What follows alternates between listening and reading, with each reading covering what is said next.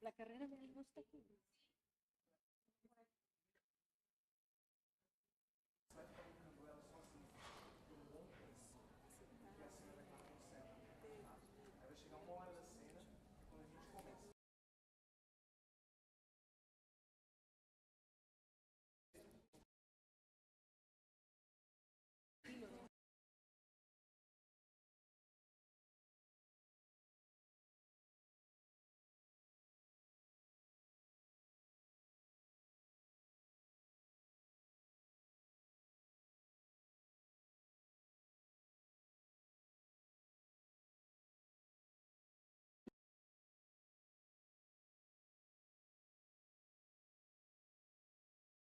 Bueno, tienes que pagar.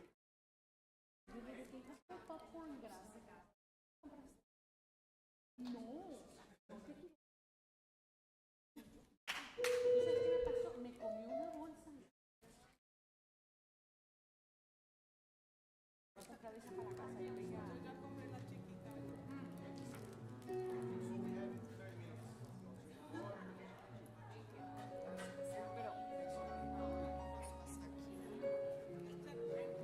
Pero me fala, ó, me pontua aqui, ó. Tu não compraste ou não? Tu compraste los de coco de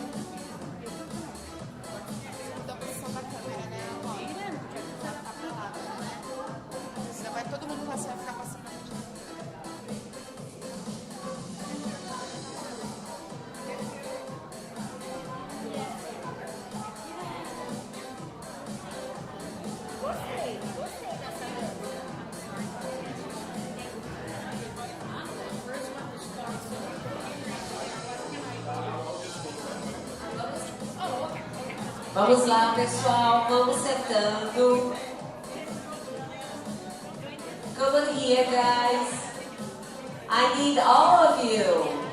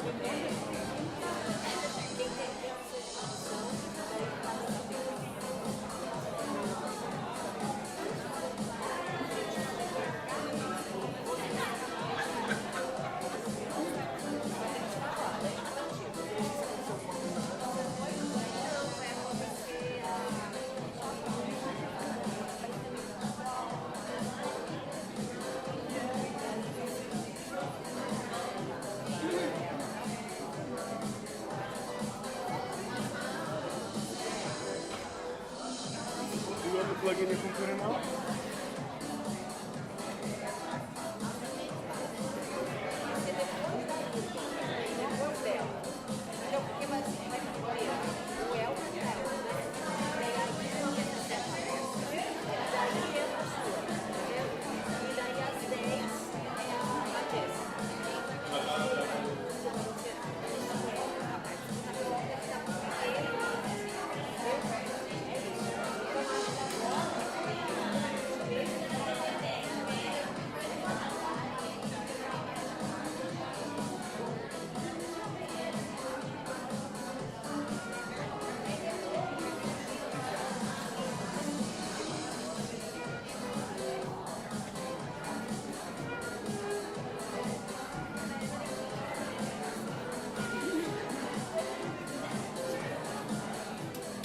Venha, Ana, venha, comece. Venha vindo pra cá.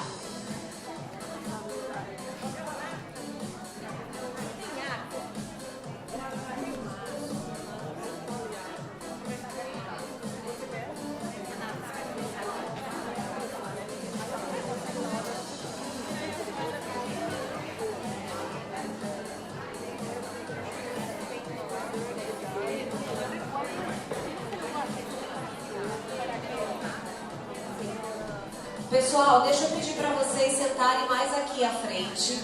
Nós temos algumas cadeiras reservadas para os palestrantes, mas fora essas, por favor, sentem aqui mais à frente. Vamos lá.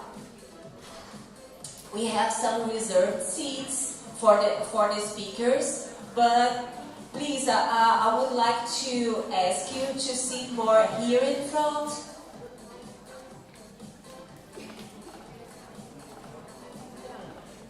Ó, o pessoal do fundão lá, pode vir, venha, Patrícia.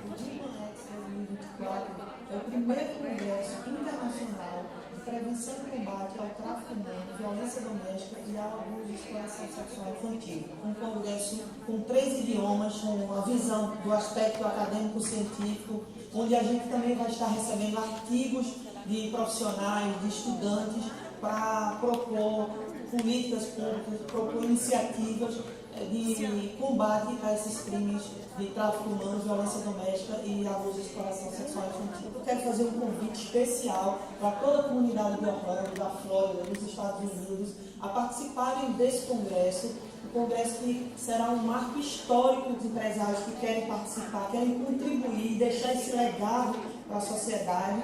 Podem entrar em contato ou com a Hope and Justice Foundation, ou diretamente no próprio site do Congresso, www.womenx2024.com.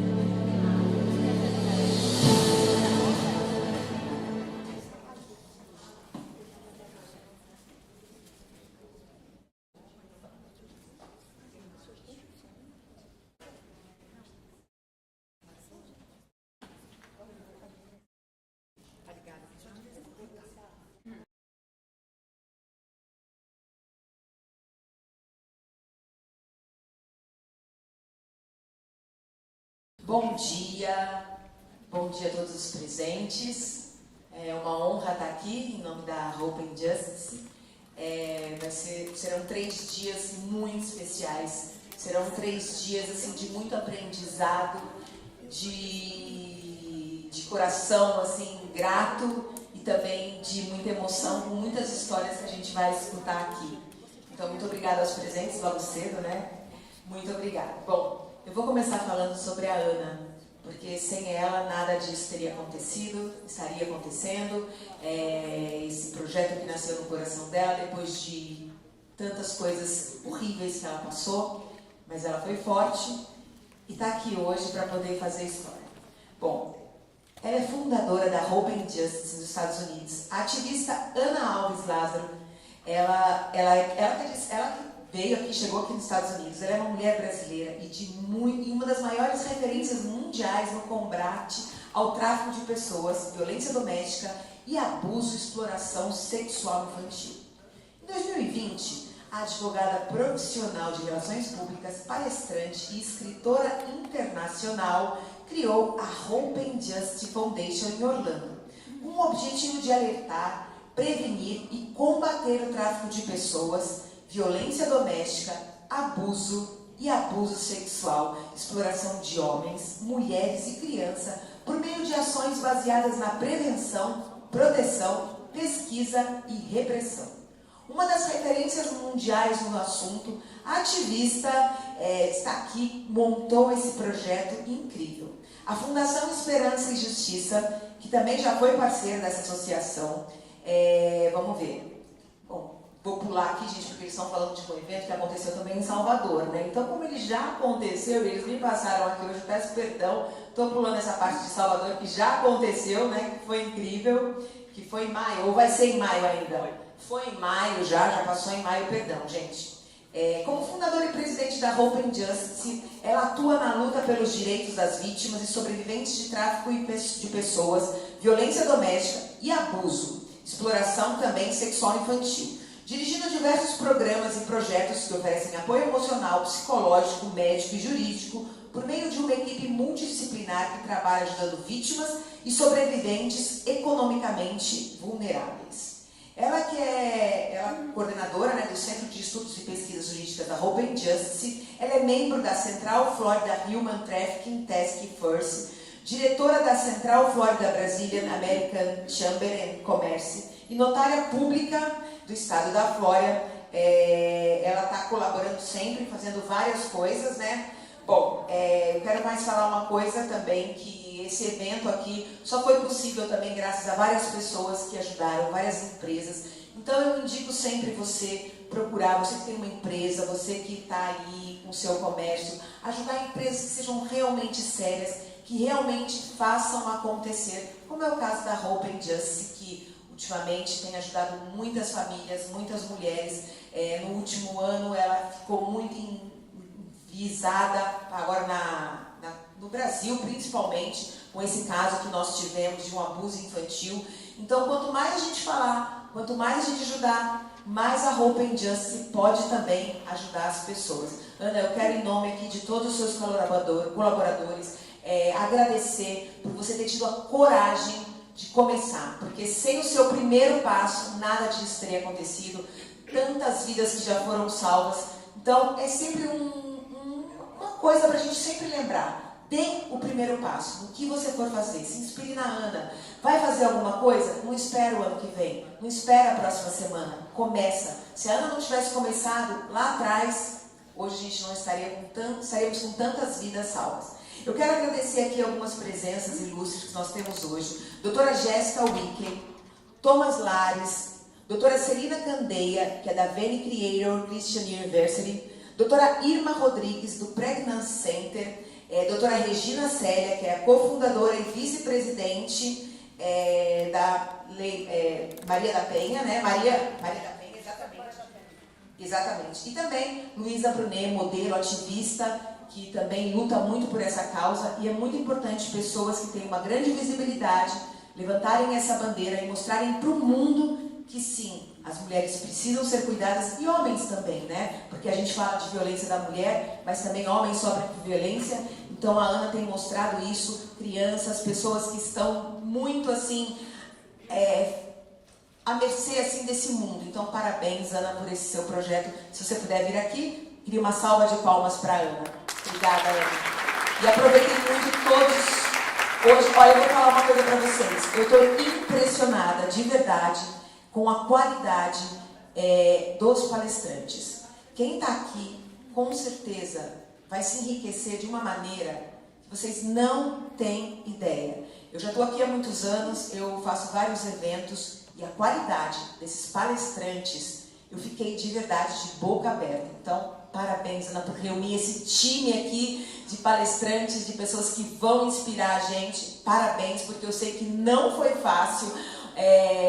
Quem vê, né, assim, tudo tão bonito, tão lindo, um lugar incrível, não imagina o que essa mulher e toda a equipe dela, o que eles passaram para hoje estarem aqui lindos, sorrindo, né? Mas os bastidores não são tão fáceis assim. Então, parabéns a toda a sua equipe que trabalha incansavelmente, tá bom? Obrigada, Ana, a palavra é sua. Muito obrigada. Obrigada, Renata. Obrigada. Eu vou pedir permissão aqui para descansar esse microfone, para que a gente possa...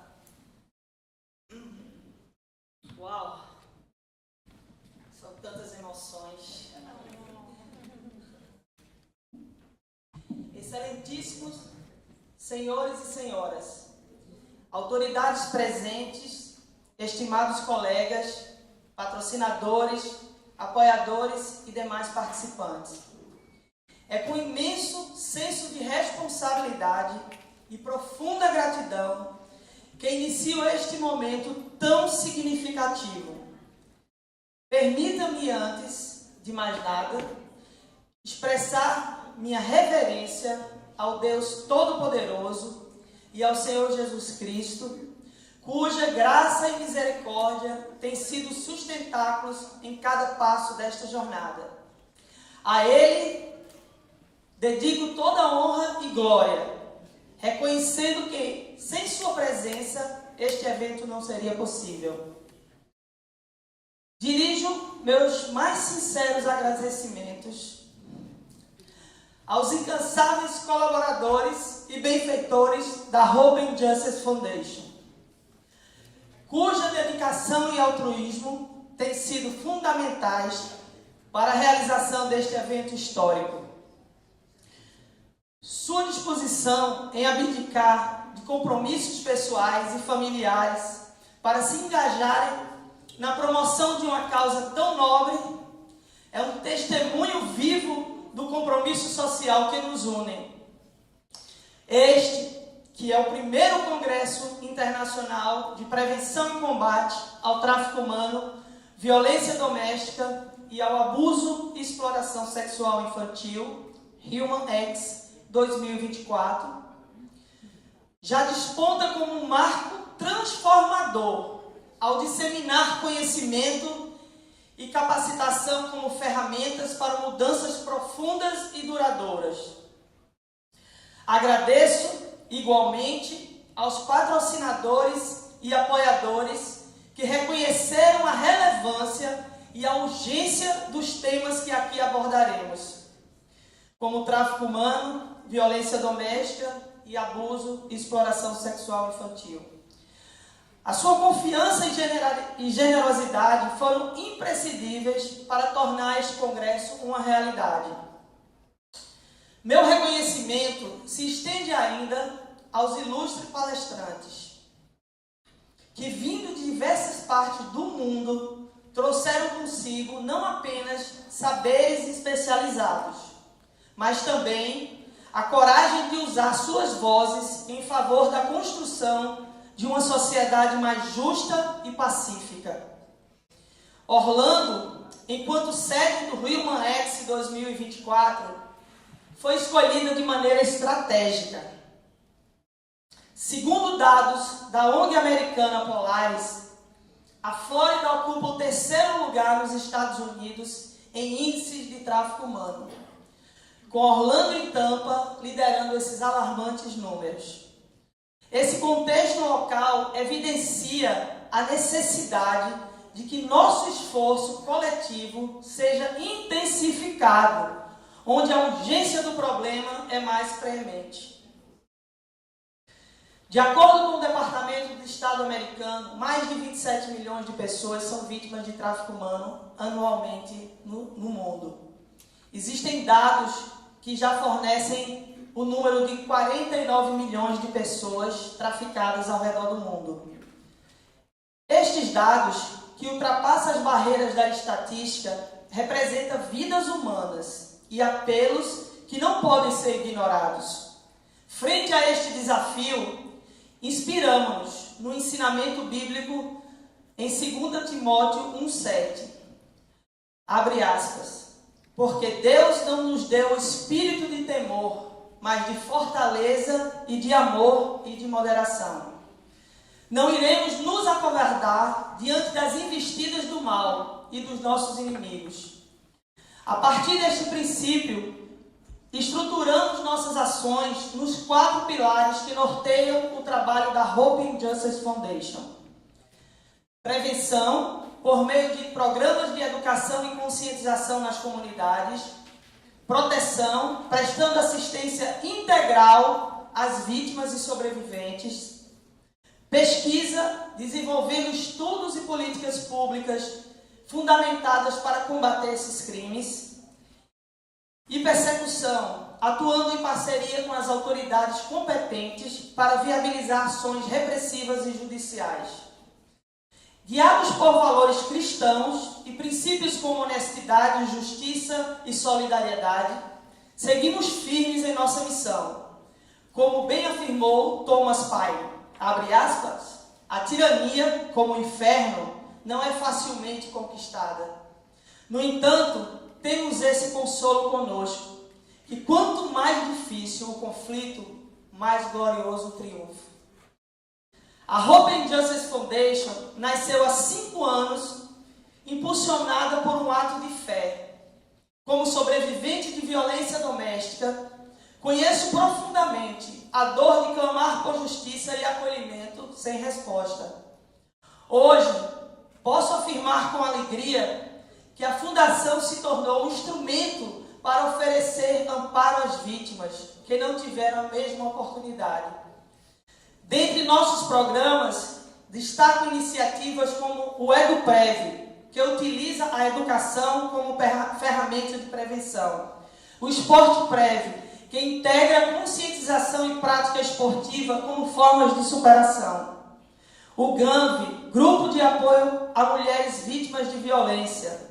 E o ProHope, que oferece mais de 200 cursos profissionalizantes gratuitos, permitindo às vítimas conquistarem autonomia financeira. Nosso desafio mais audacioso, porém, é o Ararat Safe Harbor, a New Beginning. Um abrigo projetado para acolher mulheres e crianças sobreviventes desses crimes hediondos.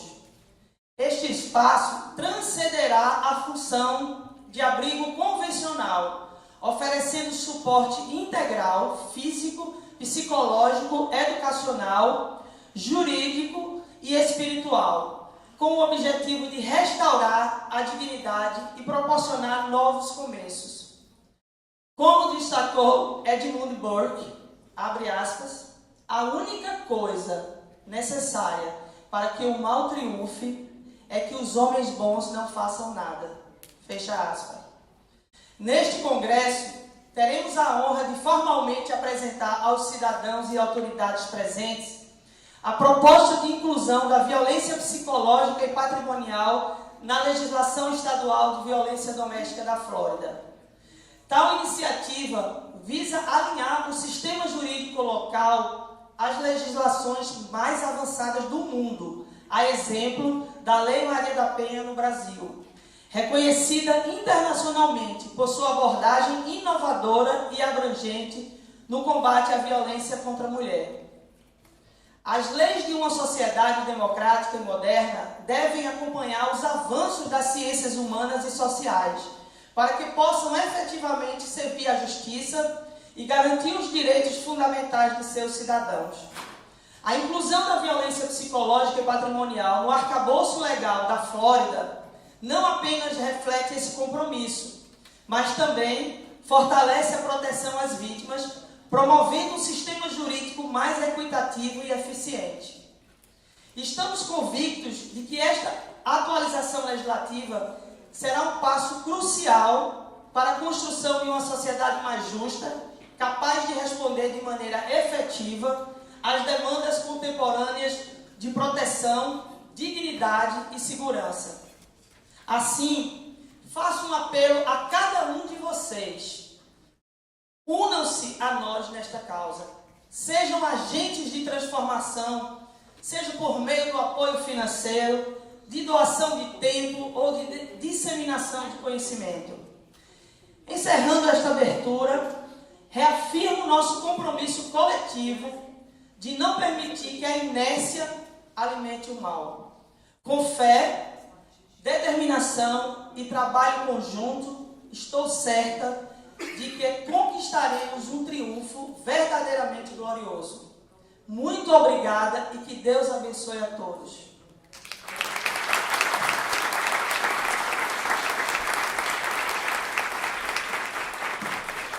Obrigada. Bom, para a gente começar, parabéns, viu, Ana? Quero te pedir perdão, porque acabaram me passando falando de você, não tudo que você queria, mas eu quero dizer também, aproveitar, dizer que a Ana é uma pessoa que sempre me ajudou. Eu já tive vários problemas de saúde e sempre pude contar com a Ana. Então, a Ana no off também ela é uma pessoa incrível. Eu deixo aqui meu agradecimento a você, Ana. Bom, antes da gente começar, vamos honrar esse país que nos recebeu tanto, né? Vamos nos pôr de pé, ficar virados para a bandeira e vamos então executar agora, interpretar o hino americano.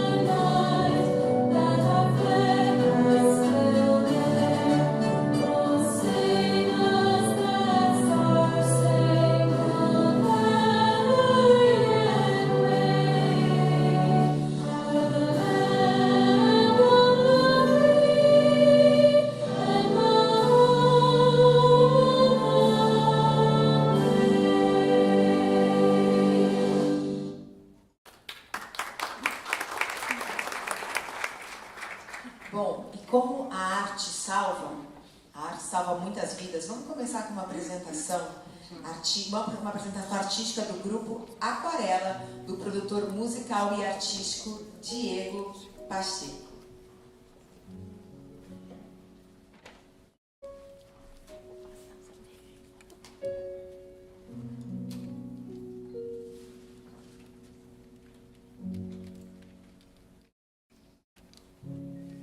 Bom dia. Meu nome é Verônica e se alguém me perguntar quando os abusos e a violência começou, eu não sei falar. Eu era muito pequena e meu pai sempre foi um alcoólatra, muito agressivo. A minha primeira surra foi com 3 meses, porque eu chorava de dor. Quem me contou foi minha mãe. Ela não escondeu da gente isso, ela era muito revoltada. Como eles brigavam muito, o meu avô, que era o matriarca da família, falou: ela não pode ficar vendo isso. Manda ela lá para casa, a gente fica com ela lá, vocês brigam demais. E aí, eu só me lembro que eu sentava na sala para assistir os desenhos.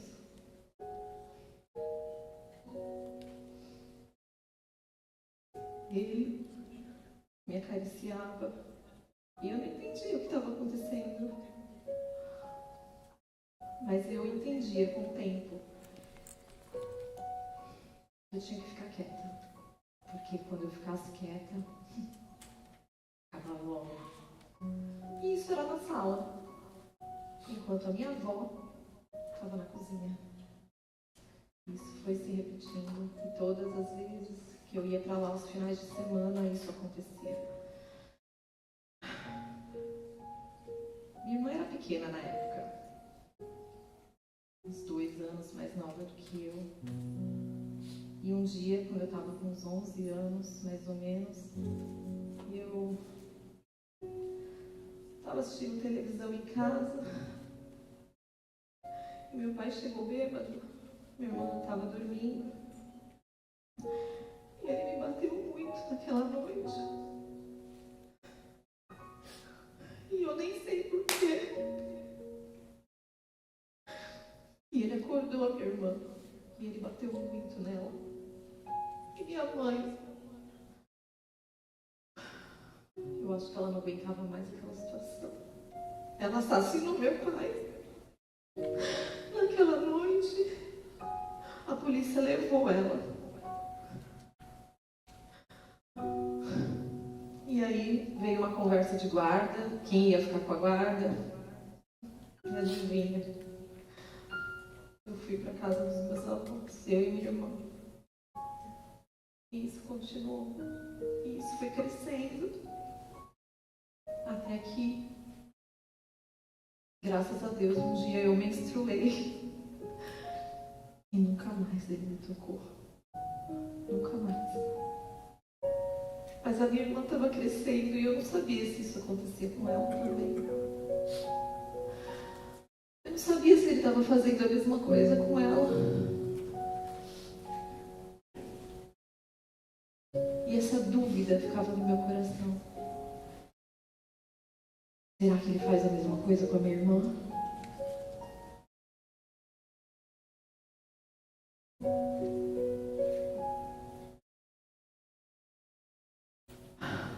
E aí eu tinha um objetivo. Eu vou trabalhar. Eu vou trabalhar e vou sair dessa casa. Porque ele não vai continuar fazendo isso. E quando eu fiz 18 anos, eu saí de lá. Eu comecei a trabalhar com 16, eu juntei um dinheiro e eu aluguei uma casa. E eu tirei a minha irmã de lá também. Nunca mais vi eles. A minha vida, depois disso, ficou um buraco emocional. Eu não conseguia me relacionar com ninguém. Eu fui para a faculdade, eu tinha muitos amigos, eu saía, mas cheguei até a namorar, mas eu não conseguia mais. E aí um dia eu estava num bar com uma amiga e eu encontrei um rapaz. Ele era muito bonito e as minhas amigas falavam assim: olha, ele está olhando para você.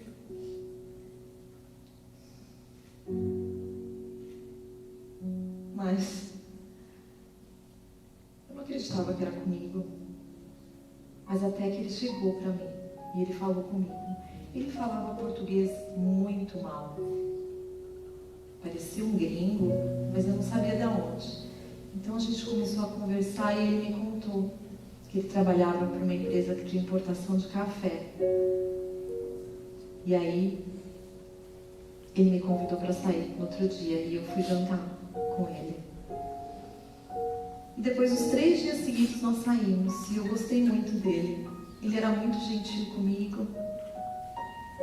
E depois ele precisou viajar de novo. O trabalho dele era ir para Venezuela, Colômbia, para visitar as fazendas de café.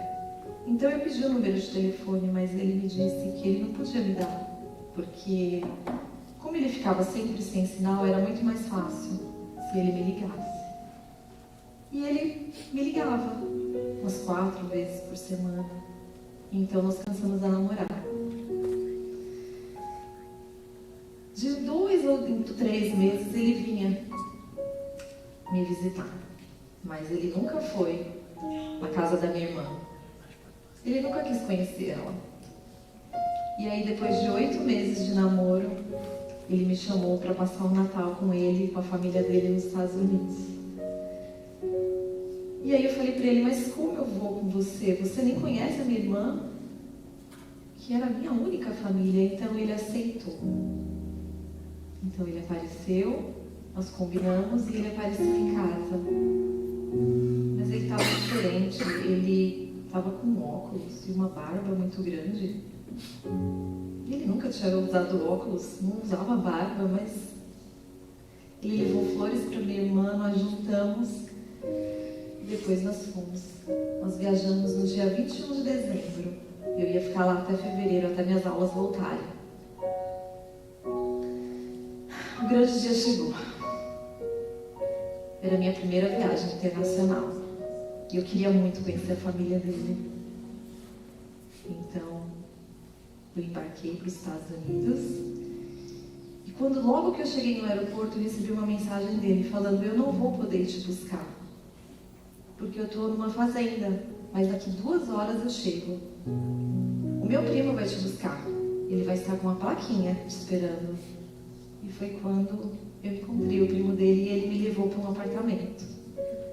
Chegando no apartamento, eu esperei por mais ou menos 2 horas e ele chegou.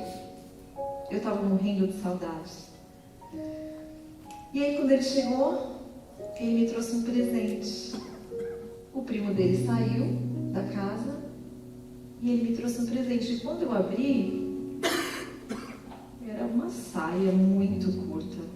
Eu nunca tinha visto uma saia tão curta na minha vida. E tinha um top muito pequeno. E eu falei pra ele: obrigada, eu não vou usar essa roupa.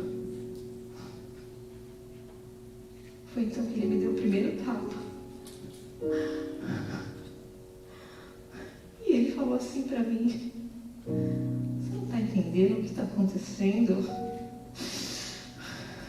Você mudou, a sua vida mudou. E eu, sem saber o que estava acontecendo, falei: não, eu preciso ligar para minha mãe, para minha irmã, eu preciso falar com alguém. E ele falou assim: procura o seu celular, então, vai ligar para sua irmã. E quando eu fui ver, meu celular já não estava, meu passaporte já não estava na minha bolsa mais. E ali eu entendi o que tinha acontecido. Eu tinha sido traficada. Naquele dia, ele me estuprou. E mais do que a dor física, a dor emocional, eu não sabia mais o que eu ia fazer, só pedia para Deus me tirar daquela situação. No outro dia, quando acordamos, ele me trouxe 10 homens. 10 homens.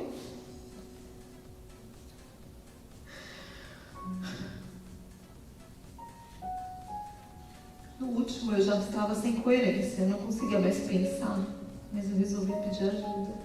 E eu falei para ele, eu contei toda a minha história. E esse homem saiu e falou para ele que não ia ter sexo comigo. Porque eu estava ali contra a minha vontade. E ele falou, não, ela está usando muita droga. E depois que esse homem saiu, ele me bateu tanto. Ele me jogou contra a parede. Ele bateu a minha cabeça na parede tantas vezes que eu desmaiei e acordei só no outro dia.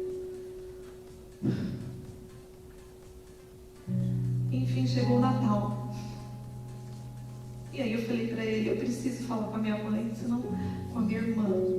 Senão a minha irmã vai perceber que tem alguma coisa errada. E aí ele tinha um aplicativo dentro do computador.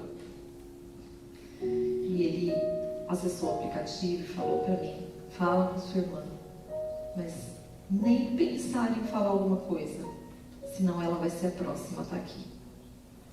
Eu já matei muita gente. E ele tirou fotos de dentro de uma carteira. E ele me mostrou uma menina. Falou, essa daqui, ó, ela ficava aqui igual você, mas ela não me obedeceu. E olha o que aconteceu com ela. Eu fiquei desesperada, liguei para minha irmã e falei para ela, Feliz Natal, irmã, tá tudo bem aqui? Eu vou ficar uns dias sem te ligar, porque eu vou estar na fazenda, junto com ele.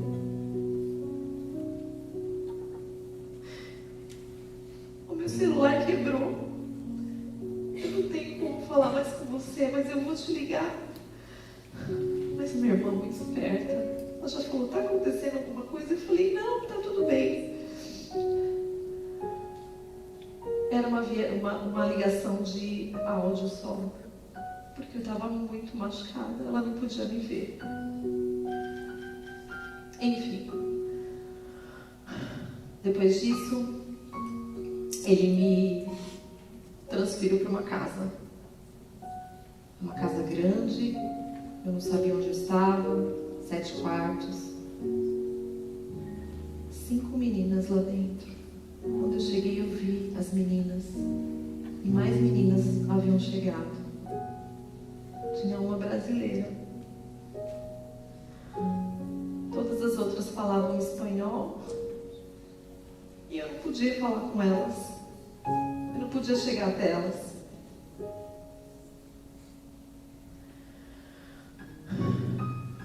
E os meses foram passando. 12 homens. 15, até que eu comecei a viajar. Minha primeira viagem foi para Bélgica. Eu fiquei lá por 3 meses, depois fui para Madrid. Todos os dias tinham homens. 3 meninas foram comigo.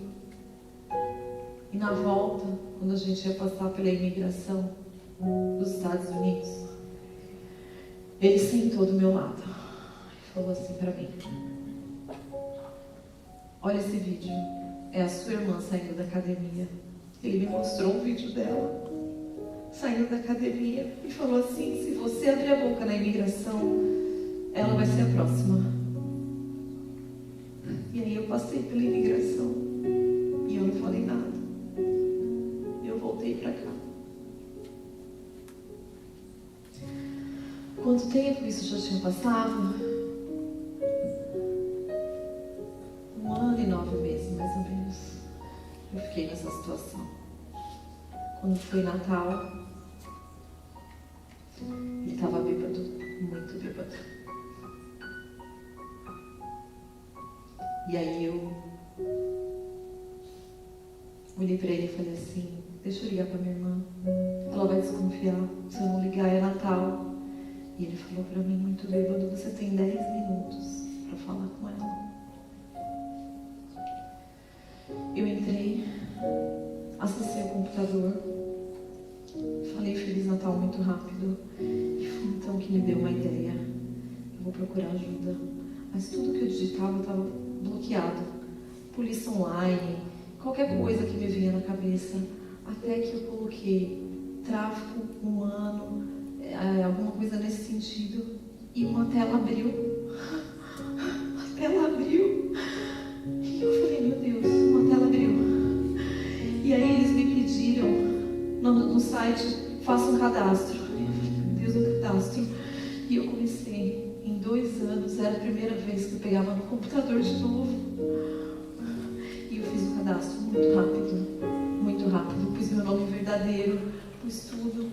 E aí, depois que eu acabei de fazer o cadastro, apareceu umas salas online, onde eu podia conversar com alguém.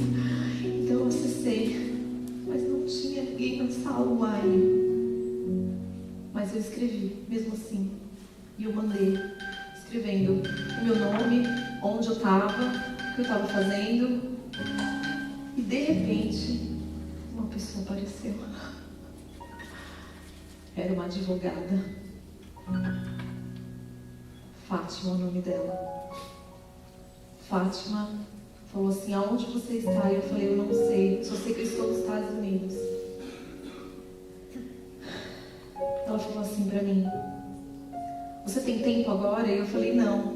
Ela falou assim, tenta falar comigo nos próximos dias, porque eu vou colocar todas as instruções para você aqui. E ela me perguntou, me fez uma única pergunta, você sabe se você vai viajar nos próximos dias? E eu falei, sim. Semana que vem eu sei que eu vou viajar. Ela falou, ok. Nisso eu fechei o computador, apaguei todo o histórico e devolvi o computador.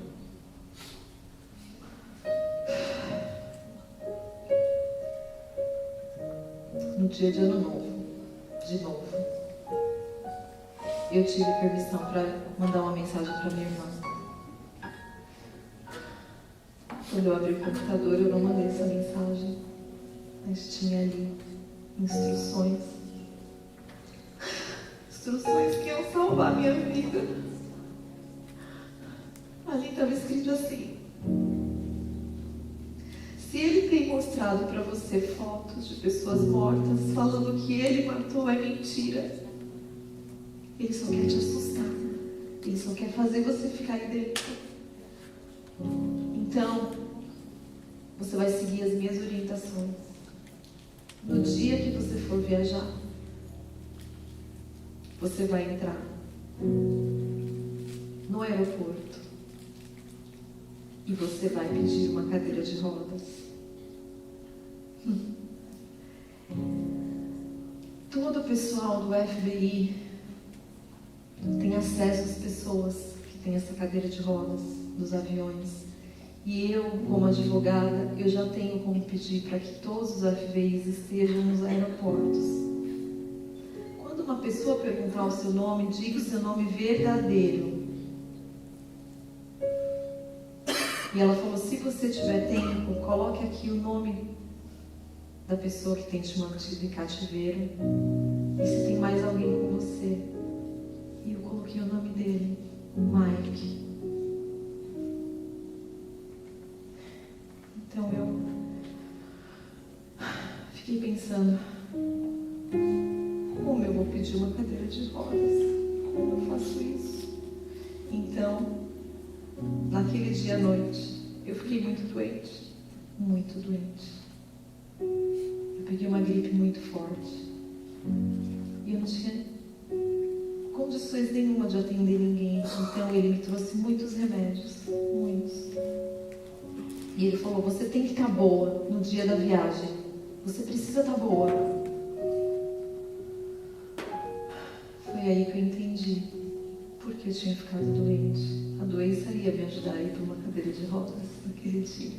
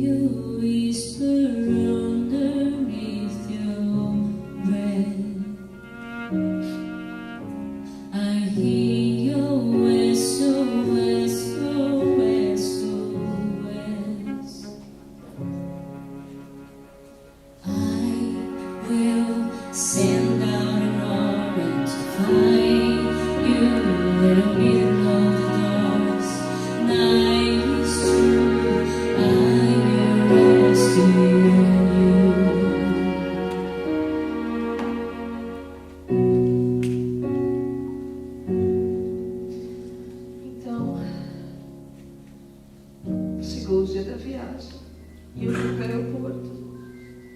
Chegando lá, eu falei para ele: eu não estou conseguindo ficar de pé.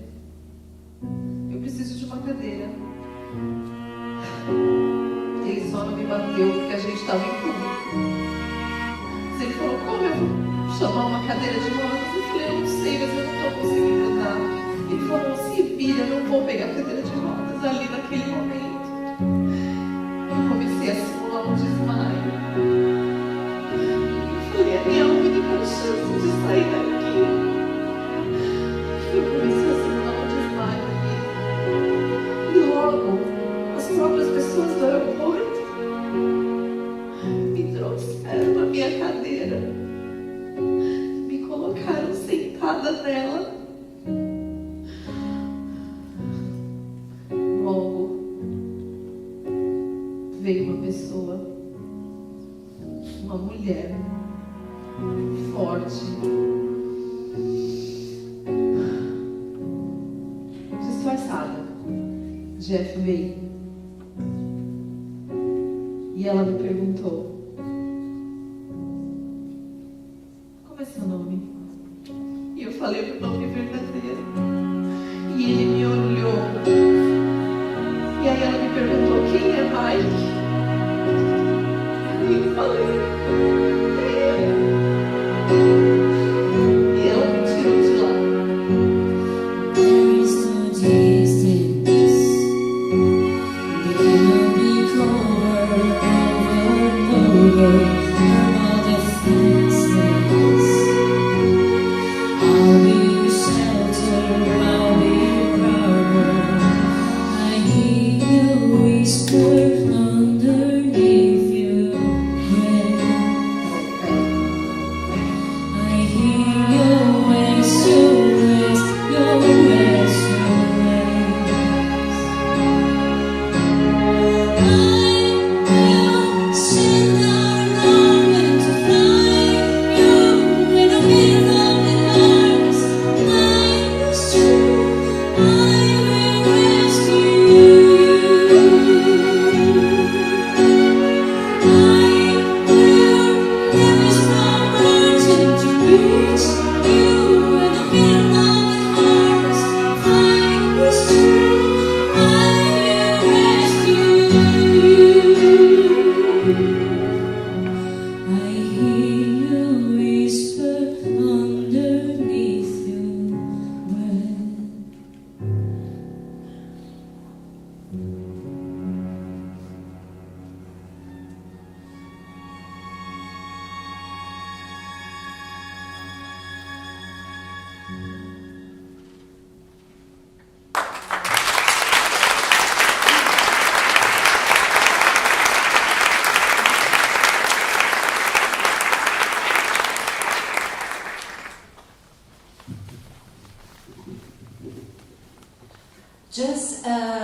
Just a little advisement. We are noting that some Americans or some people who speaks only English are arriving without the translator equipment. So if you want, you can pick an equipment at front desk. Thank you so much.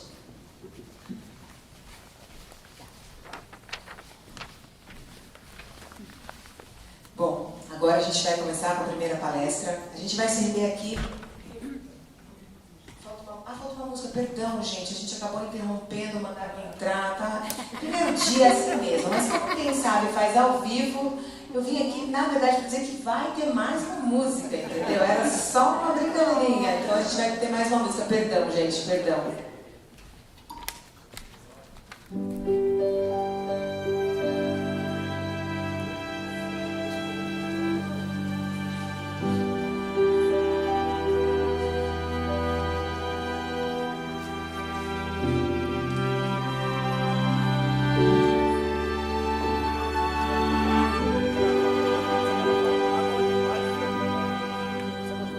When the night has come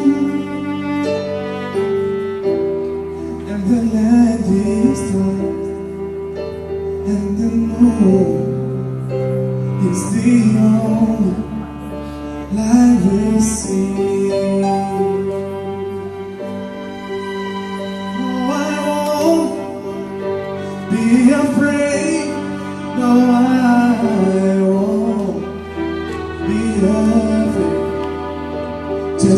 long as you stand by me. So darling, darling, stand by me. Oh, stand by me.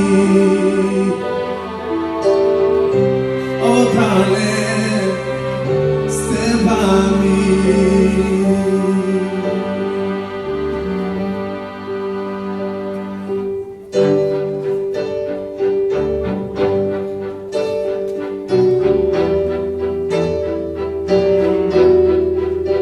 All the mountains should crumble to the sea.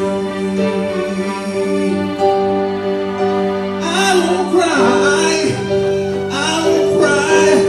no, I won't shed a tear, just as long as we stand by me.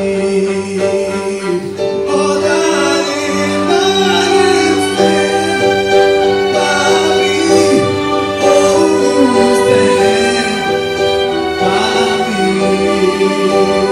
Yeah, stand by me. Stand by me. Darling, stand by me. Oh, stand by me. Yeah,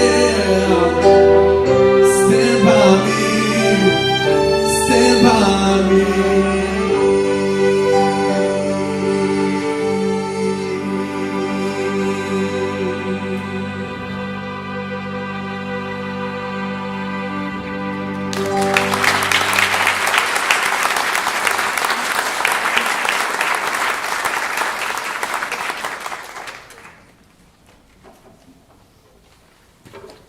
Parabéns a toda a equipe do Diego.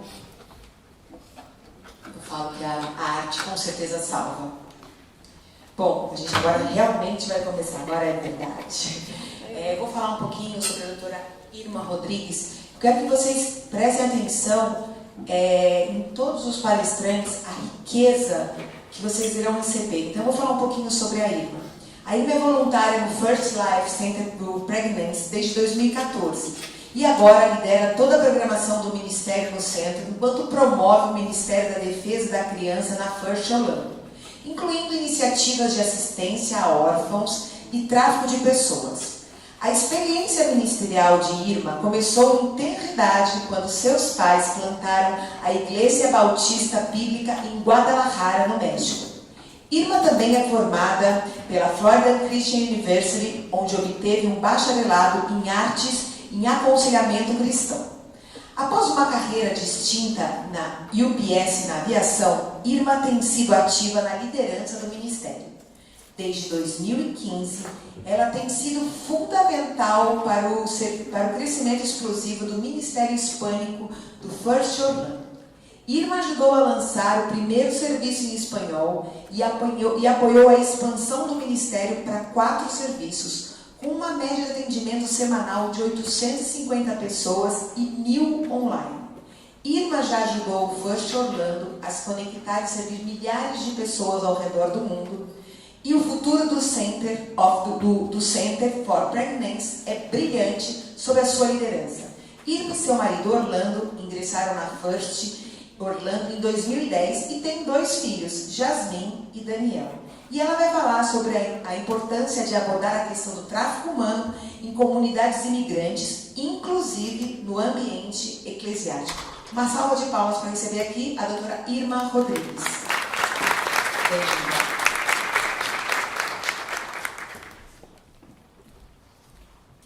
Thank you. Good morning, everyone. It's my pleasure and it's an honor to be here. I was in tears, to be honest with you. All that presentation, what a beautiful introduction, what a beautiful music. I had a story that I really wanted to share with you before my presentation, but I don't think I need this story anymore because it was already here, someone being trafficked and someone being saved. So, thank you for an amazing presentation. when you hear things about yourself, sometimes you don't realize it, right? So, but God to be the glory. So, as she mentioned before, I am the executive director of the pregnancy center. And why the pregnancy center is related to the human trafficking? Let me share with you a little bit. Under my ministry, I have the pregnancy center. So we serve women that they are facing unplanned pregnancy, so they don't want to have the baby. They are planning to have an abortion, so we talk to them. Or they want to give the baby in adoption. So we offer different services: adoption, fostering, and then the human trafficking. And you will be surprised by our numbers at the center, all the clients that we have. So the human trafficking involves the capture, sales, exploitation of people, which strips victims of their freedom, dehumanizing and treating them as an object of profit or abuse. That is the definition that everybody talks about, and then we find it on the internet, right? Coming back here with the services that we offer. At the pregnancy center, we receive all kinds of people. We get the ladies when they are pregnant. They come with their husbands. They are single moms. Sadly, we have minors. Every race, it doesn't matter the social, economic status, so they will come and see us. Why? Because our services are for free. And we serve in 5 different languages: English, Spanish, Portuguese, Haitian Creole, Chinese, and Russian. I just discovered that we need someone that translates in Russian, so Russian is our next service. When the ladies come and talk to us as soon as they cross the door, and we sit down and talk to them, so are you pregnant? Are you planning to have your baby? Do you want your baby? How can we help you? Those are the first words that they receive when they come to our lobby.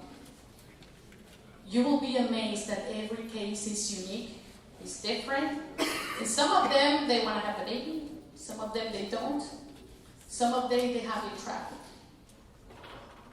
And as I already shared with you the definition of the human trafficking, look at these numbers. The International Labor Organization estimates 27 million people have been trafficked and living in conditions of modern slavery, men, women, and children from all over the world. You can look that information. I just wrote the ILO there, but you can find this on the internet. But I think we are low in these numbers. There are so many things and so many numbers and so many people that they haven't been reported that we see every single day.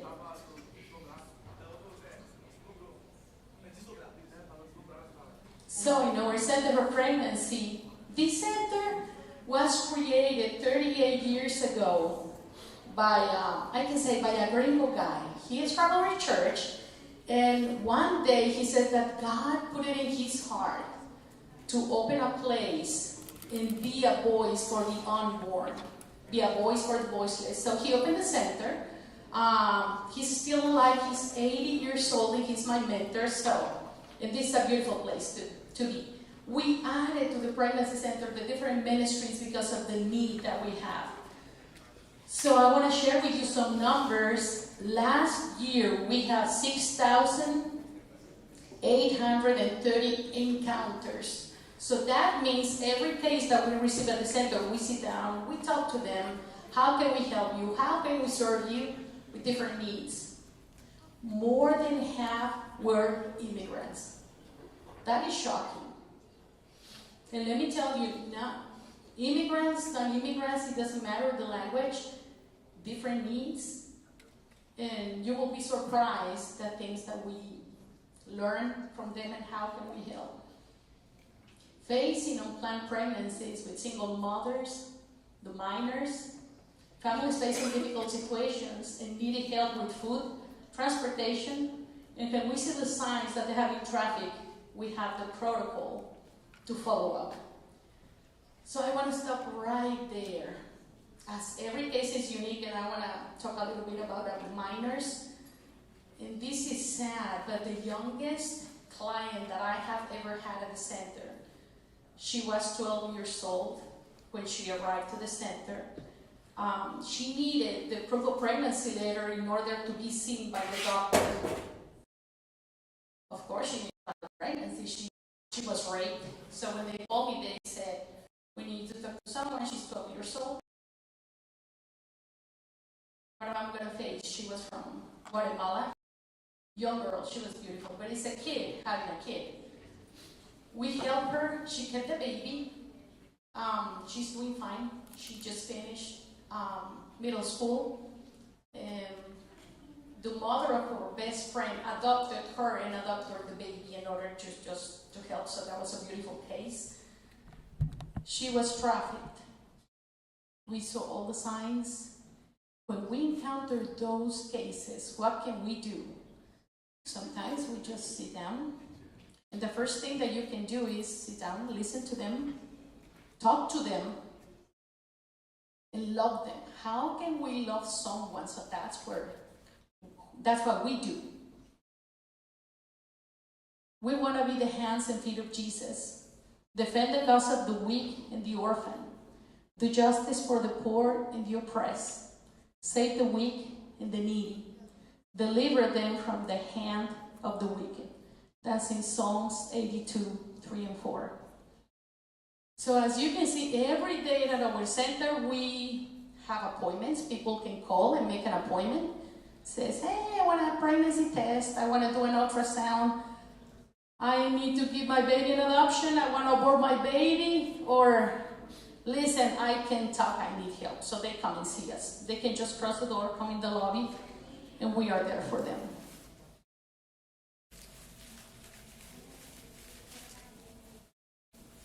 Our church, when they notice everything that has been happening, in missions, it was created a ministry called For Orlando. What is For Orlando? For Orlando is a ministry dedicated to partner with different organizations like Anna, Hope and Justice, that I just start partnering with her, and it's a pleasure. Safe, that Mr. Greg is here, and other ones. So we have partners for human trafficking, for single moms, for second harvest, for food, all the primary crises or needs that you think about an immigrant or people that they need, we partner with them. Our list goes to 50 different partners, and our program is designated to help those people. And maybe you ask yourself, but how do you do that? How do you serve more than 6,000 people a year? Well, that's because of our partners, because we cannot do everything by ourselves. Like Anna, she cannot do this by herself. And it's by the grace of God that we are here. So the For Orlando initiatives, as I mentioned, we partner with different entities and then with anti-trafficking organizations. You will be surprised here in Orlando is that tourism destination. It used to be the abortion destination, so now it's the human trafficking destination. Is, yes, Disney, beautiful place to be, beautiful weather, but we hear the people, their problems, their need. You will learn what is happening here. So, now very happy and blessed to be part of Help and Justice. So thank you, Anna. Thank you for doing this for us. We partner with SAFE. So let me tell you, I'm going to brag about Greg. Greg, can you stand up for a minute? I want to talk about you. So with Mr. Greg, they just organized an event called Anti-Trafficking Awareness. And listen to this. This is for the high school students. They saw the need, and we see the need as the minors, people coming to the center. They need to learn about the trafficking. They need to learn how to spot this. They need to learn what is that. So he had it last month, is that correct? Last month at our church, First Orlando, all the students that they learn so much. And they want to be aware of their friends. Not just for them, but they want to be able to say, look at this is wrong. This is wrong, so you have to pay attention. So it's being a friend that takes care of the other. We partner with Samaritan Village as well. Do we have Samaritan Village here? No yet? Probably tomorrow. Samaritan Village, they have an amazing residential program for ladies and survivors of human trafficking. We have a case. This lady came to the center. She wanted to abort the baby. When she came to us, we offered the help. We gave her some resources, and she was part of the Samaritan program. To make long story short, we offered to do the baby shower, and guess what? She was like, do I have a community to be happy and celebrate life with me? And we said, yes, we want to be here with you. We want you to feel normal, probably for a few hours. She had her baby, she's working, and we were able to be with her and to celebrate. With one more child, that they have an amazing ministry. That they work alongside with the clients. I partner with them in close. I work very close to them. That is our protocol. If we have or we see the signs of someone being pregnant, being raped, that they have been trafficked, we work together. So I call them, I text them and says, listen, this. They come right away. They start talking to them. They offer the counseling. They offer a hotel. They offer food. So we have all those resources in our pregnancy center. If you go and visit me one day, that I hope that you can go and see everything that we do, you will look at like a normal place, but inside we do so many things. Then the other one is Rebecca Blender Initiatives. She's based in Tampa. So they meet in our church once a month, just the survivors, to get together, to spend some time and feel like normal people. Talk about, not about being trafficked, but just to spend time drinking a coffee and talking about normal things. Hey, how was this weekend? How are you doing? How are you feeling? You feel amazing today. That's very important for them.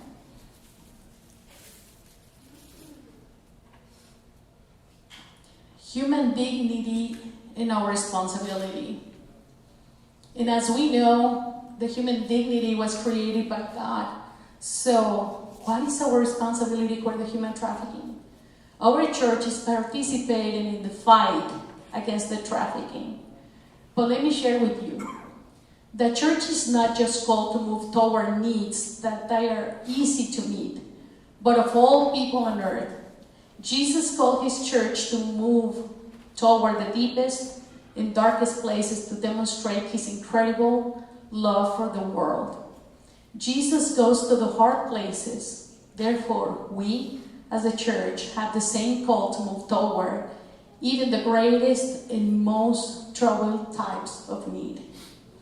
As we saw the case of the lady here, Ana Paula, I was crying. I was like, oh my goodness. Because you know what, we have seen the cases, and you will ask me, you cry with them? Of course we do. Of course. We give them a hug. We want to be there for them. But this morning, as I was looking at her, this is a beautiful story of survival that we wish that everyone that experienced human trafficking could have. But what can we do? Keep supporting and be the church. People often think that trafficking is just like the movie Taken. Have you seen the movie Taken? Son to Freedom. We see that. And we think, oh, this is in the third world. This is in another place. I was born and raised in Guadalajara, Mexico. And from a young age, I remember my mom telling us all the time, to my brother and me, you know what, be careful. What happened in the supermarket? And you will see it in the news. They will take the babies, and it happened in 5 minutes. They will take the baby, or a 1-year-old, 2-year-old, 4-year-old, whatever, they will take them to the bathroom, shave their head, change the clothes, and then they will disappear. So we were scared to go even to the supermarket. Guadalajara is the second largest city in Mexico. It's a lot of money. It's a good business place. It's a good tourism destination. But the dangers of the places is the same here, maybe? It is. You will be amazed. That happens just in the third world countries? Yes. It happens here. It happens.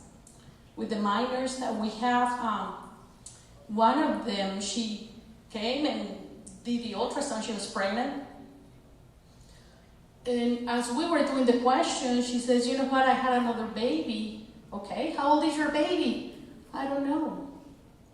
What do you mean you don't know if you are telling me that you have a baby? She says, I delivered my baby and then told me that my baby was dead, but my baby disappeared. What do you mean it disappeared? Someone took her baby. She doesn't know what happened. She didn't have any paperwork when she came to us. So those signs, raise the flag, and we are there. How can we do this? How can we help these ladies? So we follow the protocol. We call the partners, we work with them, and then we are there. How can we keep serving? How can we keep helping? And you will ask yourself, so how do you approach that? How do you talk to them? They look normal, but in their world is a crisis. So let's continue with this.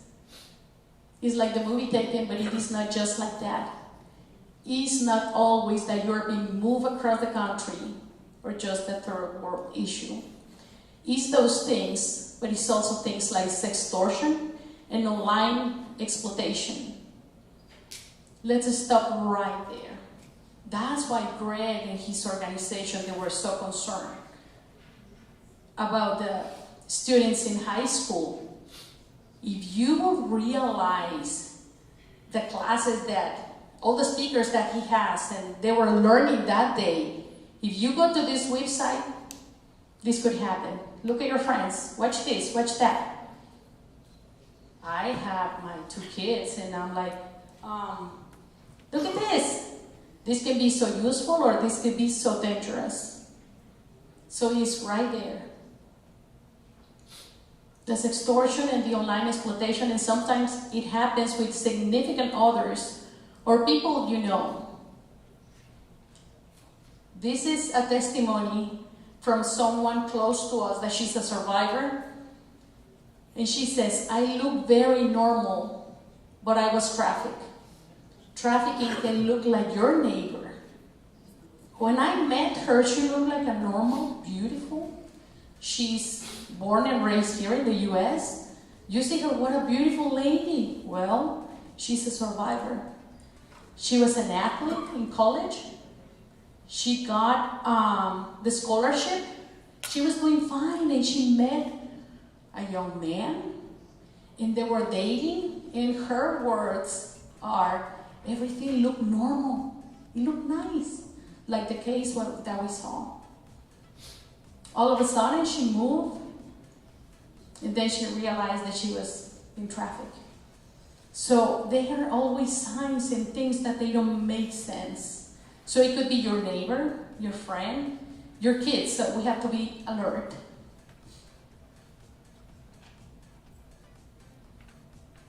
That was my last one. Sorry about that. Yes. So you know what? In our center, as we see the pregnant women and we celebrate life and we do the ultrasounds, when they have in traffic, which is this amazing conference about how to be educated, what can we do, how can we help?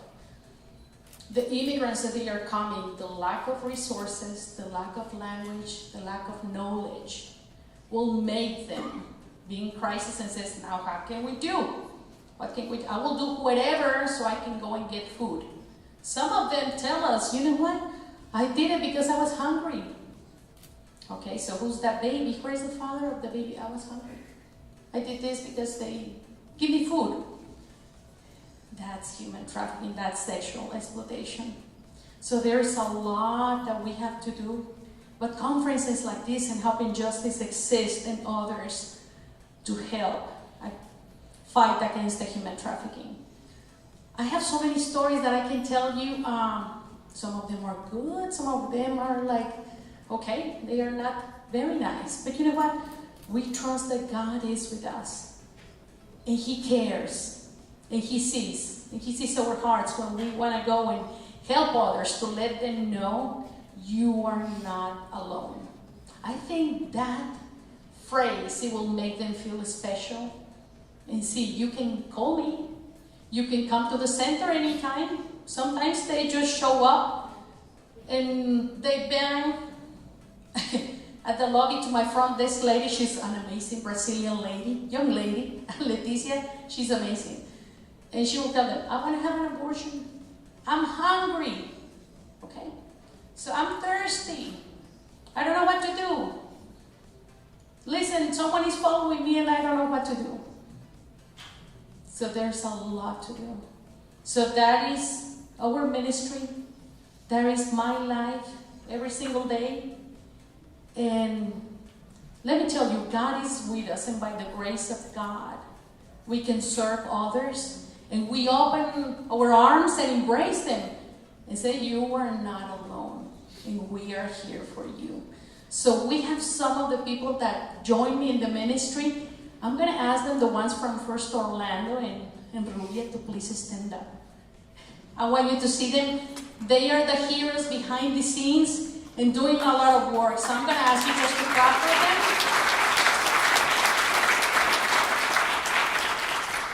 Thank you. Thank you, because you know what? When I was working in UPS, as they mentioned, one of my directors in Mexico, he says, Irma, if you want to grow up in the company, you have to keep chopping wood. And I'm like, what do you mean? Explain to me. Keep chopping wood. So he meant keep working. Keep doing your job. And one day I was like, okay, keep chopping wood. I can do that. But without God, I'm not going to be able to make it. So my phrase here at the center is keep chopping wood. Because it's little by little that we can save, with the help of God, one life. That we can rescue one person. That we can help with the needs that one family has. Could be a minor, could be a man, could be a woman. The immigrants and the people that we receive at the church, all kinds of problems that you will never imagine. But you know what? We are there for them, to help, to pray with them every week, to receive them, to embrace them. So I want to invite you. I have a table outside. My card is in there. Come and visit us. I would love to give you a tour of the center to see what we do. And everyone, you have a friend that is pregnant, right? And maybe they need our services because they are for free. So we can do that. Feel free just to grab a card, come and visit us. And our church has such an open arms just to serve and show the love of Jesus to others. So thank you, Anna. Thank you for the time, and thank you for the time of the presentation, and I hope that you learned something, and I'm here for you. Thank you so much.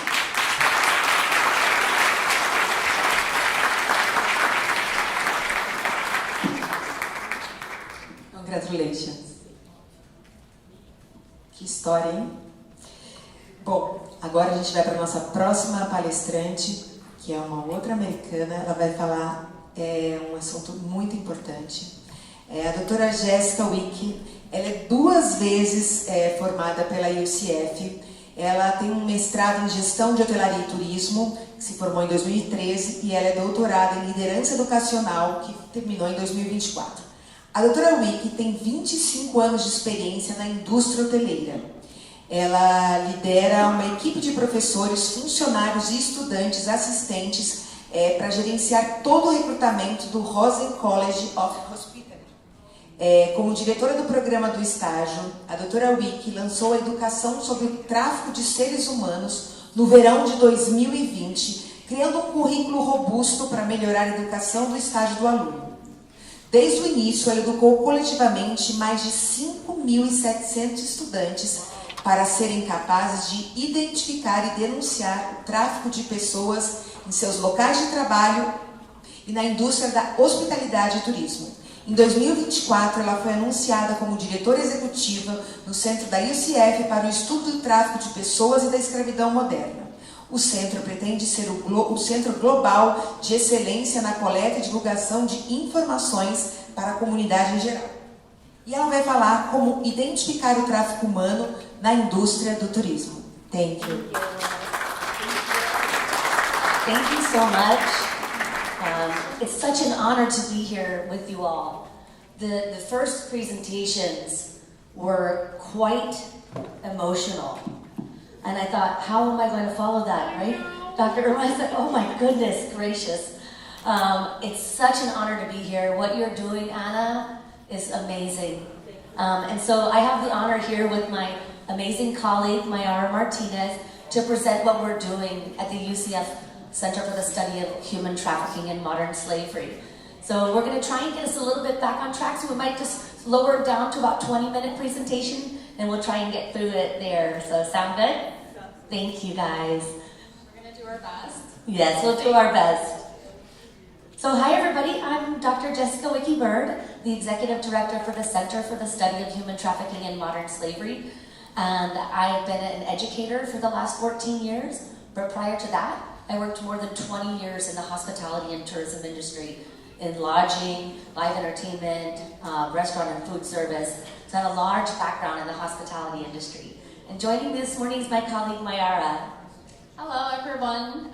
As you can see by my name and very long last name, I am Brazilian. I'm going right now for my second master's degree at UCF in workforce education, and I've been working with Dr. Wiki at the center for about the last year, I would say. I was the project manager for a lot of the things, and you're going to see a lot of the things that we do at the center.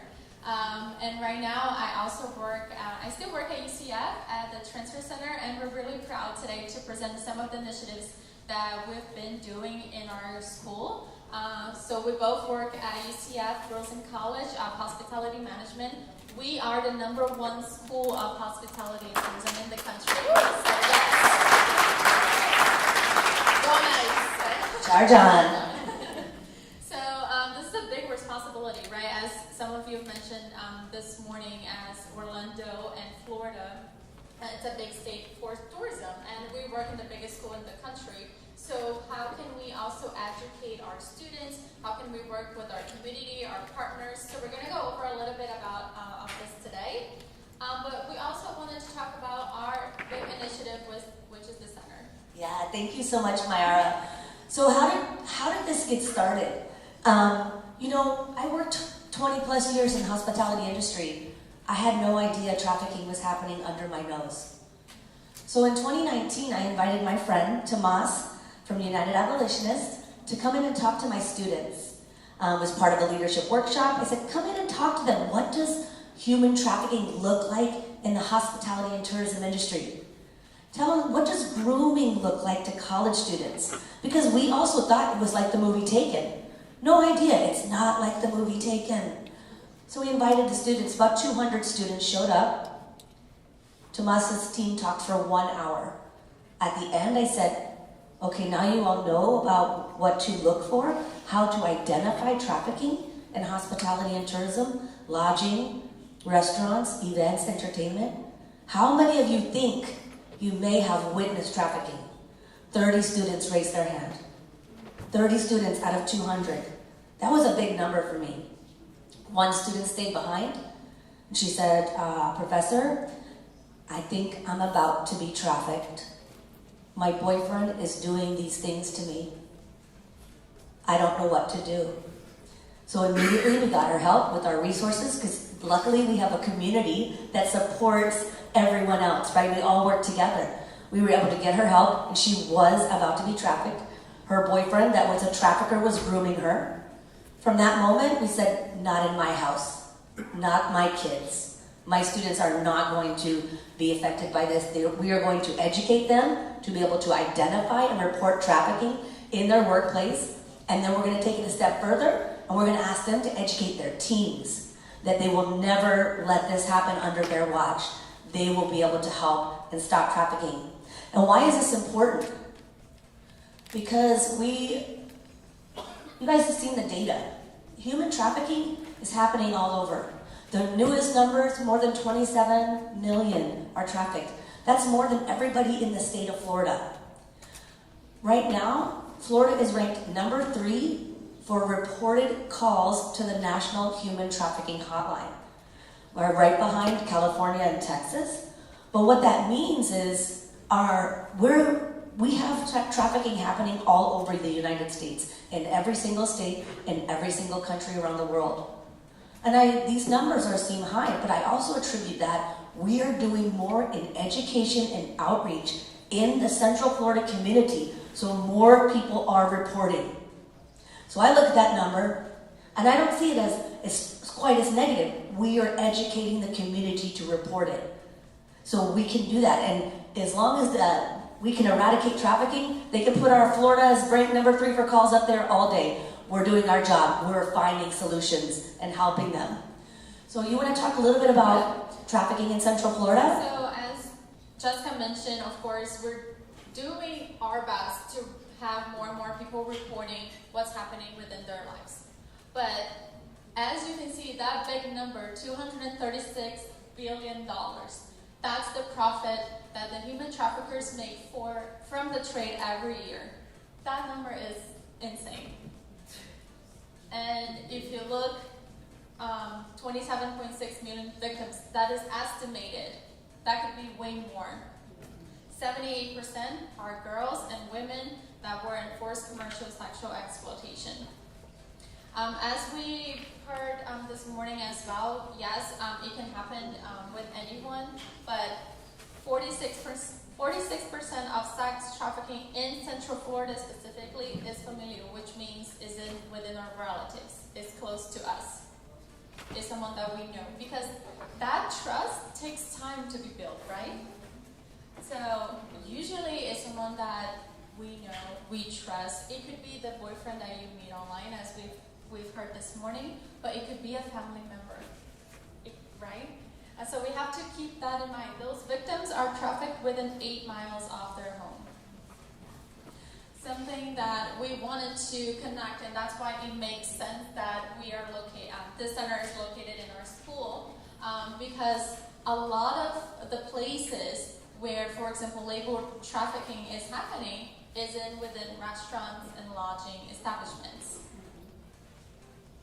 And when Mayara is discussing that 46% of trafficking in Central Florida is familial, and that is multi-generational familial. We've worked with survivors that the grandmother was trafficked, the mother was trafficked, and the daughter was trafficked. And they're sold within 8 miles of their home, right inside their community. So when we made the statement, if you don't look like a trafficking victim, they don't. There's no demographic that it could be happening anywhere. So the more we talk about this, the more we tell people that if you are being abused, it's not right. But I've met many survivors that said, I didn't know I was a victim. I thought this was just how life was. I thought this was just how life was. And until they finally heard the term human trafficking, they connected it with their story. So this is why it's so important we're doing this. So right now, social media platforms, Facebook, the #1 recruitment to groom young people, and that's now going to be changing. Instagram, Snapchat, TikTok is a huge one. There's whole campaigns that push young people to revolutionize their sexuality, right? I want an OnlyFans page, right? I can make money, I can monetize my own self. And that becomes a really slippery slope down into trafficking. And so UCF, I'm not proud of this, but UCF is ranked #1 in the whole United States of America for number of sugar daddy accounts. for college students. Yeah, crazy, right? So they're actively saying, I'm okay with being part of this. Yeah, it's scary. So right now, mobile payments are a really easy way for traffickers to move money. Cryptocurrency, Cash App, Venmo, Zelle. These are all ways that take out the personalization of passing money. And it makes it very hard to follow when we're looking to combat trafficking. So that's why even we do work with law enforcement, and I do highlight that it's a challenge for them to track these transactions. So what happens when somebody's purchased online? Most of the time it's done through these cashless apps and different forms of money transfer. But 80% of victims who are recovered from sex trafficking are recovered from hotels and motels. This is going to be really important in a few more minutes when we describe our curriculum, because we're training the future leaders of the industry. But imagine if 80% are being recovered from hotels and motels. How many aren't being recovered? What about vacation ownership? What about Airbnb? What about VRBO? All these other places that have no front desk. What's happening with them being trafficked in that? And that's the next conversation that I'll put out to you all for a call of action to look at helping with that next. Yeah. And especially when you see the less than 1% of victims are ever rescued. Even though we're doing a lot, it's still a very low number. Mm-hmm. And if you see as well that human trafficking is the second largest criminal industry worldwide. And we're still not talking enough about it. It's true. So we're going to move on down, just talk a little bit about why Florida is the national model against human trafficking. And we're making that a goal at the Center for the Study of Human Trafficking. We will be the global leaders of excellence. Yes. And so here, we now have the Center for the Study of Human Trafficking, right? It's only 3 centers in the entire United States of America that are governed by a board of trustees and a university, and we're one of them at UCF. And it's something we hold very proud. Our mission, vision, is completely to help educate, provide research, and community engagement and outreach. Those are our core values. And we plan to be the center to help host all information and be a hub of idea sharing to help to eradicate trafficking. Right now, we have educated more than 5,700 hospitality and tourism students to be able to identify and report trafficking. We host events every single year, red sand projects, an art installation that brings light on trafficking. We host the Polaris Star Awards along with my friend Tomas from United Abolitionists, if you guys haven't heard of United Abolitionists, you should. The reason we have our brilliant curriculum is because Tomas dedicated months of his time to sit with me and write curriculum for free. He's amazing.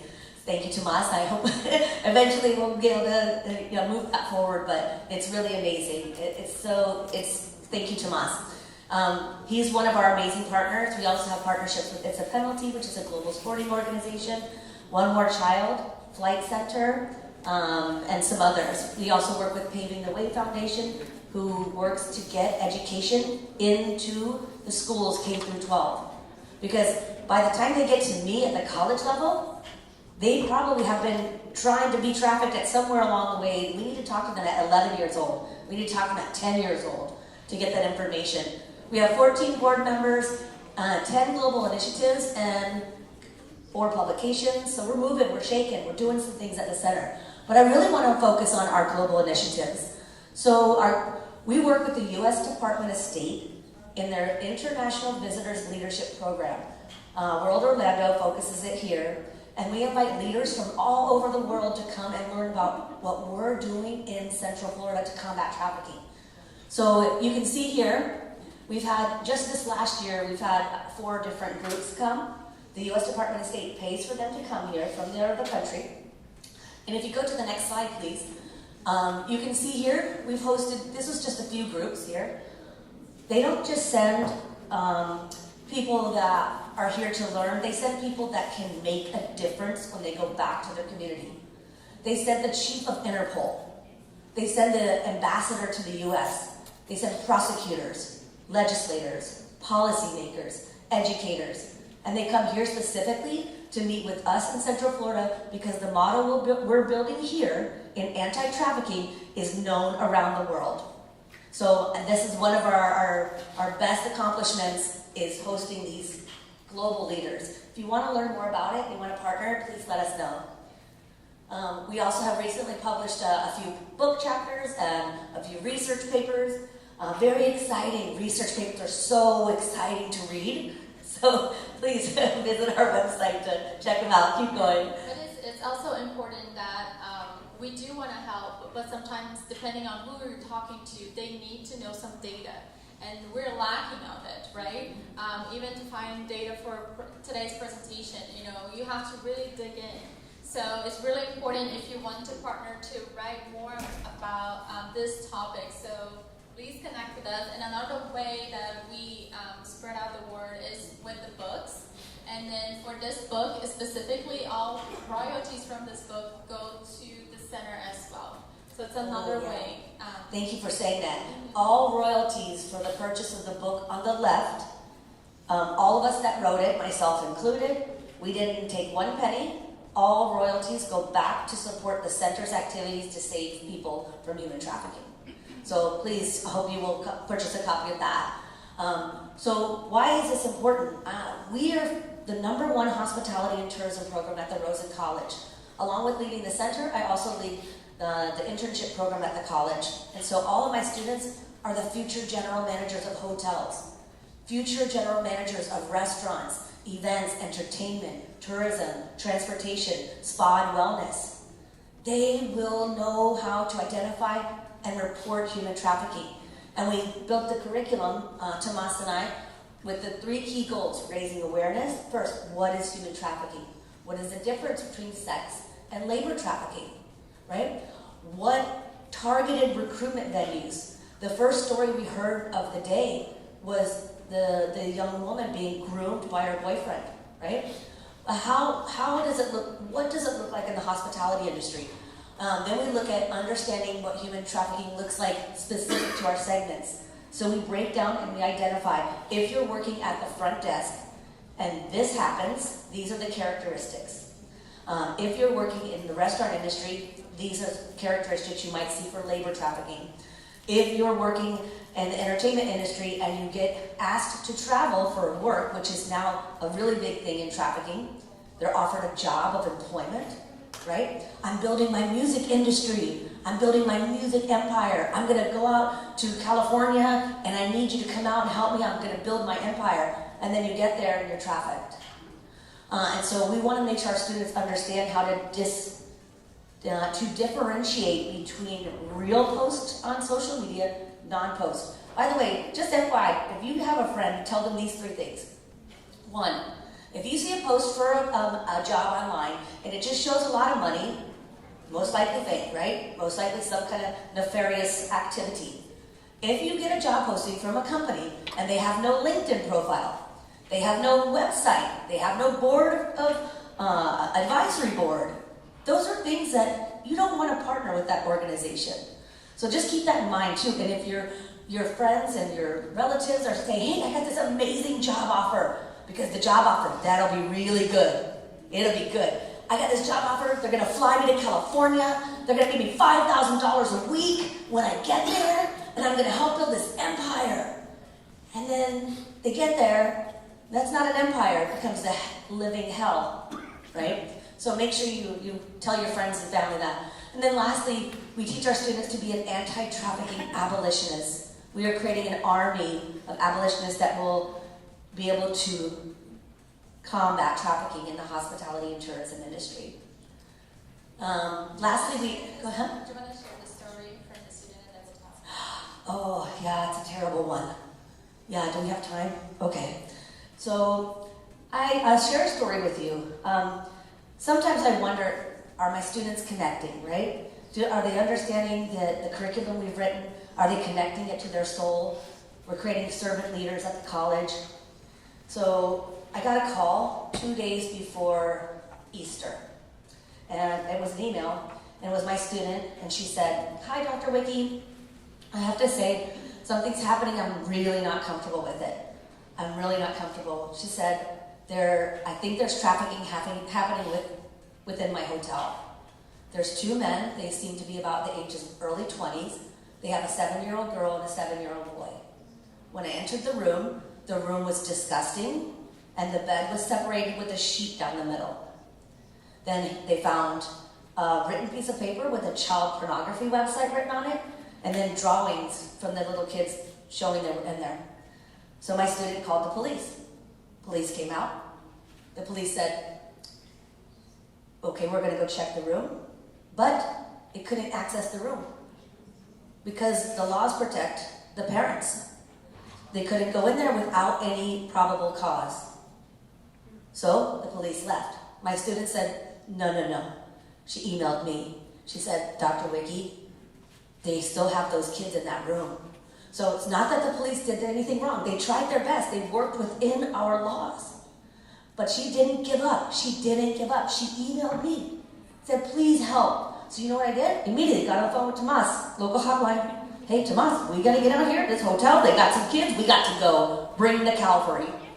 And guess what Tomas did? Had the squad out there the next morning, and they were able to get in and gain access to that room.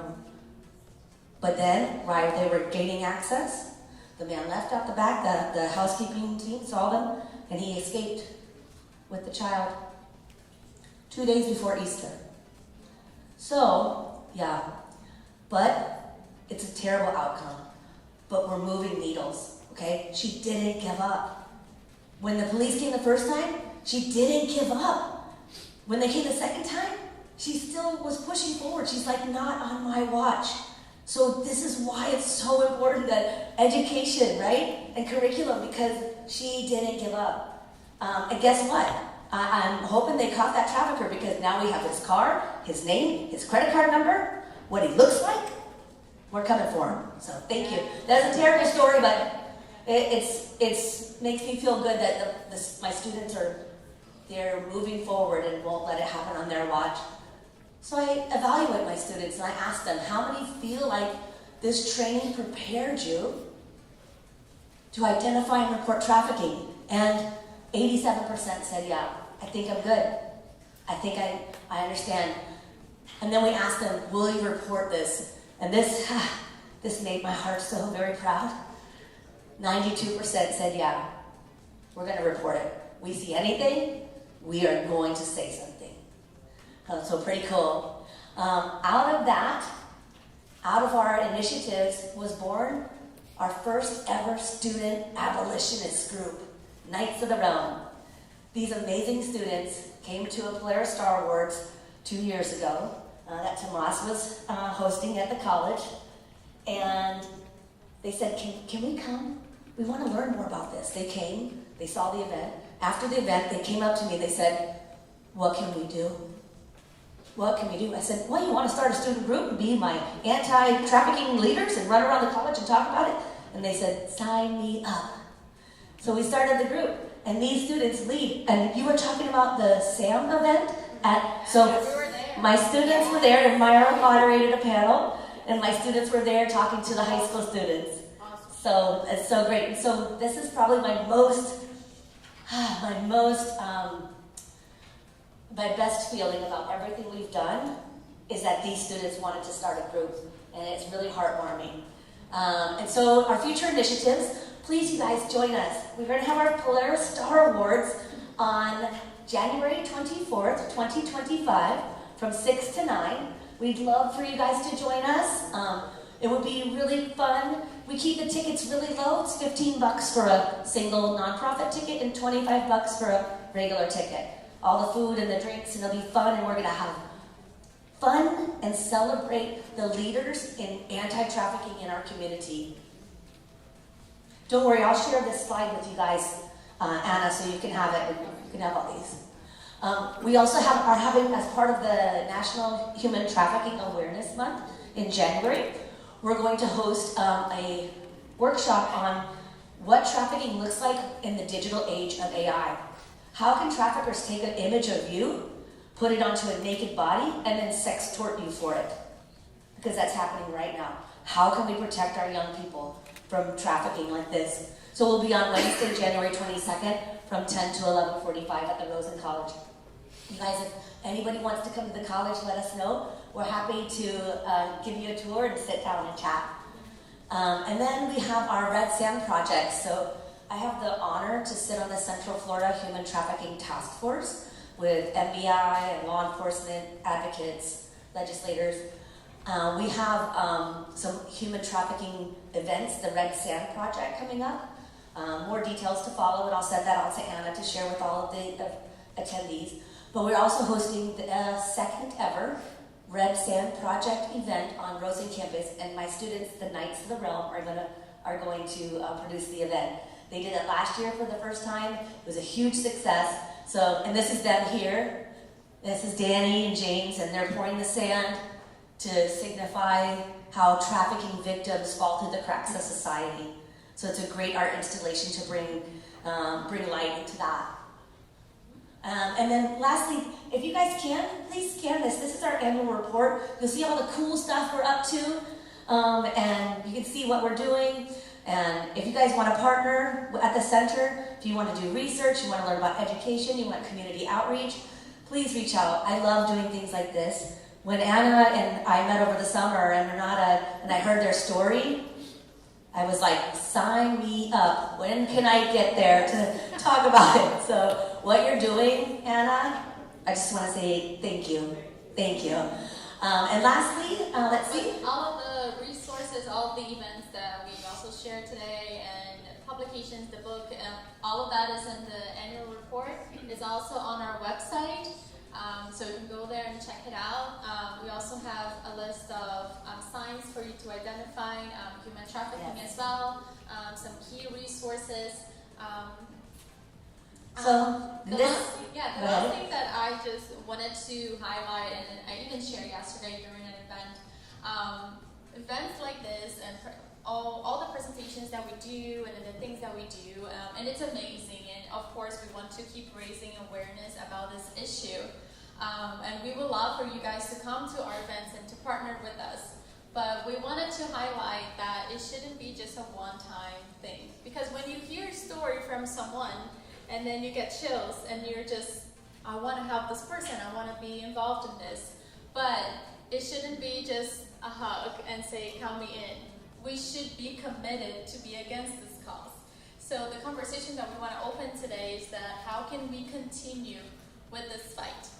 Right? So just don't go to one conference and go to one event. Go to them all. Keep coming to all of them so more and more people are aware, and then those important people, those lawmakers, those that can really make a huge impact for victims, they can make a huge difference. So that's the final, I think, thing that I wanted to say for you to continue partnering with us. And we can have our future leaders combating this with. Thank you, Mayara. Thank you so much. And you guys, this is how to stay connected with us. Please feel free to reach out. I want to thank you for listening to us this morning, and I thank Anna again for inviting us. I hope you all go out there and you're the next army of abolitionists. Have an awesome day. Thanks, you guys.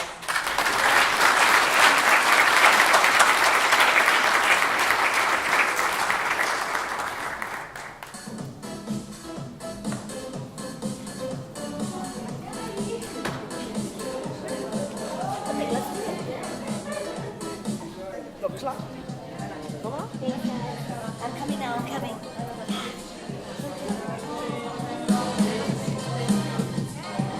Vamos lá.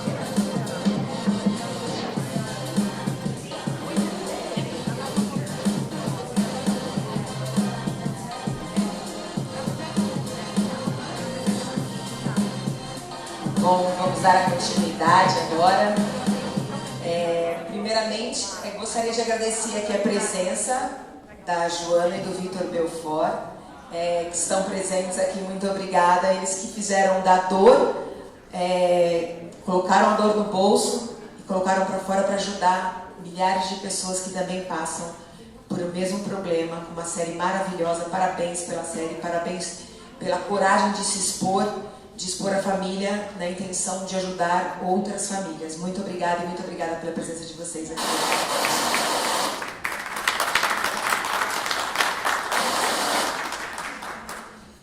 e agora a gente vai receber o Mr. Thomas Lares. Ele tem mais de 34 anos de experiência em serviços humanos em nível local, estadual e nacional, gerenciando e iniciando organizações sem fins lucrativos e iniciativas de advocacia pública.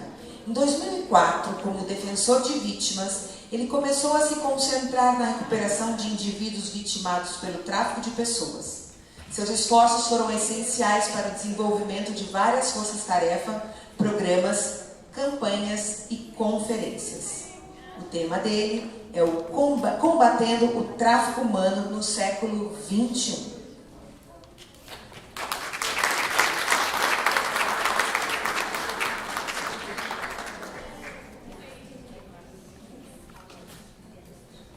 Buenos dias. Mi nombre es Tomás Lares. My name is Tomás Lares, and good morning. Such a pleasure to be here.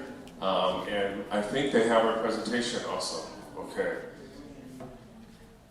I just want to thank Anna as well, here from the beginning, for the invitation.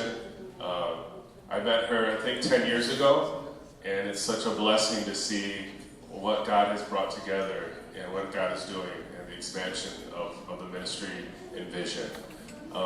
Also, wanted to thank Dr. Wiki for her presentation and partnership. So, Gustavo. Hey, bom dia. My name is Gustavo Costa. I'm from Brazil. I've been with United Missionists since 2019, sorry.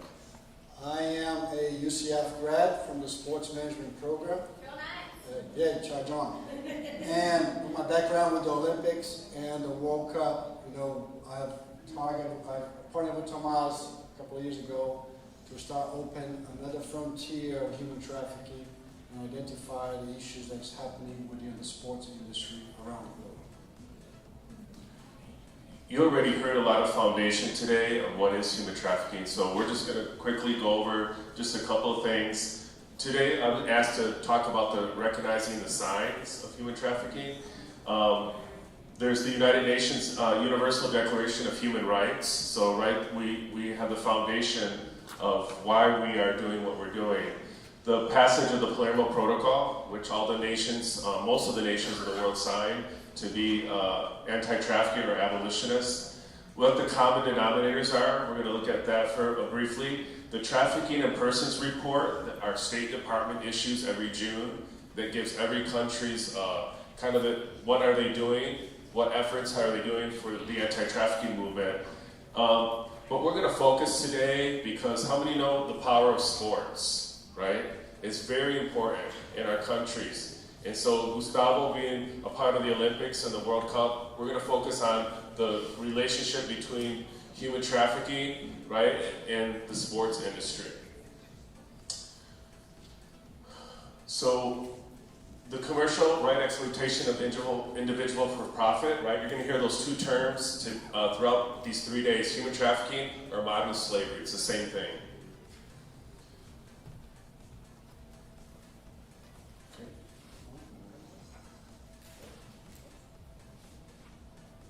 All right, next. It's important right now, especially in the political climate we're in, that a lot of people think that human smuggling is human trafficking. And how many know that that's different, right? The trafficking involves force, fraud, or coercion, right? And somebody's profiting or getting something of value for that abuse and exploitation. It's kind of like, as well, you're going to learn this week, the difference between domestic violence, right, sexual assault, child abuse, and human trafficking. They're all different types of abuses and exploitations. But human trafficking is unique because somebody's getting value, right? Somebody's getting profit. That's what makes it different from those other abuses. The same with smuggling. As you know, smuggling is really a deliberate invasion of immigration laws by bringing undocumented non-citizens into a country. So it's really a crime against the borders, right? Human trafficking, we don't have to, as you're hearing today, move people. It could be somebody in their own room or somebody in their family or boyfriend that's trafficking them in their own neighborhood.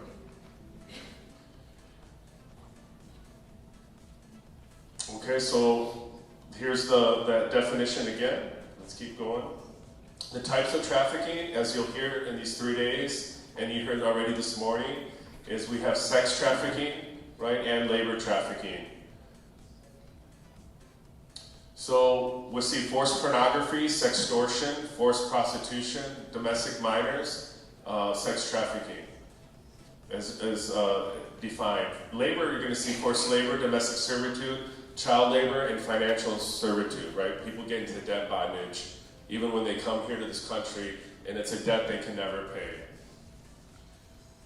So 236 billion, as you saw in Dr. Wickie's presentation, right? Think about that. That's competing with Amazon, Walmart, Apple, that type of revenue a year. So there's a scripture that says, and you help me with it, that the love of money is what? The root of all evil, right? And so that's why this human trafficking, right? It's not about those fringe reasons, right? It's because of greed. There's a demand. Second to the drug trafficking. Human trafficking is a global issue, we all know that, and it's happening right here in our own backyard.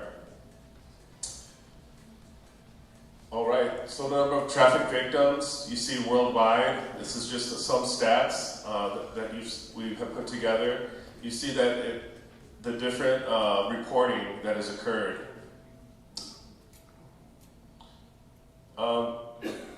Missing exploited children, right?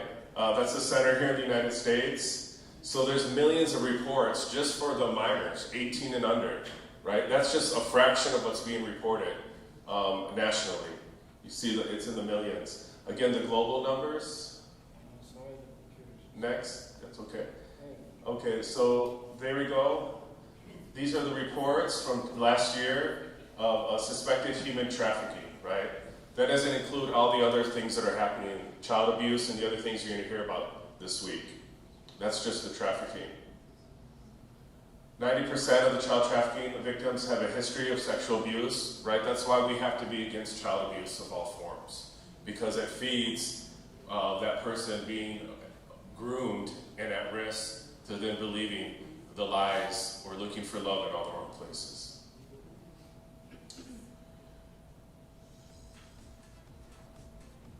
So the power of collaboration, as we've heard here, you've already heard the great work that Mr. Gregg's doing, who's speaking next with the Safe Alliance, and Dr. Wickie and her team at the University of Central Florida. But what we believe in the collaboration that we all heard the proverb, right? It takes a village, right, to raise a child, and it takes an army to fight this ugly crime, the evil of human trafficking. So we do different things with Valencia College. We have our conferences. The University of Central Florida, you heard the events from Dr. Wickie. And we're also partnered with the University of South Florida, Trafficking in Persons Lab. And they've been mandated by the state of Florida to collect all the data now on human trafficking. We're also partnered, unique. I'm the first Stop Human Trafficking chair of the Rotaries. How many have heard of the Rotaries in the state of Florida? We have joined the entire state. There's 8 governors over from Pensacola to Key West. And in this next year, we're going to work together to do the backpack drives for the victims rescued, gift cards, victim services, and we're going to help all the sheriff's offices, all 67, and all the 31 task forces in Florida dedicated to fight human trafficking.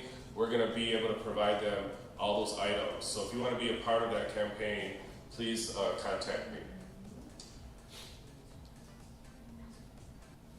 Okay, so that was just a little bit of a briefing on what we're doing. United Abolitionists is a nonprofit here based in Orlando that's existed since 2009. And our goal really is that first response. And so I met Anna those many years ago, and also I haven't met la doctora, pero mis padres son de México también. So, sí, vamos a hablar porque tengo a partnership con el Consulado de México aquí. Yo te he visto. Sí. Yo te he visto. Okay. Sí, sí. Bueno verte.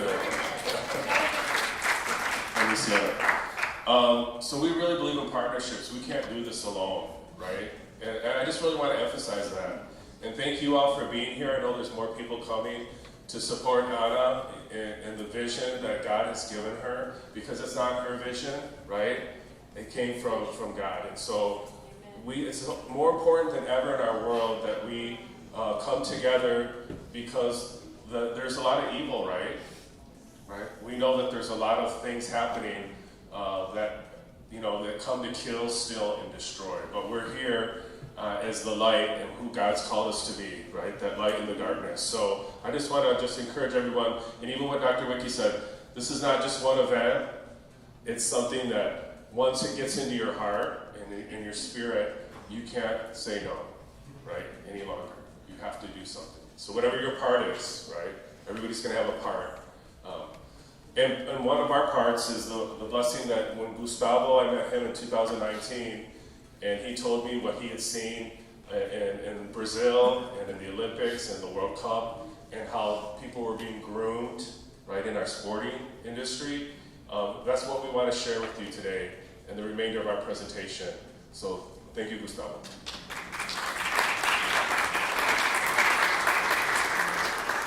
Thank you, guys. And also in a partnership approach, I think we started with United Ambitionists. We started looking into human trafficking in sports because of the partnership that we have with the Institute of Sports and Social Justice out of UCF as well, who the CEO is a gentleman named Dr. Lepchik, who is a reference within the social movement within sports.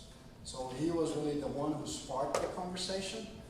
And as a graduate from his program, naturally we just took over and said, okay, we got to do something about it. So we all talked about human trafficking and definitions, and I just want to start showing you guys some statistics that happen specifically within the sports industry. And not only the professional level, but all the way down to what we call the youth sports scenario, which I'm pretty sure as a dad and as a mother here around, we all have the kiddos with 10, 12 years old playing some kind of sports on a daily basis. So this is natural, and it goes back to the heart. So we've seen that based on youth sports, between 2 and 8% of athletes in the U.S. they have been suffered some sexual abuse in their background. So, and with that, and we all know the relationship between sexual abuse and human trafficking. So that's established. And then we also went into some specific conferences and leagues, and we got the number that 1 out of 12 elite athlete has suffered some kind of issue, either through the sexuality abuse or harassment of some sort and whatnot. And it's all because in sports, there's one thing that, especially here, and especially with the kids, is the dream to become a professional athlete. And this has to be treated as almost as something that needs to be straightforward as it can be, because the children are vulnerable and they will do whatever it takes to get to the next level. Here in the U.S. we have the youth sports, we have the collegiate sports, high school collegiates, and then you go Olympic and pros. So at every level, every time you need to go from youth to collegiate to get your college scholarship to play football or not, you are in the hands of someone, a coach, an assistant coach, a physical trainer, an administrator that has the power to do so. And that opens a door to exploitation, to abuse, to all kinds of things that we have seen is happening around all over. But before getting to the youth sport and the youth scenario, I want to go and talk about what's in the news. Right? Because when everybody talks about human trafficking in sports, they always connect to the big sporting events. It's the Super Bowl, it's the World Cup, it's the NCAA March Madness finals, it's the sporting events that bring people together to a specific city. So that, the major part, and what we've seen throughout the years, is that what happened within those events are sex trafficking. So, and we've seen through studies that the number of, if you go to Craigslist, the number of sex actors in Craigslist related to that specific city where during the time that the specific event is happening skyrocket through the roofs. So we know, and cities across the U.S. specifically are doing and are working together to combat that and to, with law enforcement, to bring awareness and to take actions against those events. It's not really against the event itself, it's against the perpetrators that take advantage of that specific particular moment, the particular sense of bringing people from different cities into the host city, and those visitors can exploit the victims within the city. So we have several different examples that happen here in the U.S. Miami with Super Bowl, Los Angeles with Super Bowl. We also have cities like Louisiana, New Orleans and Louisiana doing task force and looking at it. And recently Las Vegas as well, becoming a big sports center and investing into attracting different types of sports to Las Vegas, but they are also looking in task force to prevent that, to understand that whatever the visitors comes in, there is a problem that comes with it, right? We want to bring the sports, we want to have the sport event here, but we got to be aware and we got to be prepared to act against those perpetrators.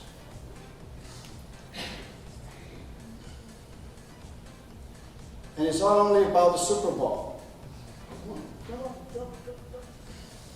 There you go. Other examples. Right? We have examples with the, I don't know if you guys are familiar with the NCAA Final Four, the basketball tournament that happens during the month of March. So that is a huge sporting event. I would even argue that's bigger than the Super Bowl because it lasts throughout the month of March. And an example that we had victims that were rescued in Indianapolis in 2019 because there were law enforcement involved. They identified the activities that were happening around the Final Four, especially around the Final Four weekend. And then they act upon it, and they were able to save 28 victims only within that specific weekend for the event. But the problem that we are looking at, the problem that we're really facing is, especially for the U.S., now that Paris is done, we are next, right? We've seen this, we're Brazilians, we've seen this with our own eyes during 2014 and 2016, especially if you're from Rio, you know what happened within the communities, you know the amount of tourism that came through, that maybe, 99% of them were there to watch the games, but you have the 0.1% that were not, that were there to exploit the victims. And we're next, and we are touching one of the initiatives that we have within United Coalitions is to connect with FIFA, connect with LA 28, connect with NCAA and the major professional leagues across the U.S. to create awareness about that problem. Tomas was the only one within the host 26 World Cup. He was the only one from the human trafficking movement that was involved by FIFA. And there was a lot of questioning back and forth when Orlando still had the Kansas City, and he was involved in all that work. Throughout my connections, we are involved with the FIFA now, with Miami, when they set up shop, and the FIFA is here in Miami to organize the 2016 Cup. And we are doing groundwork to create the awareness to make sure that all the levels of the leadership, they understand that this problem is coming. Right? Not only that, we also do a lot of awareness with the cities itself. So here in the U.S., sports operate a little bit different than around the world.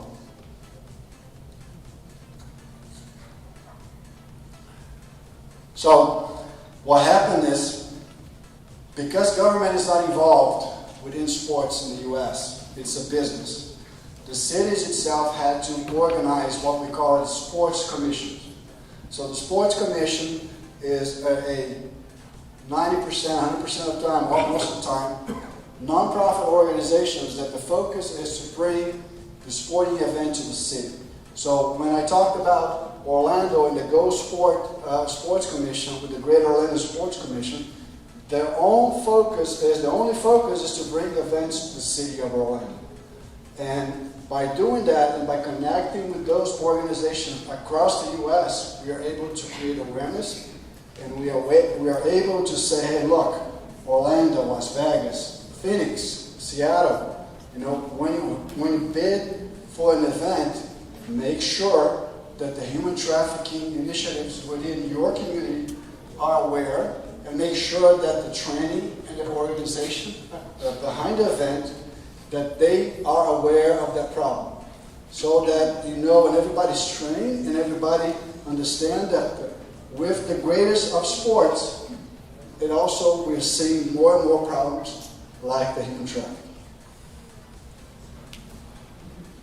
And now I want to get into youth sports. So, talked about those sporting events, which is really the news. But now we can deep dive a little bit more on the youth sports, which is not in the news, which is really probably the biggest problem that touches probably everybody around here, right? So just go back.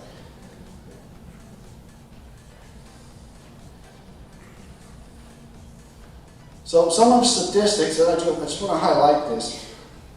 This statistic comes from Project Play. Project Play from the Aston Institute is a serious organization out of Washington, D.C. that looks and takes care of kids in sports. And by 2018, they have 22 million kids playing sports only in the U.S. throughout all kinds of sports. This is 2018. By now, we should have around 30 million kids that are actively involved in some kind of sports. And I'm not talking about high school, I'm talking about your local soccer team, your local basketball, your travel team, or whatnot. So, with that, we have started to look into the statistics. And I want to show you guys some examples that are happening right here in our own backyard. And this is through collaboration with law enforcement and with the organizations that we have across Central Florida. And we're seeing this more and more and more. So, Little League baseball coach involved in a human trafficking sting operation in Polk County. So if you don't know what a Little League is, it's your kiddos from 6, 8, 10 playing baseball and going all the way to the World Championship in, I forgot the name of the place, but they play a World Championship. And it happens everywhere. It's baseball. It's in every county in America. We have a Little League team. And we're seeing more and more and more examples of coaches, administrators, and people around the sports industry taking advantage of those kids. So, before I go to the next one, let me ask something. Who lives here? Who's a local? All right. Do you guys? I'm pretty sure you guys are familiar with Celebration, right? So who lives in Celebration? There you go. Who has a son or a daughter that goes to Celebration High School? Not yet. Not yet. Okay, that's good. The next example is right here in our backyard. Okay, and this is happening, like I said, it's happening all across. And the problem with that and what we did with this is that this coach, he was assistant coach for baseball and basketball girls team. And what he was doing, he was taking pictures, forcing the girls to take pictures, naked pictures or whatnot during the practice and promising them a lot of stuff. You're going to play, you're going to get started, blah, blah, blah, blah, blah, blah, and, take pictures and give it to me. And there were a big investigation about this, and he got caught. Now, you'll say, okay, he got caught, the problem is solved. not that fast, right? Because what we uncovered is that this guy has been doing this for a long time. So he is a repeated offender of doing the same crime all over again. So what triggered to us was, okay, so how can we stop this? Because, it's the sick. If you played sports like I did all my life, I'm still an active athlete, doing my early riding in the mornings. We know that sports is sacred. We know that sports is the only place where you go and you can be free and you can be in your mindset, and it's the only thing that brings people together. And we had a saying in the Olympics that it's the only time in the world that even war will stop to watch a game or to watch a competition or whatnot. So that's the beauty of sports, and that's really the power of sports that Tomas talked about earlier. Right? So, and we cannot let this happen to our kids that are vulnerable to that kind of situation. So in that case specifically, what we did is through connections with the district attorney, right? And I really, some of those titles are not really my strength. I know the guys, the district attorneys, and that's why Tomas takes over and do all the politics behind it. But, we challenge him. So look, why a repeated offender is allowed to go in and is allowed to let go once you already caught him, and he just came back and did the same thing over and over again. What we also did, we went out to the Orange County Public Schools and the Osceola Public Schools Board, right, to let them know and to expose the situation that this is happening, within our kids. And the last one that I want to share, actually no, there's another one. If you have kids that are within the end of teenager and looking for a scholarship, that want to go to, especially UF, that's their basketball coach doing things that he was not supposed to. So the basketball coach, this guy has millions and millions of dollars in contract, and he's responsible for a couple of kids, and he's doing stuff. And the article itself goes through the Title IX and sexual harassment because, and this is a way of the law enforcement to catch human traffickers, is that they go around it because there's really not a heavy legislation for human trafficking to really take those guys into custody, to really put them in prison. So they go around it, they find other crimes, and they use those crimes to explicit it to take those perpetrators out of the way. So that's another example. Florida. Now, next question. I've talked about Celebration. Who lives around Claremont? Anyone around Claremont? Does anyone know about some academy that's up there, sporting academy that's up there?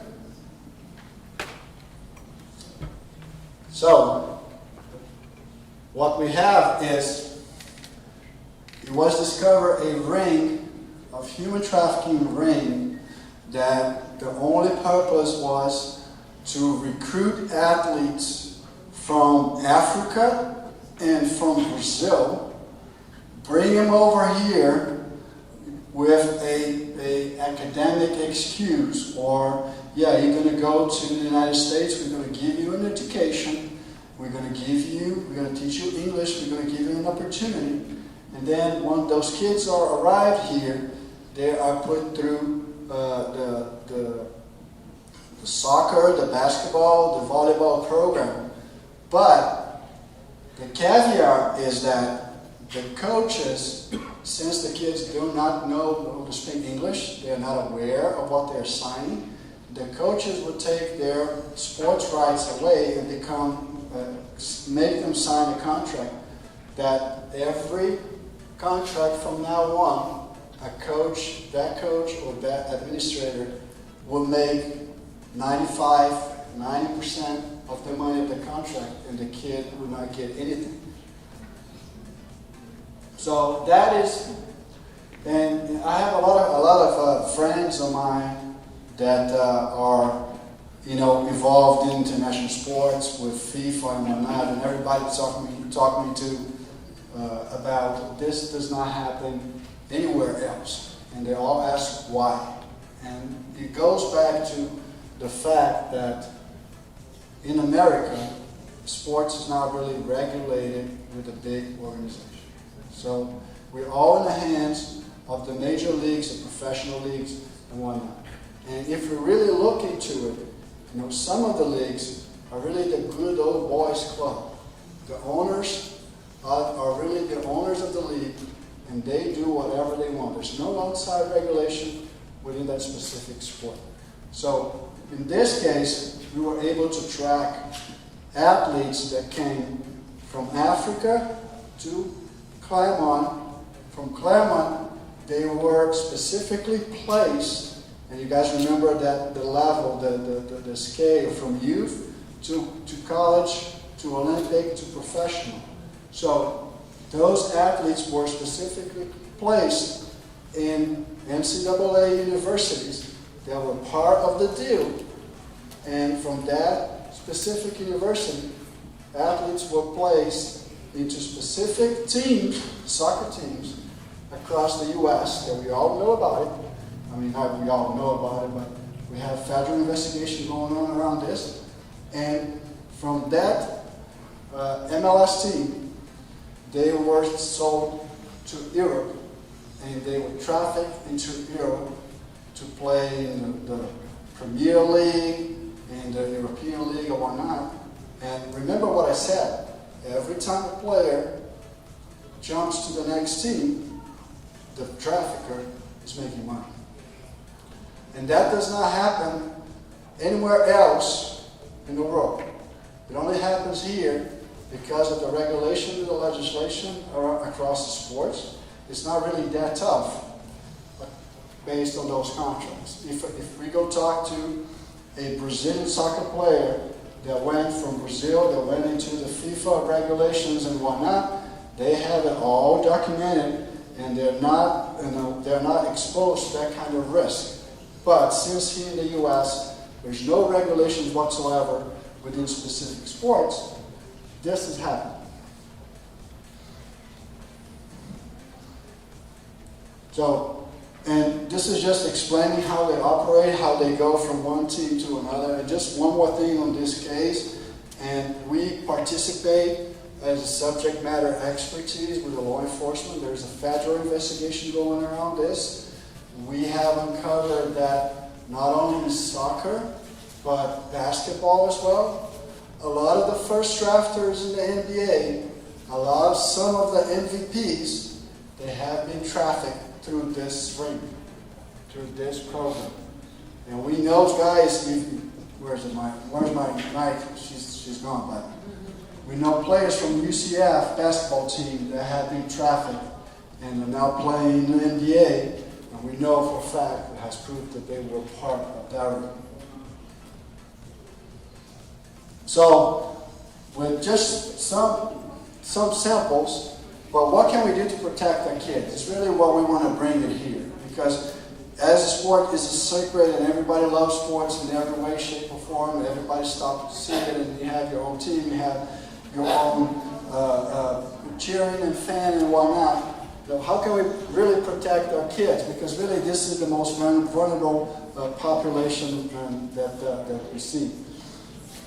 There are a lot of initiatives around sports, and you will see them back and forth.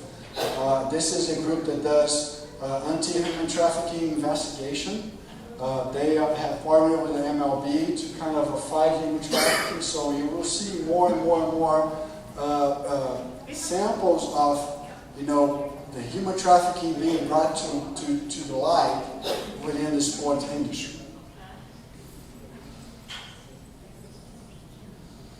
Another one, if you guys know, if you don't know who this is one of the greatest football players on the college level, TT Boy. He does a great job with his foundation, and he is also part of the movement itself, and he's focusing on creating awareness. Right? So that's one thing, create awareness. Let's go back. create awareness is the first thing, right? I've mentioned the connections that we are establishing with the local organizations, with the school boards and whatnot. We, through the help of Dr. Lapchick, we are in touch with the professional leagues because we figured out if we go straight to the top, they would just make sure that everything down the system, down the pipeline, will be straight down. So if they pass a law that says, you know, if you've been trafficking, you're not going to play in the NBA, for example, you know, that is going to change the way that those rings are being set up, and that is probably going to deter some of those future issues. So awareness is the number one that we are going for. The next one is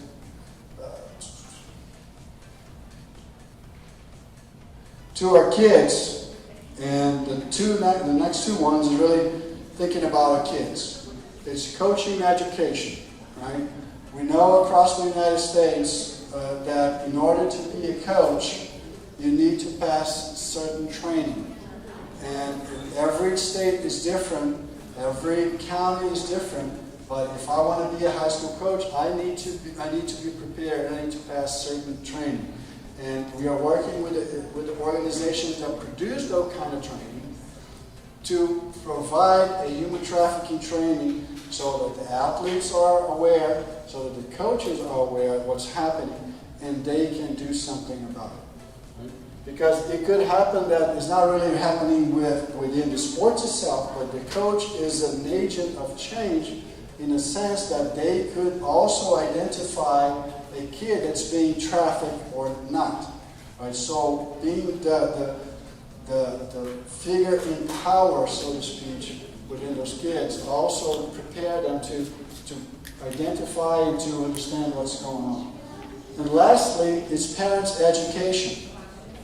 Parents' education is also fundamental within this case. It's really making sure that the parents understand. And I'm going to tell you a little story that just happened in probably my backyard.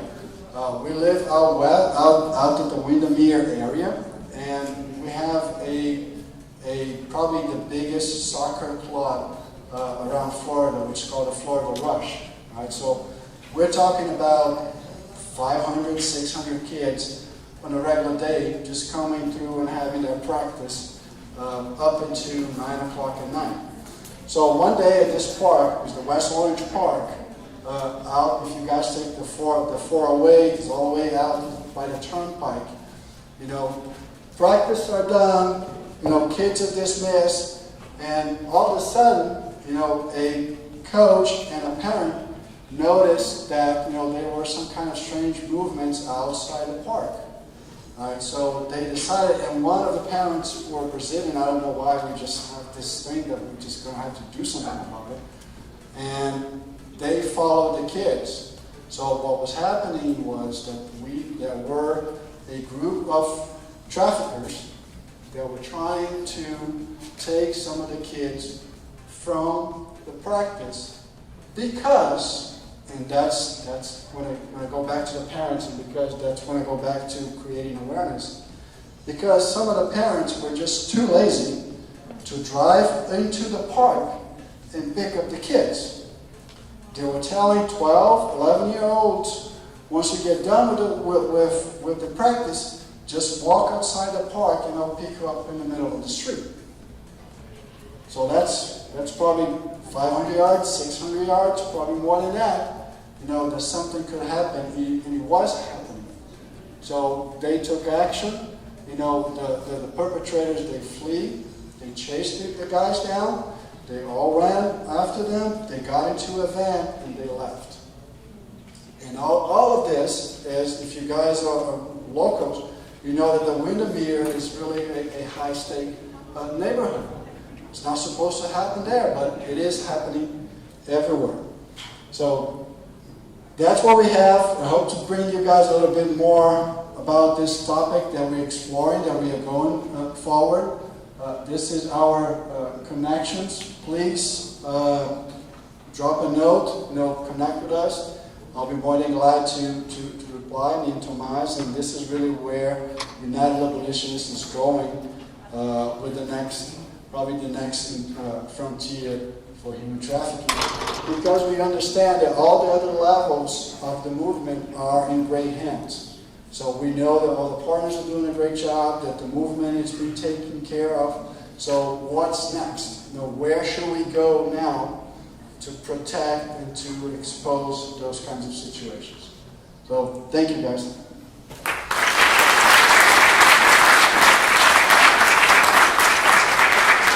Thank you, Gustavo. You can see it's a blessing that he's a part of our team. And any way we can serve Ana and do more even trainings on the connection of sports and human trafficking, we're here to serve. Okay. So will you come Ana, and say that as we...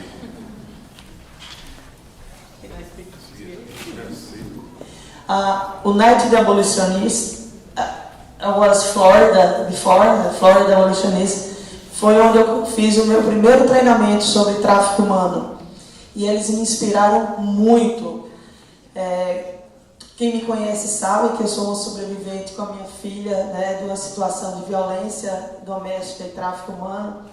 E eu comecei a estudar, me aprofundar, me especializar. E foi onde eu encontrei primeiro, conheci o Thomas, era David did the class, Davis, yes, was amazing. Eu aprendi muita coisa, traduzi para o português e me inspirei no trabalho deles. E hoje temos a Hope and Justice Foundation. Thank you so much.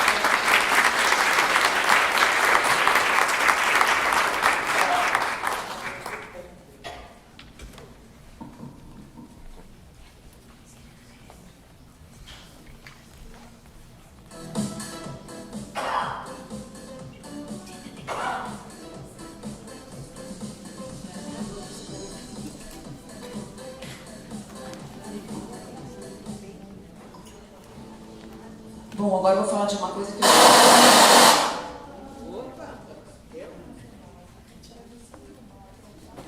Para quem estiver meio dormindo, acordar.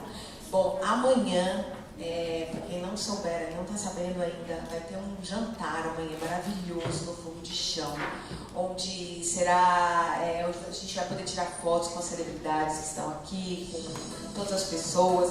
Vai ser um momento também de interação, de network, de trocas de experiências também. Então é super importante que todo mundo participe, que todo mundo esteja lá amanhã no Fogo de Chão. Para vocês ficarem sabendo mais sobre isso, procurem qualquer uma das meninas aqui da Hope and Justice para ficarem sabendo. Um valor super acessível, bem legal. Então é super importante que todos nós estejamos lá amanhã no Fogo de Chão. Claro que é uma delícia, né, gente? Então a gente tem que aproveitar.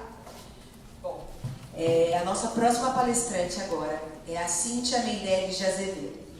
A Cíntia, ela é diretora no Brasil do The Access Road, uma ONG, e fundadora do Trafficking Watch Brasil Academy, formada em administração de empresas pela Universidade Mackenzie e com mestrado em estudos interculturais pela Trinity University aqui nos Estados Unidos. Cíntia também está cursando um mestrado em Global Security pelo King's College of London. Suas colaborações consistentes com agências federais e estaduais, organizações internacionais e ONGs exemplificam sua dedicação incansável no combate ao crime organizado, tráfico humano e contrabando. Em sua atuação no The Access Road, Cíntia lidera iniciativas para combater o tráfico de pessoas no Brasil, cultivando parcerias com stakeholders-chave, incluindo a Polícia Federal, Polícia Civil, Secretaria da Segurança Pública de São Paulo e o Ministério da Justiça, em colaboração com organizações renomadas como a Organização Internacional de Migrações, o Conselho Nacional da Justiça e o BPFRON, o Batalhão da Polícia da Fronteira.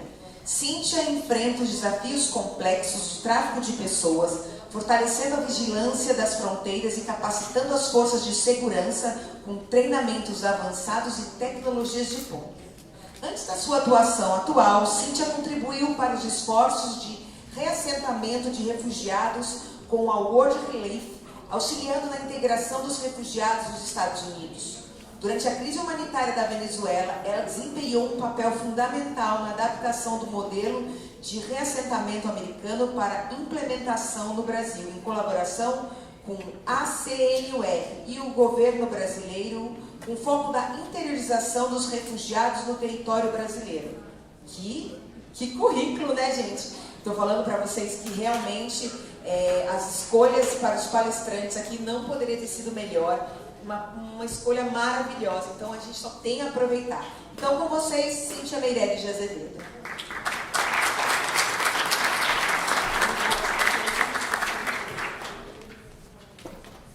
Bom, quero agradecer a todos pela oportunidade e dar uma diminuída aí no currículo, que não é tudo isso não. Bom, eu sou diretora da ESUS no Brasil, a ESUS está no Brasil há 4 anos. E eu vou começar primeiro dizendo que eu entendo que o enfrentamento ao tráfico de pessoas ele tem que começar com prevenção, com educação, e a gente tem investido muito no Brasil com campanhas. Acredito que é um consenso aqui entre nós que o Brasil falta campanhas de prevenção, campanhas que falem sobre o tema.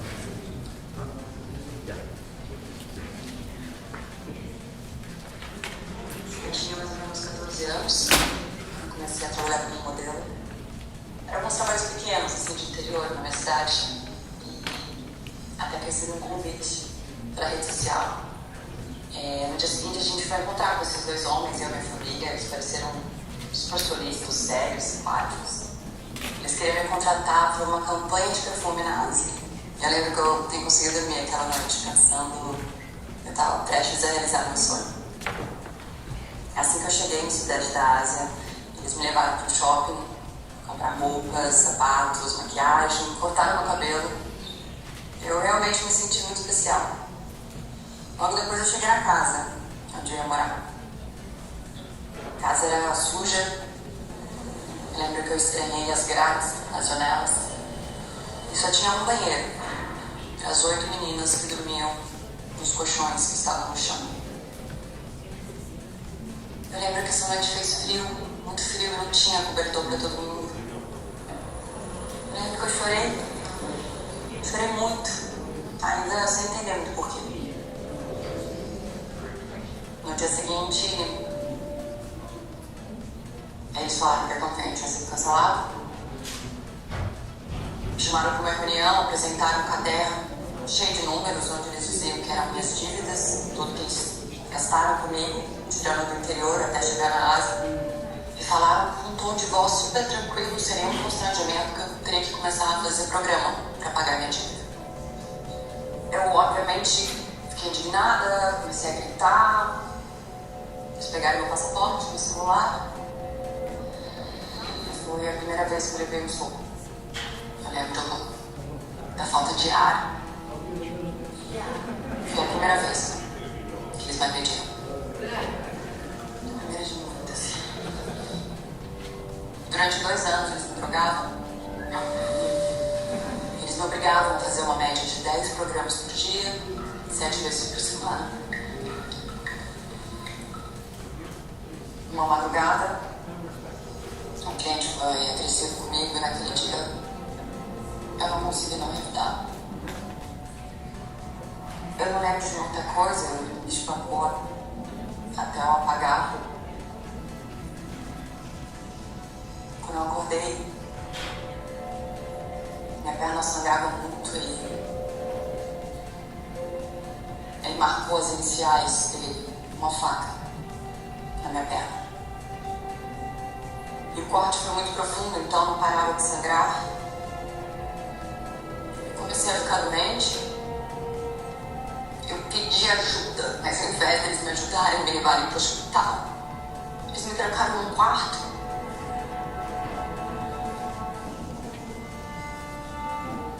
Minha respiração foi ficando cada vez mais difícil, mais pesada, mais espaçada.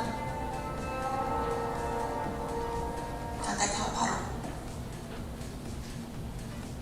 Eu fiquei 36 horas trancada naquele quarto, até que uma operação da polícia me encontrou morta. Quando a minha família foi reconhecer o meu corpo, já no Brasil, eles notaram que faltavam alguns órgãos. Até aí, o meu corpo foi rentável para o tráfico de pessoas. Essa poderia ter sido a minha história. Eu ainda era adolescente quando fui trabalhar na Ásia, sem informação de que tipo de trabalho, agência, onde eu ficaria. Eu tive sorte. Eu fui uma exceção. O tráfico de pessoas não é ficção.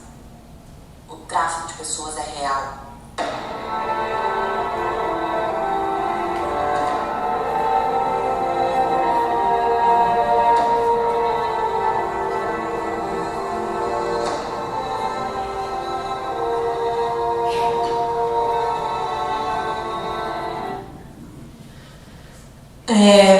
A Tayla é uma colega, uma amiga especial e ela topou fazer essa campanha. Então, se vocês quiserem o vídeo da campanha, a gente tem todos os vídeos que eu vou mostrar. E, por favor, passo para vocês, divulguem, façam com que isso seja uma corrente das tias do WhatsApp, que seja, porque a gente precisa fazer com que esse vídeo chegue mais longe para muitas pessoas. Bom, a gente foi fundado em 2012, a gente atua hoje em 6 países do mundo e aí está a nossa visão. Eu vou dar uma corridinha um pouquinho para não ficar muito pesado, tá? Então aqui tem as 3 ações que a organização atua no Brasil. Praticamente o meu trabalho é capacitar as polícias no enfrentamento ao tráfico de pessoas.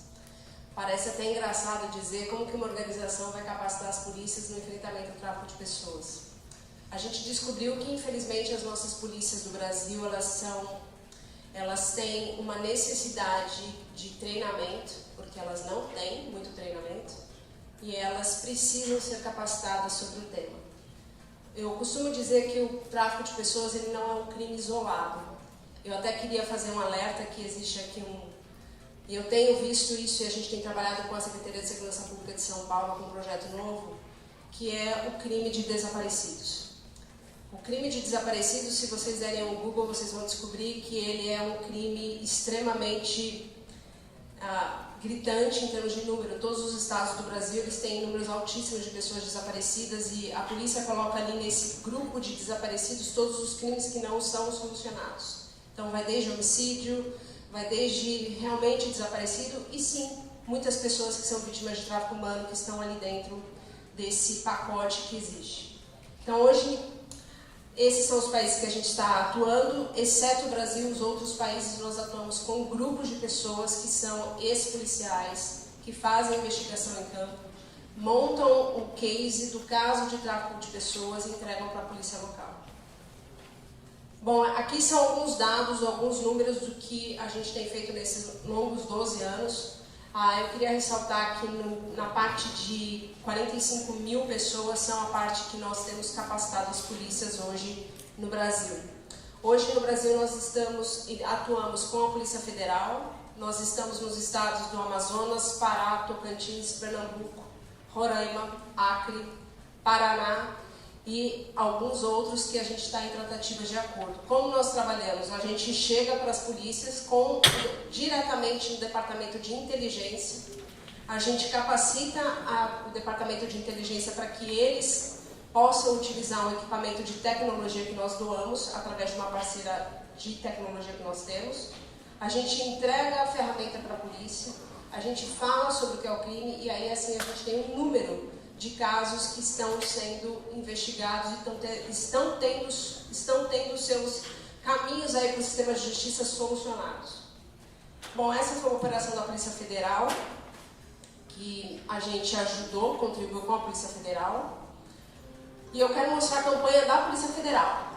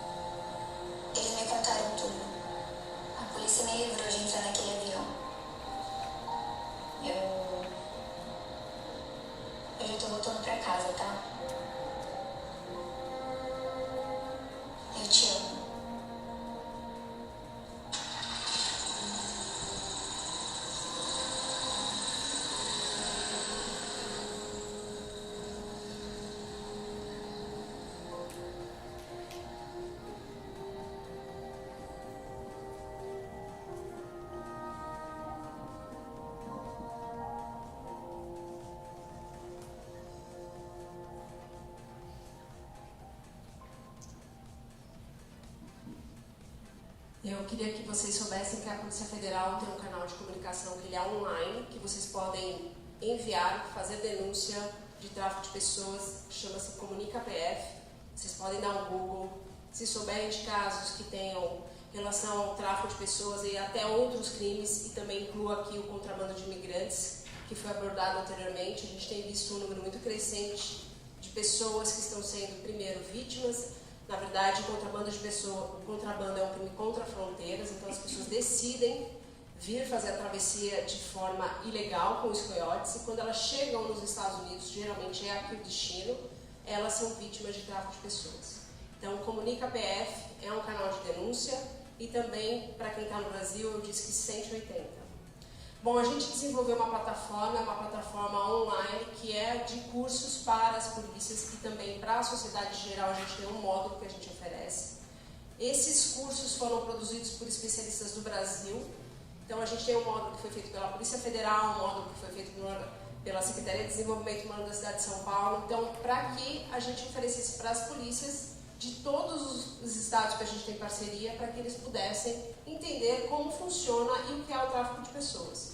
O maior problema hoje para a polícia investigar um crime de tráfico de pessoas é a falta de materialidade da prova. É um crime extremamente difícil de ser comprovado. Sem a materialidade da prova, não existe crime, não existe dados, não existe políticas públicas, e a gente vive ouvindo que o número é altíssimo. Para quem ouviu aí, o crime de tráfico de pessoas é o terceiro maior crime do mundo, ele perde apenas para droga e contrabando. E também eu tenho dito muito que o tráfico de pessoas ele não é um crime isolado como a gente imagina. Ele geralmente vem com outros crimes. E fazendo um paralelo sobre a violência doméstica, que a gente tem hoje ouvido muito falar sobre o tema, eu queria dizer que a violência doméstica, ela aumentou? Não, ela sempre existiu. A diferença é que a gente começou a ter campanhas, a gente começou a falar mais sobre o tema, e precisamos ainda falar mais. Isso acontece com o tráfico de pessoas. O tráfico de pessoas, ele está ao nosso redor e a gente não consegue perceber. Então eu também quero sugerir alguns filmes, Pureza, 7 Prisioneiros, são filmes importantes para que a gente possa entender como o tráfico acontece. E uma outra pergunta para quem todos aqui utilizamos celulares, mídias, o seu filho, o seu sobrinho, a sua neta, com quem ela está conversando na internet? O aliciamento hoje, ele é online. E o aliciamento, ele começa sempre com a palavra sonho. Essa campanha que vocês viram é uma campanha que hoje a gente tem trabalhado muito. No Sudeste Asiático, a gente tem o Triângulo de Ouro, que é a região de Laos, Camboja, Tailândia, Mianmar. Ali hoje são os centros, são os compounds que estão recrutando muitas pessoas do mundo inteiro. Hoje é um crime que acontece ali naquela região, que já, segundo a Interpol, já movimenta 3 trilhões de dólares por ano.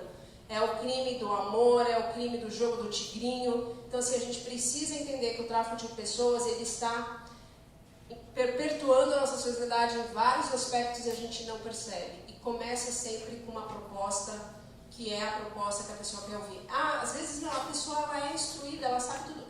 Às vezes a questão é emocional. É o relacionamento, é o amor, é a vulnerabilidade dessa pessoa. Hoje o tráfico de pessoas ele não tem classe, ele não tem cor, ele atinge a todos nós. Bom, essa é a nossa plataforma. Travou aqui.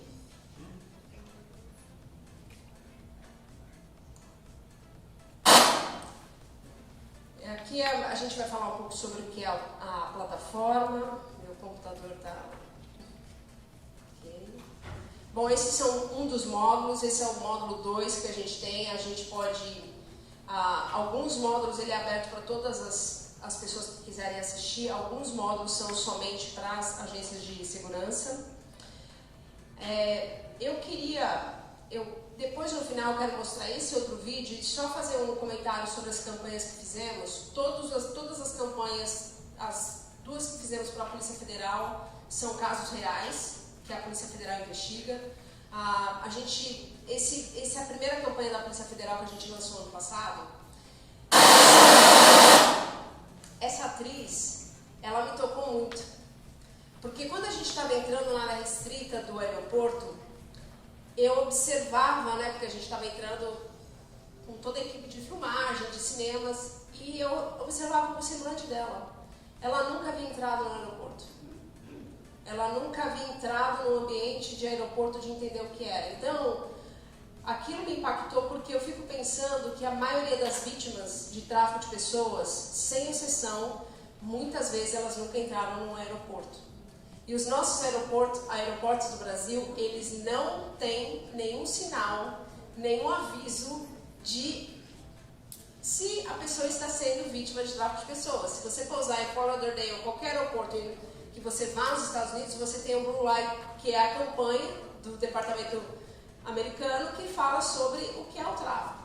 Então, campanhas são a chave para a gente chamar atenção. Então, hoje a Êxodos também tem feito uma parceria, a gente está em tratativas com a Uber, que hoje tem mais de 1,5 milhão de motoristas no Brasil. Esses motoristas, eles estão transportando vítimas. A gente está em conversas e tratativas com o TikTok, porque a TikTok, sim, ela é um canal, ali há o aliciamento que está acontecendo. Então, assim, a gente tem enfatizado a importância de campanhas e de criação de treinamentos. Então, esses são alguns tópicos que a gente fala sobre o treinamento para as polícias. E temos esse também, é o último vídeo que depois eu posso mostrar, não quero me alongar aqui, que é com a Secretaria de Segurança Pública de São Paulo que nós temos feito, com a Divisão de Homicídio, eles têm um departamento que é de desaparecidos, e nós temos trabalhado com eles, por quê? Porque São Paulo está fazendo um projeto piloto para dentro dos dados que há de desaparecidos de São Paulo, a gente puxar os BOs de palavras-chave para a gente começar a investigar sobre o número de tráfico de pessoas. São Paulo tem sido e já implementou esse curso que a gente acabou de entregar no mês de julho, um projeto piloto para mais de 1.500 agentes, e hoje o resultado desse projeto piloto com São Paulo já mostra que mais de 87% dos policiais não sabiam ou não tinham a percepção do que era tráfico de pessoas. Então, a gente falar, prevenir, falar sobre o tema e treinar, a gente muda a forma como a polícia faz a investigação sobre tráfico de pessoas. Esses são os módulos de São Paulo. E depois eu posso passar para vocês, se vocês tiverem interesse, sobre como acessar o módulo que é aberto. Eu estou colocando aqui o meu contato, essa sou eu. Vocês podem salvar o meu contato, podem me mandar mensagem. Eu mando todos os vídeos para vocês, todas as campanhas que nós temos. Eu adoraria conversar com organizações que tenham interesse de entender como a gente trabalha mais, e me coloco à disposição, porque eu acredito que nós somamos espaços, nós precisamos trabalhar com organizações juntas, porque cada um tem um papel na sociedade. Eu costumo dizer que a gente pode mudar o mundo e a gente pode mudar o mundo de alguém. E isso faz toda a diferença no nosso dia a dia e na nossa vida. Eu acho que o fato da gente estar aqui e poder falar sobre isso, vocês estarem aqui ouvindo sobre um tema que é tão indigesto, é muito importante. Muito, muito obrigada pelo tempo de vocês.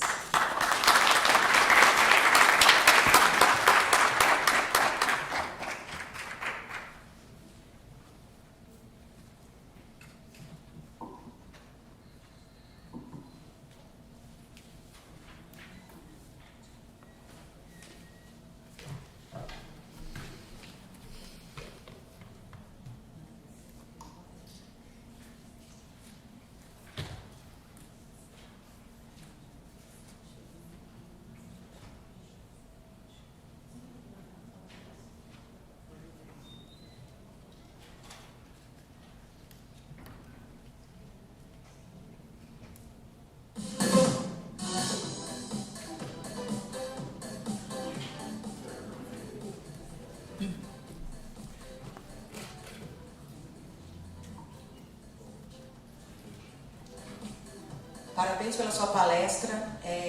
Cadê a palestrante? Está aí? Parabéns. Eu já morei na Espanha e eu fiz minha pós-graduação lá. E era impressionante o número de meninas que chegavam lá achando que iam ser babás, que iam ser qualquer outra coisa. Só que, com a coisa o luxo, como você disse, não ter entrado nunca num aeroporto, elas acabam meio que se conformando. Então elas acabam, entre aspas, se acostumando com aquela vida. Eu vi isso. E acaba virando uma coisa normal. Isso é muito triste, porque elas não têm ideia do que elas estão fazendo. Elas não têm ideias. Meninas muito jovens, que muitas das vezes têm um nível de vida muito baixo, que têm sonhos, famílias passando necessidade, e acabam, no final, encarando isso como um trabalho. Só que elas não sabem o que isso vai fazer na mente delas. Muitas se envolvem com drogas, porque a única maneira de aguentar esse tipo de trabalho é se drogando, é bebendo.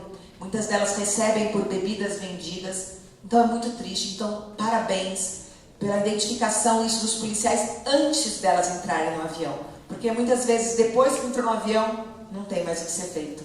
Então, antes de entrar no avião, essa percepção para onde elas estão indo, o que elas estão indo fazer é muito importante. Então, parabéns, porque eu vi muitas meninas nessa situação e se acostumando com isso. Então, parabéns de verdade. Bom, lembrando que amanhã, esse jantar maravilhoso, às 6h30 da tarde, eu quero ver todo mundo lá, hein, gente? Porque, olha, quem não conhece fogo de chão é delicioso e com certeza vai ser um momento de comunhão, um momento muito gostoso. E agora a gente vai receber aqui o Greg Snyder. O Greg é o cofundador da SAVE, que é a Strategic Alliance to Fight Exploitation, na Flórida Central. Uma aliança de organizações sem fins lucrativos, policiais e parceiros comunitários que se uniram para combater o tráfico de pessoas na Flórida Central e nos Estados Unidos. A SAVE se concentra em identificar e financiar projetos estratégicos que não estão sendo abordados pelo atual movimento anti-HT, ou projetos que precisam de suporte adicional. Um desses projetos é a Cúpula do SAM, Student Abolitionism Movement, que foi realizado em 25 de outubro de 2024, onde a SAVE foi copatrocinadora com a Safe House of Seminole. Bom, então agora a gente vai receber o Greg com o tema Formando Alianças na Luta contra o Tráfico Humano. Bem-vindo. Welcome. Thank you and good morning. I kind of feel like I had multiple introductions between Ms. Irma talking about our partnership with First Orlando, and Tomas, United Abolitionists, Ms. Jessica about UCF. I represent an alliance, which is kind of an unusual structure for nonprofits to work together. And I'll tell you a little about a story how I got involved. This was not part of my retirement plan. When I retired from a company, international company called Siemens, which is in Brazil and everywhere else, I envisioned working with our church or some other nonprofits, but never envisioned being involved with fighting human trafficking. So in 2019, I went to a workshop called Impact 2019. It was a story of normal people doing extraordinary things. And one of the speakers was a young woman by the name of Heather Tenanga, who talked about an alliance model of nonprofits working together with law enforcement and people to fund strategic projects. And as a businessman, I was attracted to the idea of using a partnership or an alliance to fight a common cause. Because at Siemens, we often used joint ventures, partnerships, alliances to build power plants. And because Siemens just couldn't, we just built one part of it. So we needed different people pulling together to do the different parts. So when I heard the story about the Safe Alliance that started in Washington State to fight trafficking, it got my business brain working. And then in a breakout, I learned that trafficking was not just a problem over there, over in Central America, South America, Asia. Trafficking, as you've heard this morning from many speakers, is a problem here on Rollins campus. It's a problem at the high school down my street, in my neighborhood.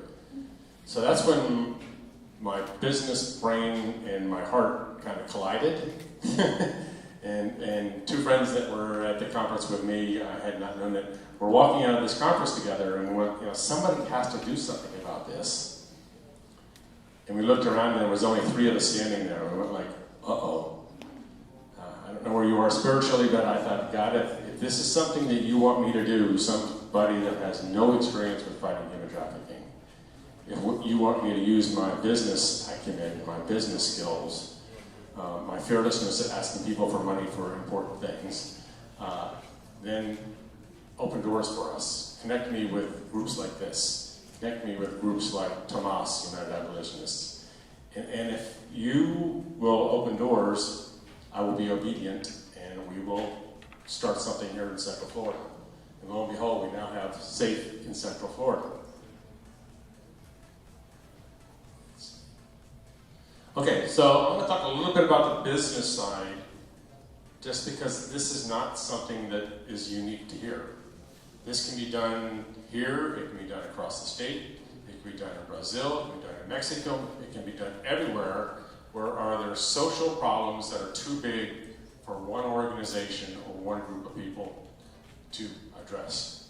So what we do, we start with what we call frontline organizations. And these are organizations that are in the trenches fighting human trafficking, fighting injustice. You've heard UCF is kind of on the education side, Tomas is the front side there, on the intervention side, along with law enforcement. Ms. Irma is there working with survivors. And these are our frontline partners. And we work with them in what we call partnerships with community partners.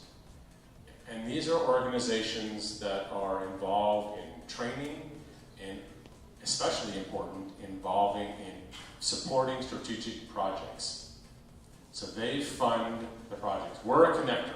We connect the needs of people like Tomas with fresh resources. And one reason that alliances are not used often in nonprofits is that nonprofits are very protective of their funding, their sponsors. Well, one thing we learned at SAFE was that we're going to not compete with the nonprofits for funding. We're going to go find funding in places that aren't supporting human trafficking right now. So, or asking big churches or big organizations that are funding human trafficking events to maybe expand their horizon a little bit and support something like SAFE. But a number of churches and businesses approached us and said, we love the idea of professionals from a business environment taking on a cause like this and vetting special projects. Because we don't have the resources as a small church, as a small business, as an enterprise, to really figure out how to best use limited resources to make an impact on this fight against human trafficking. So we partner with frontline organizations and champions, and we pull all these groups together. We have over 30 organizations that I call frontline partners. And it's law enforcement, it's nonprofits, it's the task force, it's all these people working together to fight human trafficking.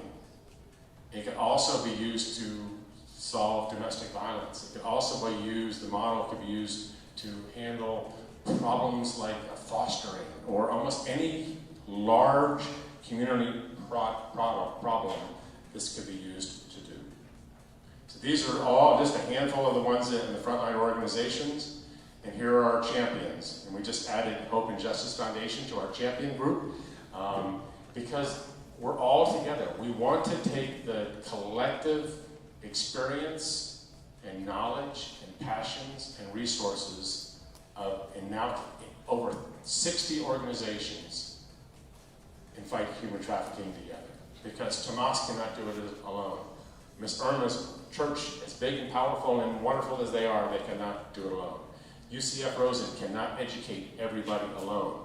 So we bring the groups together to do that on a way that is somewhat unique. So what we do is we take the frontline partners, community championship partners, become our group, and we lead them to an advisory council. It's kind of a neat, we call a neat team that God's put together. I'm a business development guy. I'm perfectly comfortable asking people for money if it's the right cause. The woman that went to the conference with me is a chief financial officer of a division, so she's the bean counter, the taskmaster. Her husband's an IT guy. So we have IT, finance, business development, and just so happens that a scuba dive buddy of Daryl Lane, who started this with us, was the chief prosecutor for human trafficking victims in the state of Florida. So now we have somebody that knows the industry, knows the needs, somebody who will ask for money, me, somebody who bean counts, make sure every dollar is spent properly, and somebody who fixes all the back office stuff, all the websites and all that, all coming together for one purpose, and that's to fight human trafficking.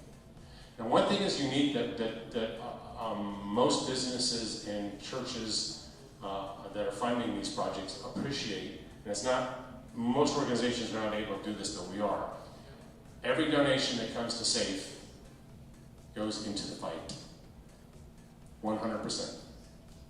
All the SAFE people on our administration group are all volunteers. And even the back office stuff, the websites, everything we do, accounting and all that, is funded by the founders so that not $1 that is donated to SAFE is used for administration projects. So that's a really good way of getting businesses and organizations that aren't used to really funding social causes like this to trust what you are doing. So what we do is we go out to our organizations like Tomas and others and say, hey, what are some of the biggest problems that you are facing right now? And then put together a proposal and submit it to us. And we select strategic projects, somewhere between 4 and 6 projects a year. Not large dollars, we're spending $150,000 to $200,000 a year, which for many nonprofits is very modest. But we're always picking strategic projects that we think need a helping touch. So we believe in starting projects, which I call first funds. Like somebody has a really good idea, and I'll go through some of these.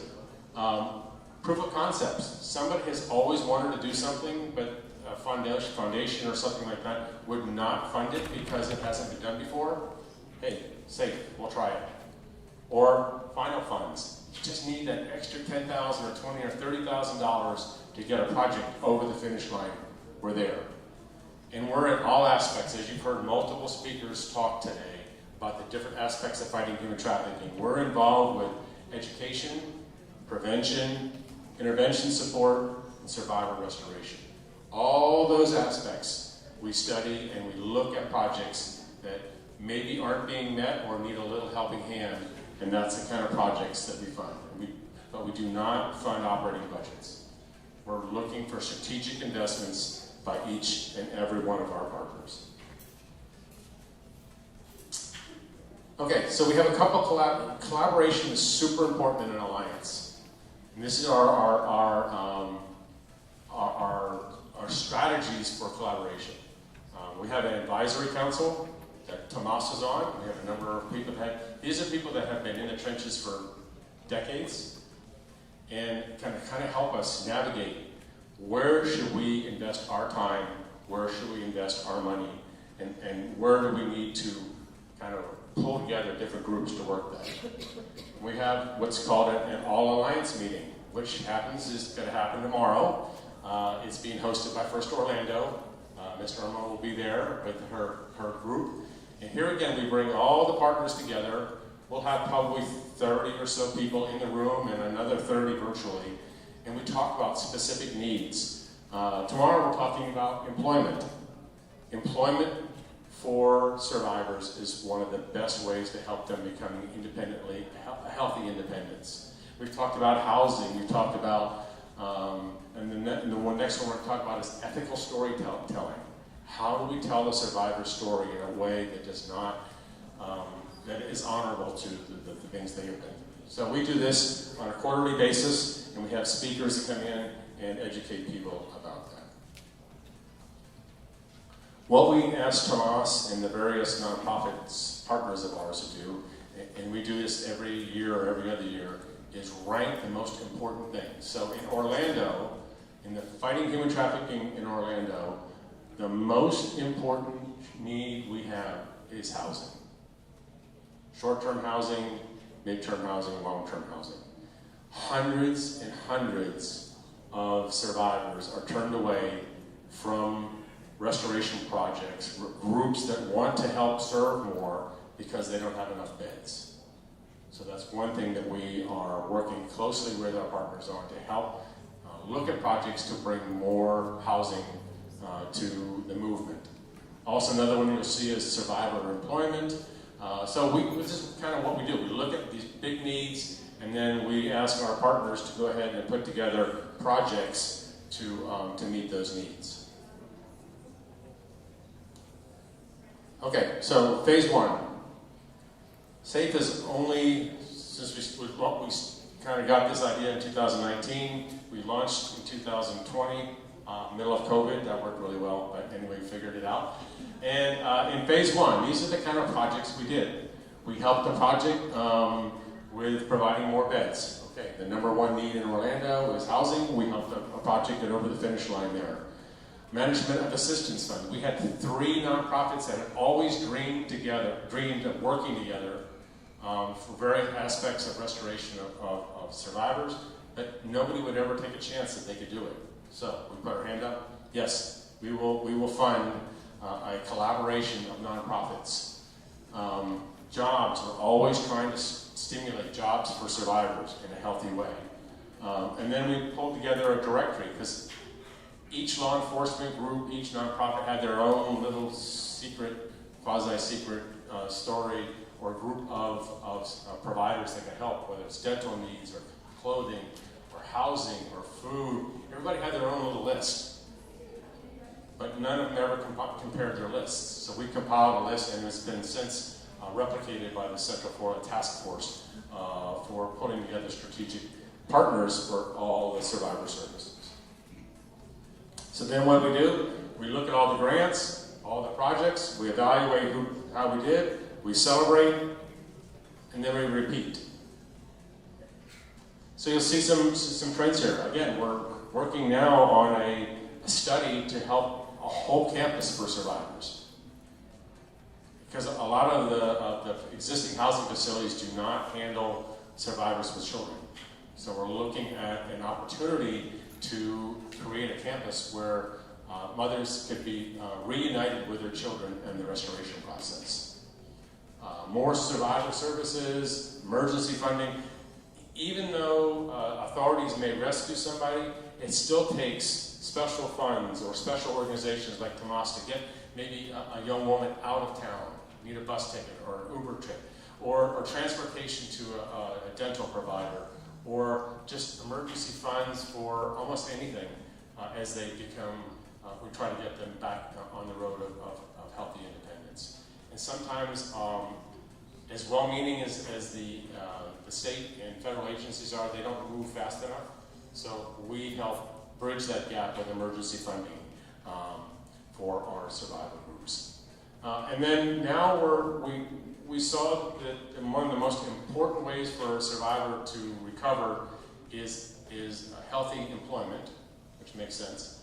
But you can't get a job, you can't get a lease, you can't get almost anything without, one, an ID, because the traffickers take their IDs. So we funded a group that does fabulous work on helping reestablish IDs. And second, we helped a law firm that works on expunging legal problems of survivors. We helped he and his wife expand their practice so that they can help more survivors get their legal problems put behind them so they can get jobs. And then now, as we're spending more and more time evaluating it, we're getting more and more into awareness. So phase 3, this is the phase that we're just starting now. Adult education. We're going to fund a project for demand reduction in men. And Tomas is back there. Yes, we get a fund. We get a grant. Awareness is super key. So Tomas has got a really unique, creative way of raising awareness with men, and we're going to fund that. restoration services, where we're going to help another group with restoration services, intervention services. Now this is something we were getting ready to fund that Tomas originated, but somebody beat us to the punch. We actually kind of helped some of the funding. But it's an idea of when a survivor is rescued at the airport, right now, I mean, they would be going to a police station at the airport and potentially be in a conference room right next to their trafficker. Well, if you can imagine you're a young woman that has been rescued from trafficking, and all of a sudden your trafficker is sitting right there. How does that begin? Not only the collection of evidence to prosecute the trafficker, but just the whole well-being and help this young woman or young man escape. So Tomas, working with airport agencies, has got what's called a safe room, and if he runs out of money on the advocate side, we'll be right there to help him. Finally, and I think you heard a reference to the We Are SAM conference we just held. SAM stands for Student Abolitionist Movement. As far as I know, this has never been done, certainly in Florida. I'm not aware it's been done anywhere in the United States. So we're kind of fearless in trying stuff. I mean, not my phrase, but somebody's phrase, and somebody that's in the nonprofit space is try it, fix it, try it. As Anna's doing here, you try it, right? And you learn from it, and you try it again, and you get better. So we had our first SAM Summit, and if this works properly,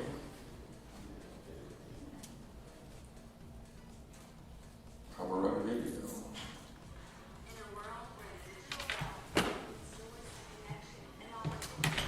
Some are unwittingly targeted and fall prey to predators masquerading behind screens. But in the darkness, there is light. In the shadows, there is hope.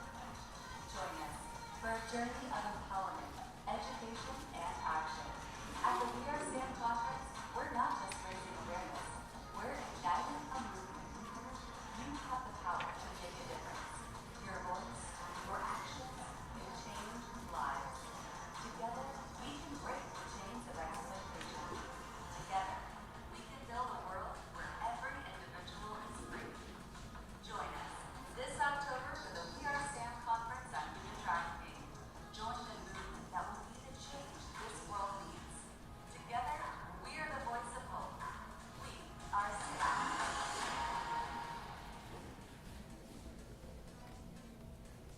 Okay, so we did a We Are SAM conference.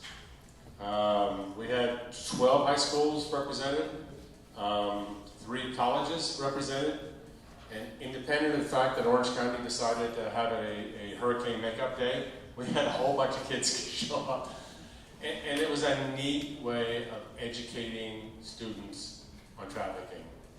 And you've heard, I'm not going to go through the stats since you've heard it early this morning, but just a ton of our kids are being contacted, direct messaged, internet. So we did all these things to help raise awareness for kids, and not only to help them be aware of what grooming looks like, but also to help them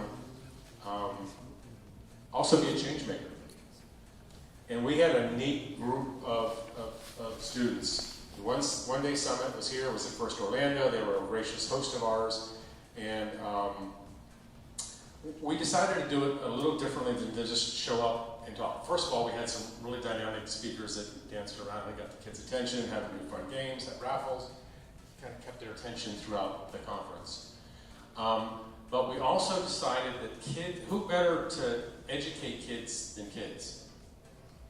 So, I see my lapel here, it says, "My friends aren't for sale." This was a campaign by some high school kids in the state of Washington that decided that they were going to do a campaign about "My friends aren't for sale," to educate their friends in their high school, in their counties, in their state. So we decided, well, who better to educate high school kids in Florida than high school kids in Washington State? So we flew them over. we flew a couple of them over, and they gave a talk about what does it look like to be an advocate as a high school kid. How do you, as a high school kid, how can you make a difference in your high school, in your community? So we flew them in, they did a fabulous job, and we ended up with a great group. You'll see we had some kind of old people talking. Tomas, that's not you, that was talking about me. And we had a whole bunch of kids talking. And not only did we have general speakers, we had breakout sessions. We had breakout sessions with small groups of students, including the realms of the Knights, the UCF group. They came and talked peer-to-peer. Here, college kids talking to high school kids about internet safety. So we did this all in one day. We learned a ton of lessons and made a great impact. And we're hoping that in the near future, that our kids are going to stimulate other kids. And so what we've done is we're creating a competition where kids can create an awareness project, be it on film or spoken word or visual arts. We had a great painter that had some beautiful artwork. And they'll submit a project to a team of judges, and we will select winners. And the top, just to give you an idea of what some of the prizes are to kind of get kids amped up about this. The top film prize for Best Awareness Campaign gets a full ride scholarship, full sail. That is a local university that's probably worth a $70,000 or $80,000 scholarship. So the top film produced by a student that came to the SAM conference will have a shot at a full scholarship. So that is our mission. Our mission is to use kids to impact the kids. As adults, educating them on what trafficking looks like and how they can share that and how they can not be caught up in grooming. But then to use those skills, to use their ingenuity, do what 16-year-olds do, 17-year-olds do with various social media stuff or whatever. Use their creativity to create campaigns to educate their schools, to educate their communities, their youth groups, all across Central Florida. And we envision, not me, I envision it, but I don't plan on doing it, of creating a template that other places can use. I mean, there's no reason you can't have a SAM conference in Brazil. There's no reason you can't have a SAM conference in Texas. So we'll pull together a package of all the things we learned, things that we would do again, things that we won't do again, and we'll give whoever wants to organize a SAM conference on their own, the whole package, all this free of charge, just so that we can replicate SAM all across any place where there's trafficking. And guess what? That's everywhere in the world. So that's our mission. That's what we have decided to do. And with great partners such as Tomas and First Orlando and UCF, Rosen, we're going to make a difference fighting human trafficking here in Central Florida. Thank you very much.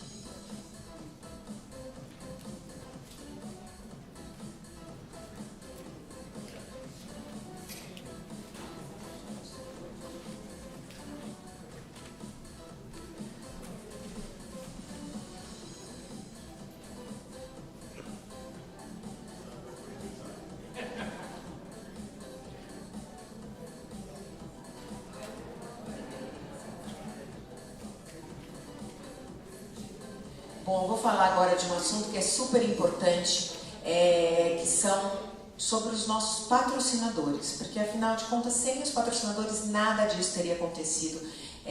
é um gasto muito grande, é uma dedicação desses patrocinadores para que esse evento aconteça, porque só quando tivermos todo mundo muito consciente de todos esses temas que a gente vai poder respirar aliviado, né? Então, para isso a gente tem muito trabalho. Então, eu quero agradecer aqui à VFB, que é uma empresa de seguros de saúde e seguros de vida. Ela tem atendimento em todos os idiomas, tá? Então não tem problema se fala português, inglês, espanhol, japonês. A Verônica me disse que eles atendem em todos os idiomas. Eles são uma companhia muito humanizada, então eles entendem muito. Muitas pessoas chegam aqui e não sabem falar, né, o inglês, não sabem a diferença de como é um plano de saúde no Brasil, de como que é aqui nos Estados Unidos. Então eles tiram todas as dúvidas, eles conseguem ensinar realmente como é que funciona um plano de saúde aqui.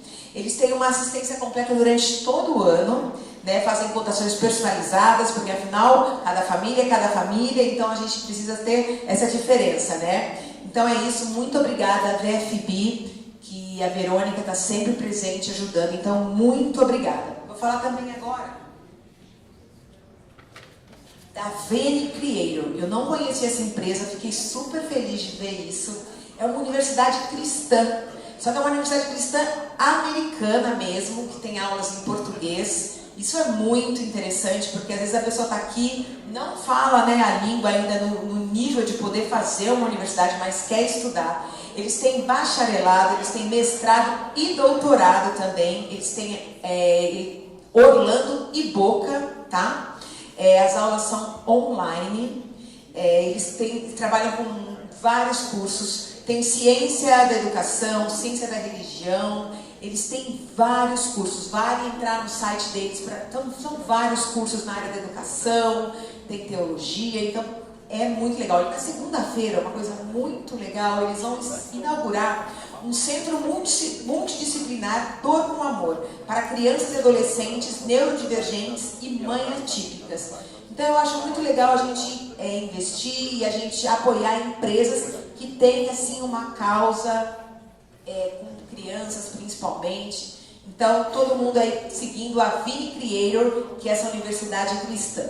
Agora a gente vai chamar aqui um testemunho aí, uma surpresa. É uma surpresa. Opa, peraí, deixa eu puxar. Opa. Muito papel, muita gente.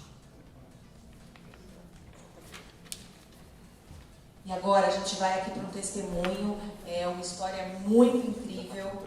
Tá? É uma pessoa que é voluntária da fundação e olha, vocês vão se emocionar. Com vocês, Maísa Chagas.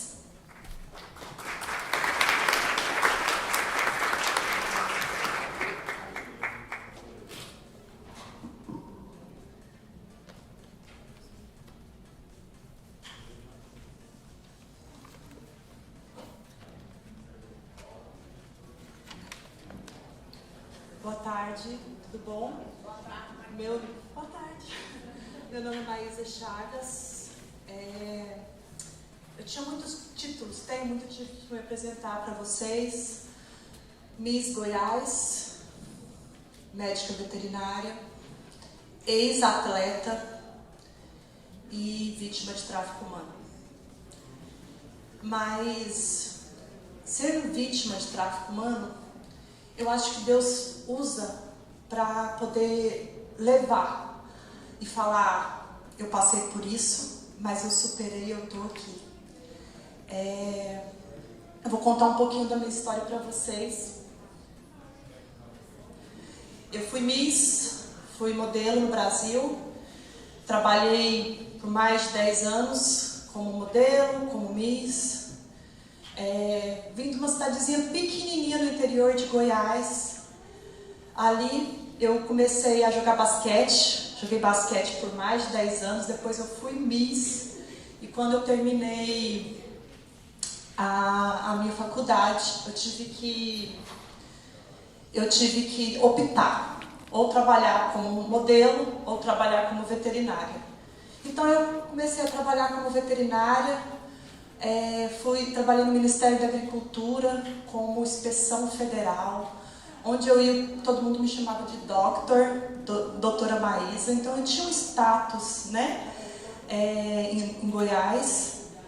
E Trabalhei, depois eu montei uma clínica veterinária, fui trabalhar com cirurgia de cachorro, de gato, mas eu casei, tive 2 filhos e realmente o meu casamento não estava muito bom.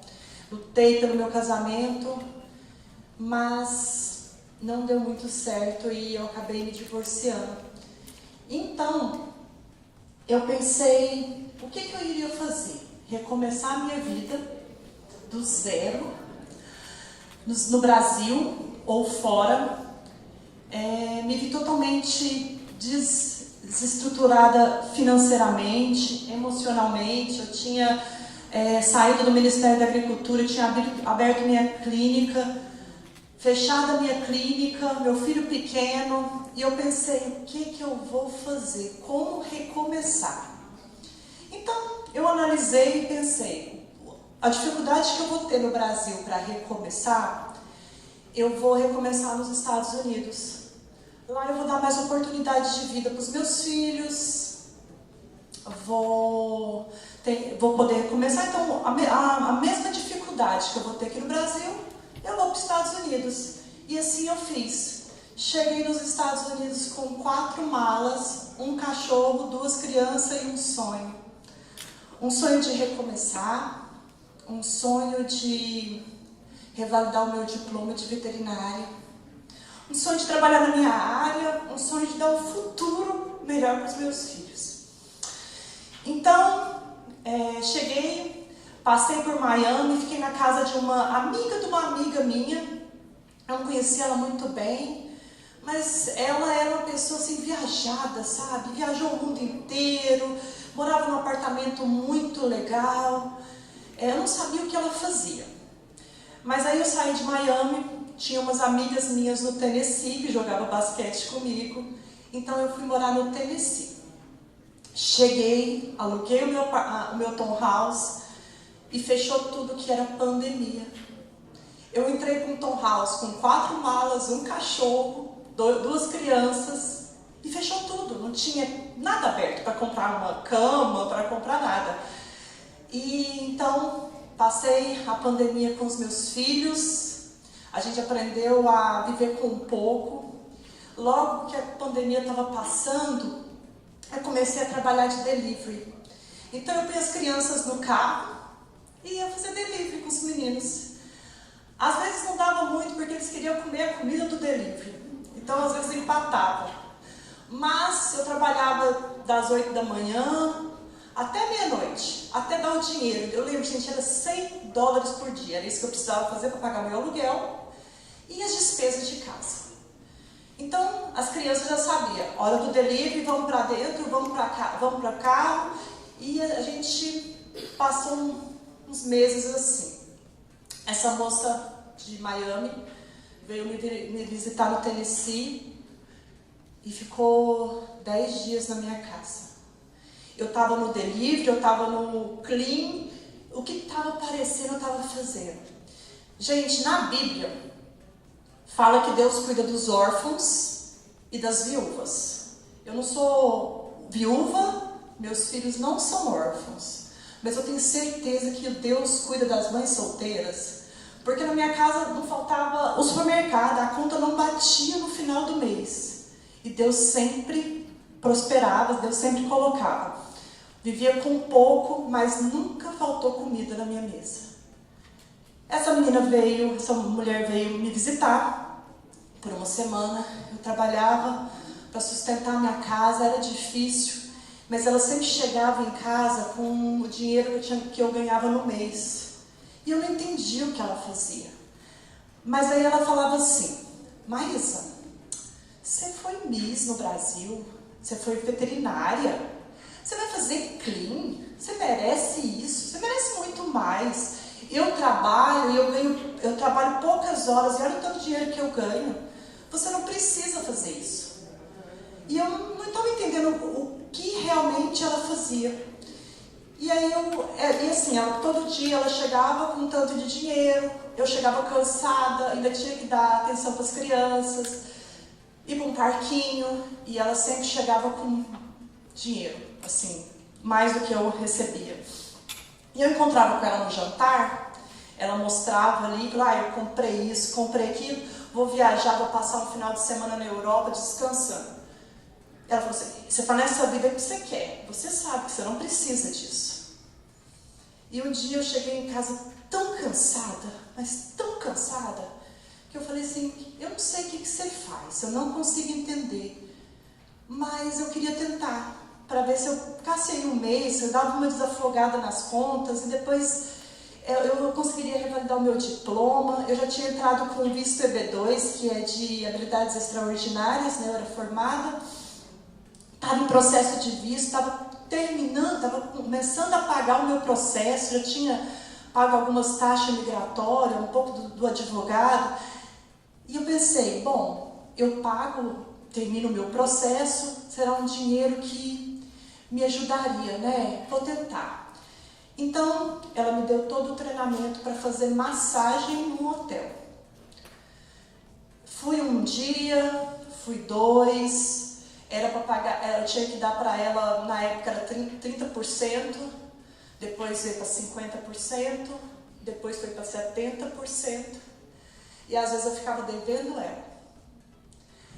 E eu cheguei para ela e falei assim, na verdade ela tinha um namorado, que ele era que gerenciava. Ele gerenciava tudo, ele que marcava, ele que falava.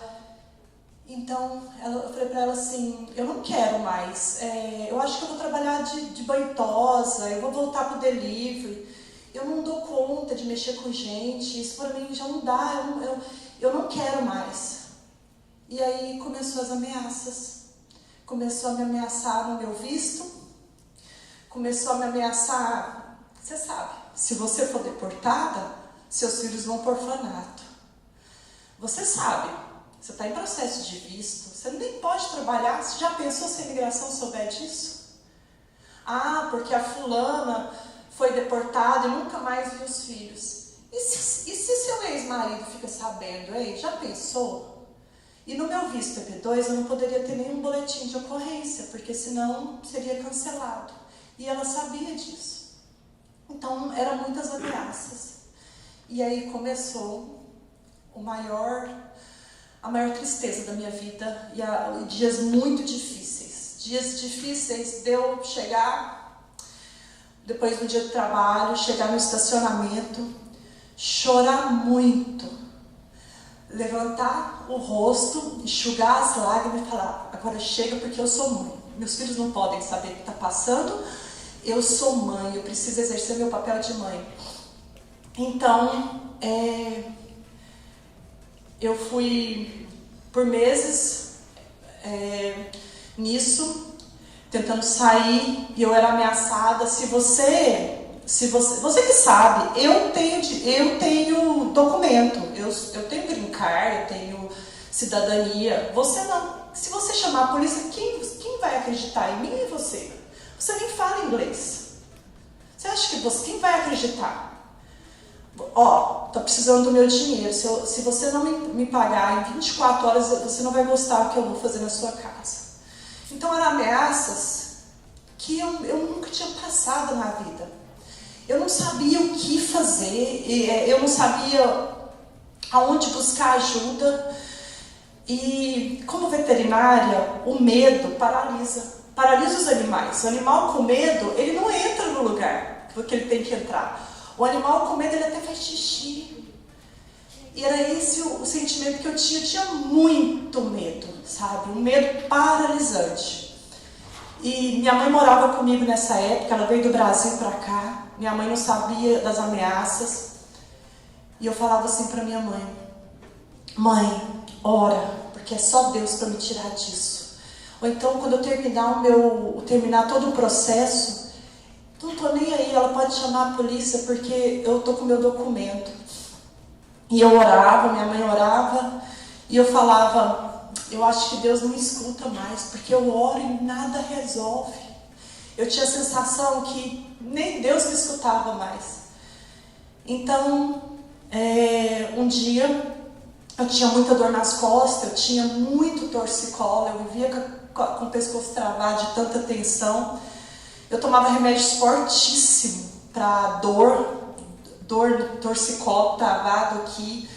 Eu tinha insônia, eu não queria dormir porque eu sabia que no outro dia eu iria acordar e ia ver tudo de novo.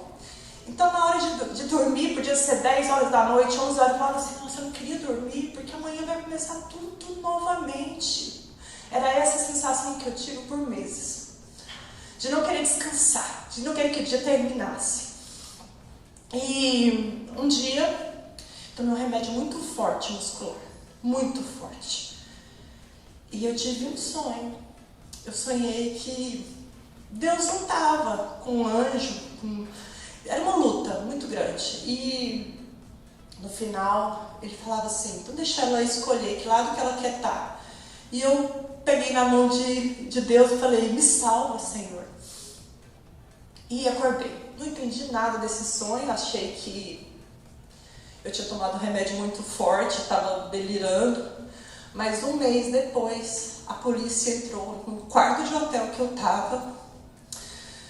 E eu fui algemada, eu não falava inglês, eu não sabia o que estava acontecendo. Eu achei que ela tinha denunciado, porque eu tinha falado para ela que eu só ia trabalhar mais aquele mês, que eu não ia trabalhar mais e que eu não estava nem aí se ela chamasse a polícia. Eu achei que ela tinha chamado a polícia para mim e que eu ia ser deportada. Eu passava um filme na minha cabeça. E eu não conseguia falar uma palavra em inglês. Parece que eu esqueci o inglês, até o português. Meu pouco inglês não saía. E eu lembro que a única coisa que eu falava para o policial e para o detetive era: eu preciso voltar para minha casa. Os meus filhos estão me esperando. Eu preciso voltar. E me algemaram. Eu fui para a delegacia. Ali eu fui presa, fiquei na cela por umas 7 horas, sem entender. O que eu entendi era que parece que eu estava exercendo uma profissão que eu não tinha licença, mas eu não entendi absolutamente nada que estava acontecendo. E eles falaram que eu tinha que pagar uma fiança para sair. O dinheiro que eu tinha em casa para pagar as taxas migratórias minha, dos meus filhos, era um saquinho, gente, dentro de um cofre que eu tinha em casa. E eu liguei para minha mãe e falei: mãe, eu não sei quanto que é a fiança, mas pega o dinheiro que tem. A minha mãe pegou o dinheiro, foi pagar a fiança e em centavos foi o valor correto da fiança. Em centavos. Tem 3.000 e poucos em centavos. Era o valor que eu tinha no cofre. Saí, fui para casa, sem saber o que fazer. Eu não estava entendendo, eu achei que eu tinha... Então acabou tudo, acabou o meu processo de visto, que eu já tinha pagado mais de 10 mil dólares. Falei, eu vou voltar para o Brasil, acabou, eu passei por isso, não sei o que fazer. Passou uns 2 dias, o detetive do meu caso me ligou, pediu para eu ir para a delegacia, que ele precisava muito falar comigo e tinha arrumado um intérprete. Quando eu cheguei lá, tinha umas pessoas, uma equipe, um intérprete, e eles falaram para mim: você é vítima de tráfico humano. A gente está te investigando há meses. A gente está atrás de você há meses. E a gente precisava te prender para apurar tudo que está acontecendo. Eles pegaram meu telefone, computador, tudo que estava comigo. E a gente tem absolutamente certeza que você é vítima de tráfico humano. Gente, eu pensava que tráfico humano era a novela das 8, que a menina vai para o porão, que fica presa, que fica algemada. Eu falei para ele: mas eu não sou, eles não pegaram meu passaporte. Você está exercendo uma profissão que você não quer. A gente viu todas as ameaças no seu celular, no seu computador, e você é vítima de tráfico humano. Deus pega uma triste história para fazer um lindo testemunho, para impactar outras vidas. É muito difícil falar de um assunto que machucou muito por meses. É como se a cicatriz já tivesse sarada, você vem e arranca a casquinha. Eu tive síndrome do pânico, eu tive crise de ansiedade. E não foi em nenhum momento fácil. Quando eu fui para a delegacia e eles falaram que eu era vítima de tráfico humano, o policial me deu toda a assistência, a polícia, o detetive, que teve uma ONG, One Record, no Tennessee, que eles pagaram o meu aluguel, me deram assistência até eu conseguir um emprego e conseguir dar um passo na vida, né, recomeçar. Tive proteção policial e ainda tenho. Me sinto segura aqui nos Estados Unidos. Eu não sei, eu nunca fui, depois que eu vim pra cá, eu ainda não fui no Brasil. E com dor no coração eu não queria sentir isso, mas eu tenho medo de ir no Brasil, porque eu ajudei a polícia a prender o acusador, ele foi preso, ele está preso ainda. A minha amiga não está presa porque não teve prova contra ela, era tudo no nome do namorado. Eu não sei se ela é vítima e eu não sei se ela é aliciadora. No meu ver, ela foi aliciadora, mas não teve provas contra ela.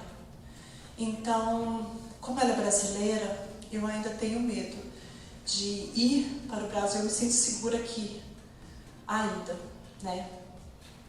A polícia me deu todo o suporte, eu ajudei a polícia a reconhecer outras vítimas e eu fiz uma pergunta para o detetive do meu caso, porque isso me atormentava por muitos meses. Por que eu? Por que eu passei por isso? Por quê? Eu falei, eu sou formada. Eu não sou qualquer pessoa assim, eu sou estudada, eu leio bastante. Como que eu passei por isso? Como que eu caí nisso? E ele me mostrou as vítimas tinham um perfil.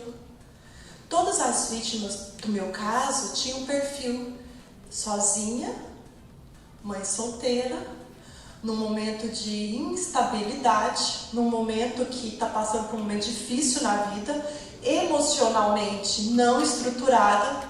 Eu estava passando por um divórcio, estava recomeçando a vida num país diferente, eu não sabia a língua, eu era sozinha. Então eles estudam a vítima. Todas as vítimas, todas as meninas que eu reconheci, tinham o mesmo perfil: sozinha, mãe solteira. O detetive falou: eles não pegam mulher estruturada emocionalmente, eles estudam as vítimas. Você foi estudada, eles não colocaram você à toa.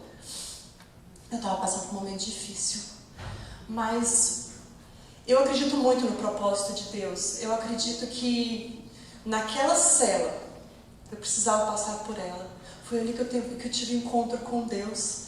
Foi ali que eu descobri o meu verdadeiro propósito. Quando eu passei por tudo isso, eu não entendi nada. Eu passei, foi muito difícil. Mas hoje eu vejo que esse é o meu propósito. Porque a minha dor, se não servir para alguma coisa, o que eu passei não serviu para nada. Se eu sofri e não aprendi para transbordar na vida de alguém, eu sofri à toa. Então eu não tenho vergonha de falar que eu fui vítima. E para falar se tem vítima aqui, e para mulheres que estão passando por isso, calma, vai passar. Eu estou aqui para te falar que eu superei. Eu escrevi um livro da minha história. Eu sou convidada para dar palavra em grupo de mulheres, em congressos. E eu vivo o propósito de Deus. Eu acredito que tudo que aconteceu na minha vida tem um grande propósito. Eu escrevi um livro que chama de Miss, a Missionária. Eu conto a minha história para levar pessoas para Cristo. Não é sobre a minha história, é sobre Deus na minha história, é sobre o que Ele fez. A Ana passou também por um problema igual ao meu, e pior um pouco, eu acredito, porque envolveu a filha também. E fez uma ONG, né? Uma fundação. A Ana pegou a dor dela, transbordou na vida de alguém. E é isso o propósito de Deus. É esse o maior propósito de Deus. Transbordar. A sua dor é seu maior ministério. Esse verso da Bíblia, por onde eu vou, é o que eu gosto de falar. Não estou dizendo que isso Não estou dizendo isso porque esteja necessitado, pois aprendi a me adaptar a qualquer circunstância. Sei o que é passar necessidade e sei o que é ter fartura. Aprendi o segredo de viver contente em qualquer circunstância. Seja bem alimentado, seja com fome, tendo muito ou passado necessidade. Tudo posso naquele que me fortalece. Quem escreveu esse verso estava preso. Estava preso e ia morrer. Escreveu um verso desse. Tudo posso naquele que me fortalece. Deus pega uma triste história e transforma num livro testemunho. O meu livro está disponível na Amazon. É um livro não só uma biografia, mas que seja um livro para levar pessoas para Cristo. Para ser um livro que possa transbordar na vida de alguém. Eu estar aqui falando nesse congresso, hoje cedo passou um filme na minha cabeça.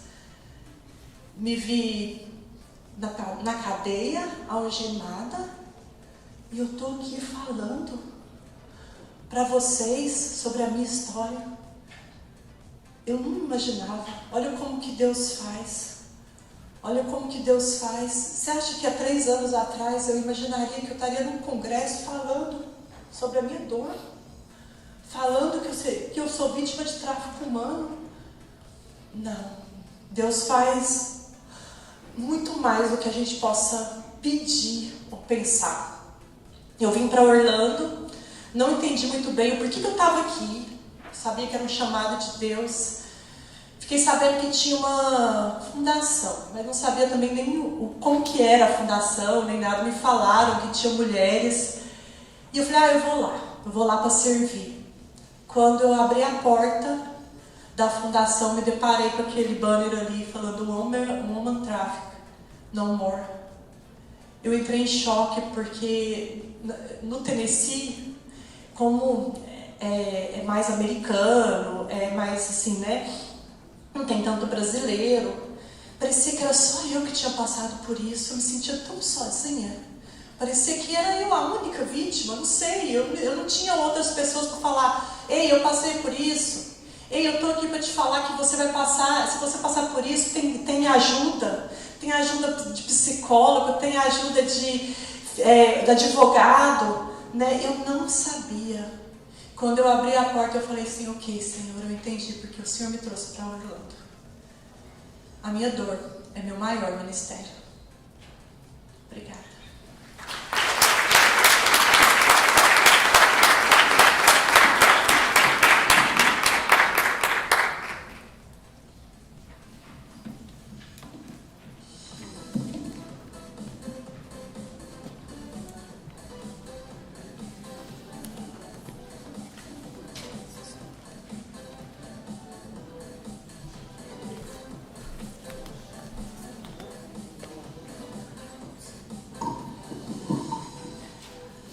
Parabéns, que história incrível. Quem vê cara não vê o sofrimento da pessoa, né? Não vê lágrimas. Uma mulher tão linda assim, estudada, com uma história tão impactante. O muito importante da gente falar as coisas é colocar para fora, é fazer com que outras pessoas também falem o que estão passando e entendam. Porque no caso dela, por exemplo, ela mesma não sabia que ela estava sendo vítima. E muitas vezes as mulheres são vítimas e nem sabem. Bom, a gente vai parar agora, a gente vai para o almoço, que eu acho que está todo mundo com fome. Eu só não sei o horário certinho do retorno, eu estou procurando alguém aqui para me falar. Que horas? 2h30? 2h30 a gente retorna, tá bom? Muito obrigada, até daqui a pouco.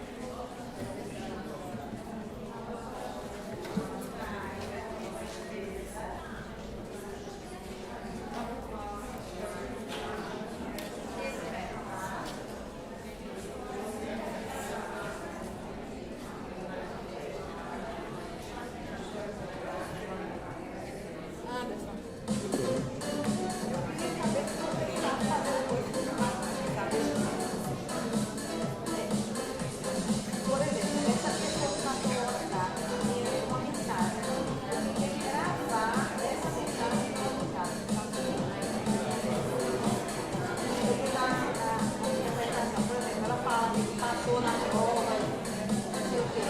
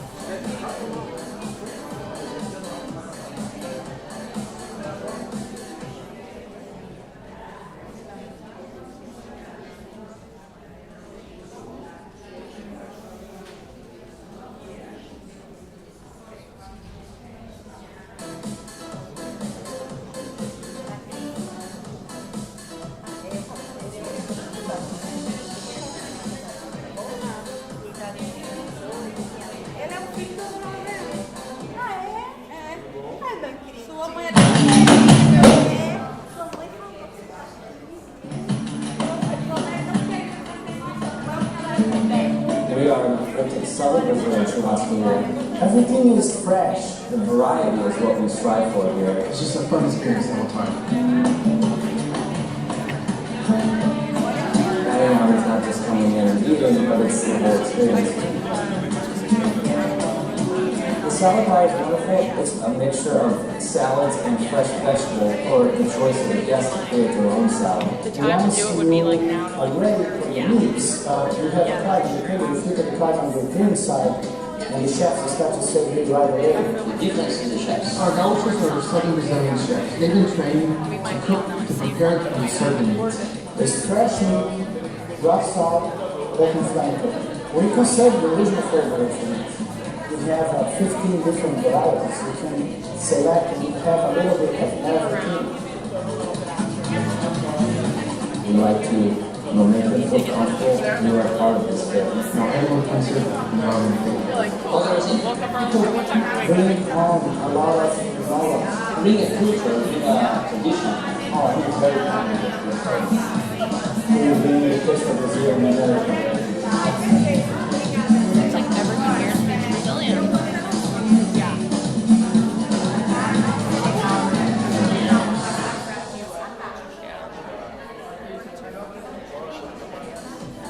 All fast, but we don't have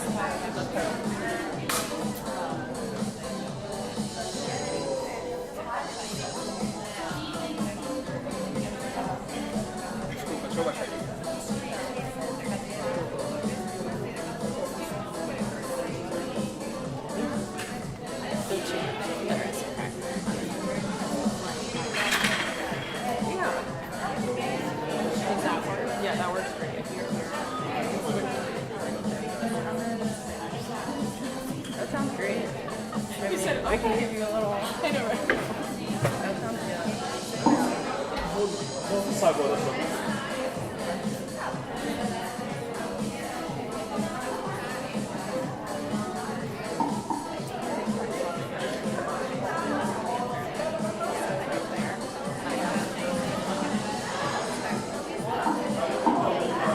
Go back and ask the translators that.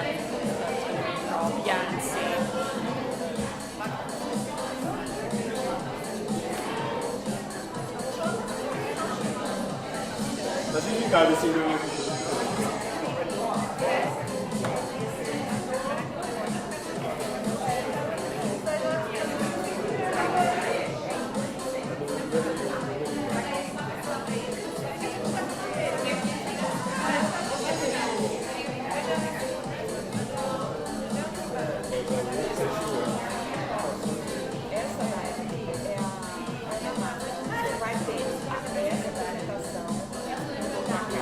Yeah, and see.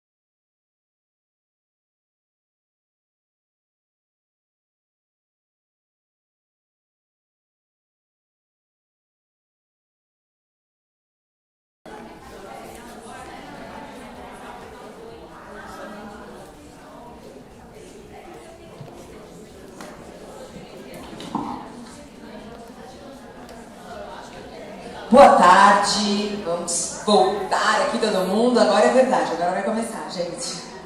E nós vamos receber agora, vou pedir para vocês se sentarem, por favor. Vamos receber agora duas palestrantes, vou falar um pouquinho sobre elas. Uma é a Corinne Devane. A Corinne trabalhou por 5 anos como assistente de vendas e negociação na United Capital Markets, ao lado do seu pai John.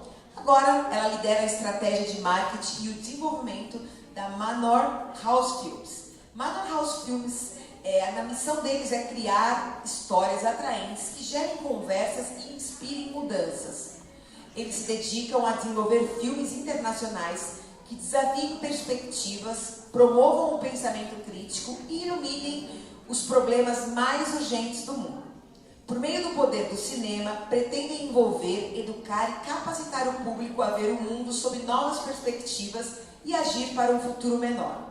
Eles têm raízes alinhadas na beleza serena de Cat Cay, nas Bahamas. Construída em 1925, a Manor House promoveu o companheirismo, amor e criatividade para a família e os convidados durante os 21 anos de propriedade dos Devaneys. O coração do Sr. Devaney o levou a apoiar filmes com propósito e significado. Ele recebeu produtores, diretores, atores, escritores e distribuidores na propriedade, conectando-os aos objetivos comuns. Esse refúgio íntimo evoluiu para um estúdio de cinema, misturando a colaboração artística com um foco voltado para a missão. City of Dreams é uma história inspirada sobre a batalha corajosa de um garoto para libertar a si mesmo e aos outros das garras brutais da escravidão. Foi o que a gente passou aqui, né? Um pedacinho. Agora, a Ali vem com ela também. Ali Hernandes está na A21, uma organização global anti-tráfico de pessoas desde 2015. Ela começou como voluntária no escritório da Austrália e depois se juntou no primeiro escritório de pós-tratamento dos Estados Unidos, da A21, na Carolina do Norte, como funcionária. Lá, ela ajudou a desenvolver o modelo de aftercare da A21, junto com o diretor de aftercare dos Estados Unidos. Um modelo agora usado em todo o mundo. Ao longo dos anos, Ali trabalhou em diversas funções, desde atendimento direto a sobreviventes até analista de marketing, e atualmente como estrategista de parceiros. Essas experiências em vários departamentos deram a ela uma compreensão profunda dos esforços colaborativos da A21, tanto internamente quanto como parceiros externos, para combater o tráfico de pessoas. Ali viu as duras realidades do tráfico de pessoas em primeira mão e tem uma compreensão profunda do ciclo complexo do tráfico de pessoas e da jornada de restauração dos sobreviventes. Ela está animada por fazer parte do Human Sheets do 2024, em seu estado natal, Flórida, e contribuir para essa conversa essencial. Com vocês, Ali e Corinne. Ali e Corinne. Welcome.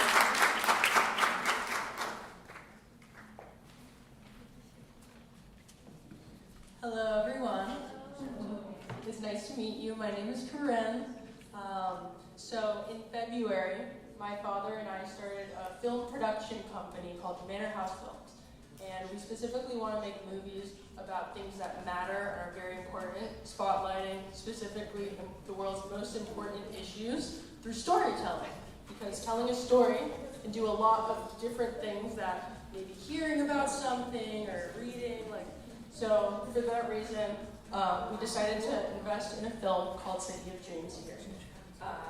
He did a great job of doing the summary, but some of you have seen it, but for those who don't, it's about a young Mexican boy who is trafficked across the border into downtown LA into a sweatshop where he was forced to work. And it's inspired by true events and tells a story about his fight to escape and free the other children and adults trapped there. So it has a 90% audience score. It's available on Prime Video for $5.99 rental, also Apple TV. And one of our closest partners that we are working with is Ali from A21. A21 is an anti-trafficking organization, works internationally, and to make sure that this movie makes a real difference, we're donating 25% of our profits to A21. To make sure stories like this don't happen as often as they do now. And so I'd like to introduce Ali to talk about A21 a little bit. Hi everyone, my name is Ali and it is an honor to join you all. So like Corinne said, I am from A21, which is a global anti-human trafficking organization. We have 19 offices across, I believe, over 16 countries and counting at the moment, with several across the United States. And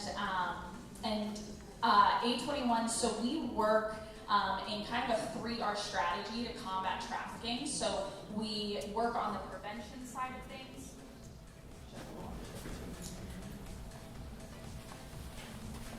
Maybe it's, I'm not trying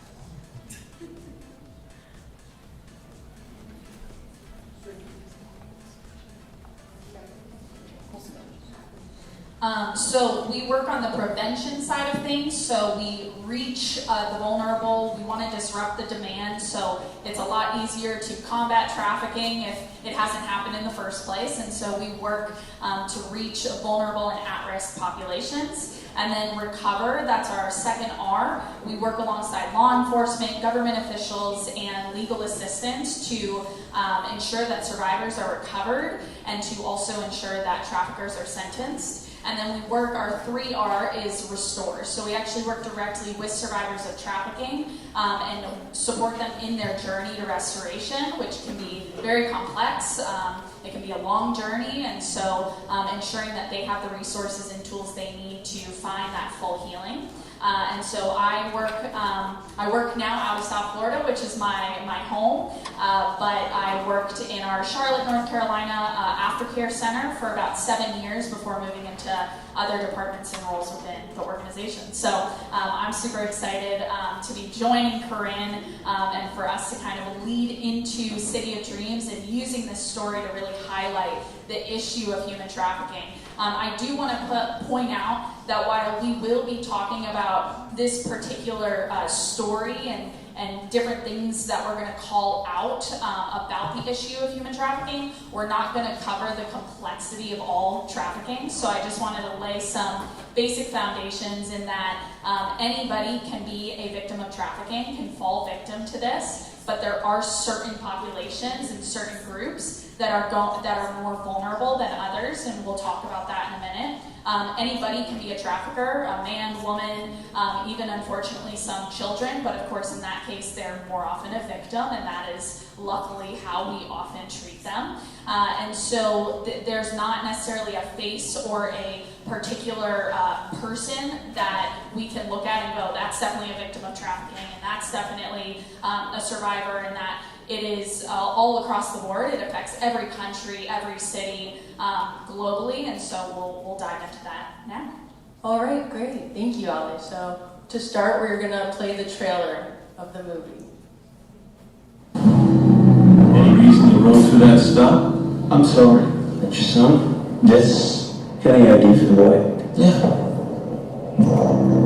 What's the stops? 2018 Red Mustang belonging to a Rodrigo Ramirez. Rise and shine, homie! Rise and shine!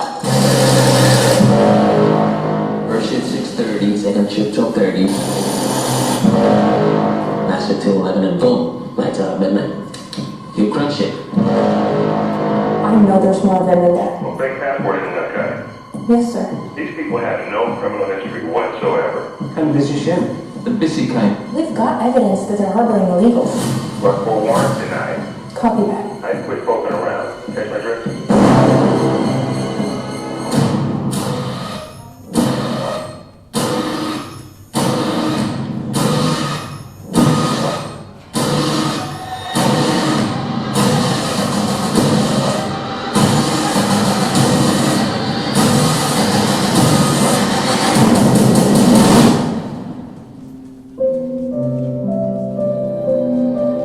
What is the truth? The truth is that as much as we want to be free, we live and we die together. This is America.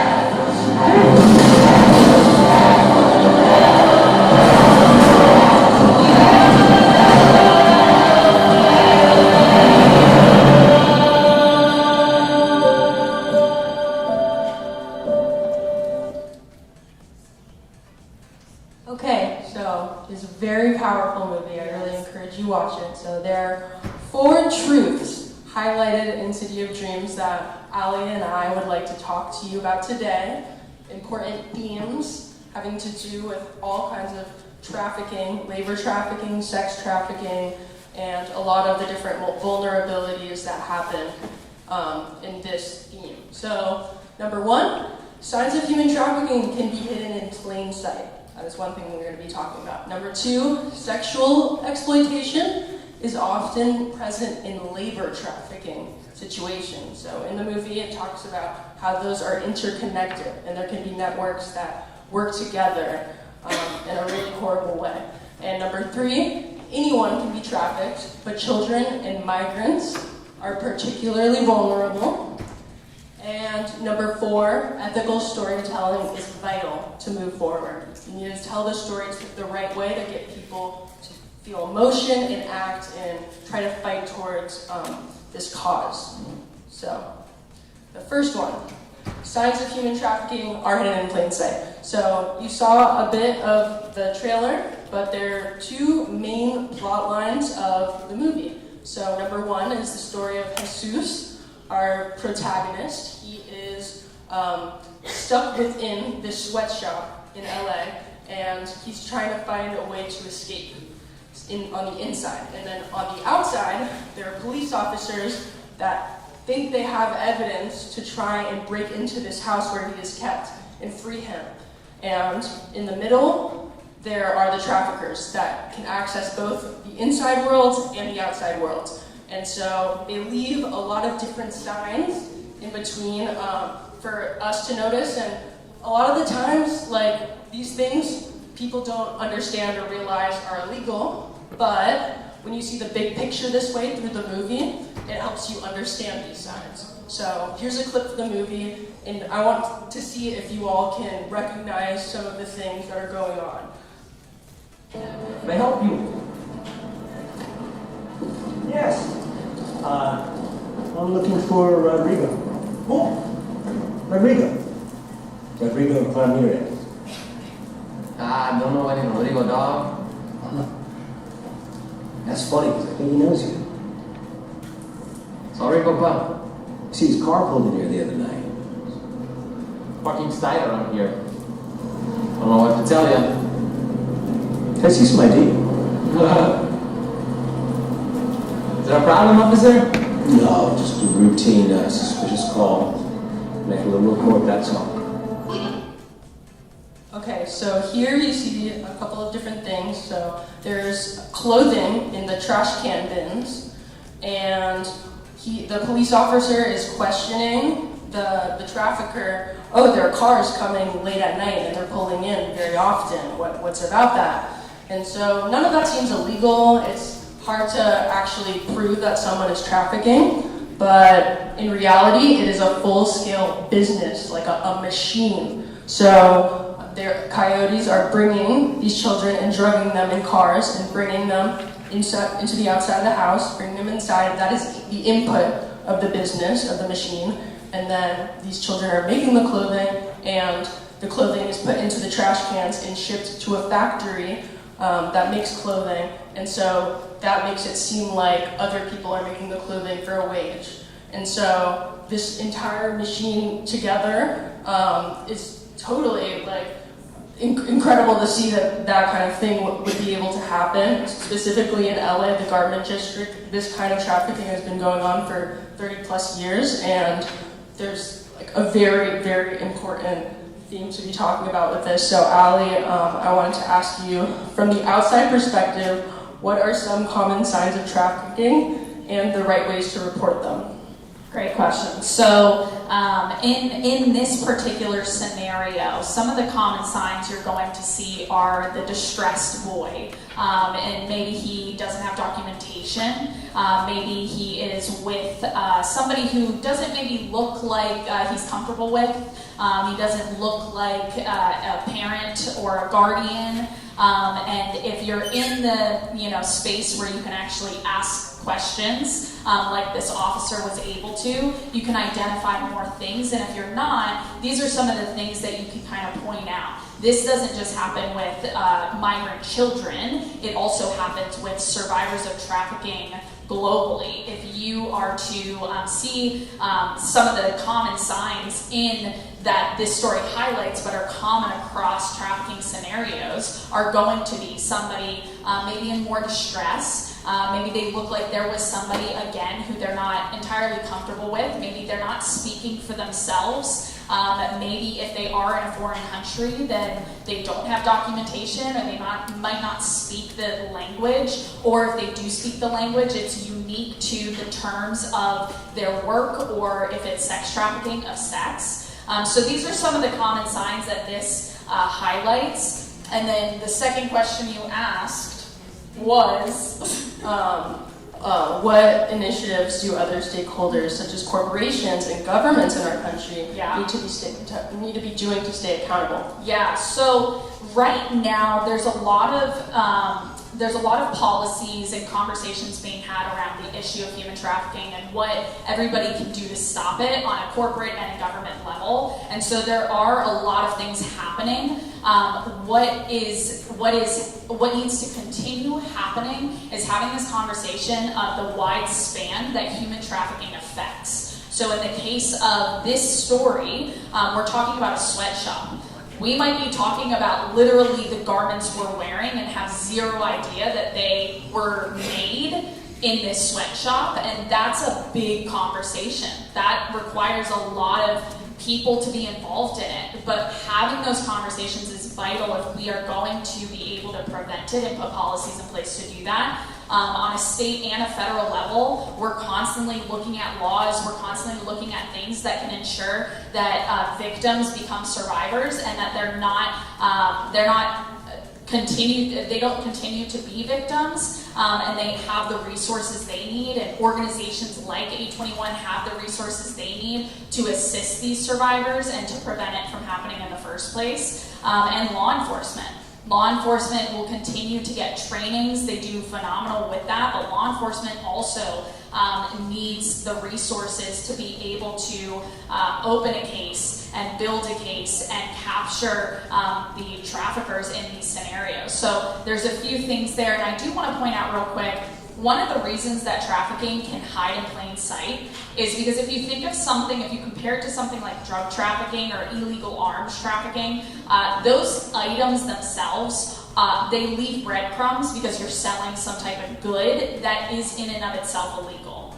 A human being is not illegal in and of itself. So it is very easy to hide in plain sight. It is very easy, it's very low risk because it's a human being, right?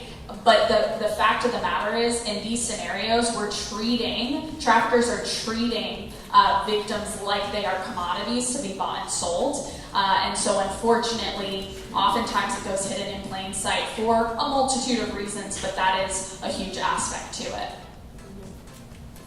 All right, so the second truth. Sexual exploitation is often present in labor trafficking situations.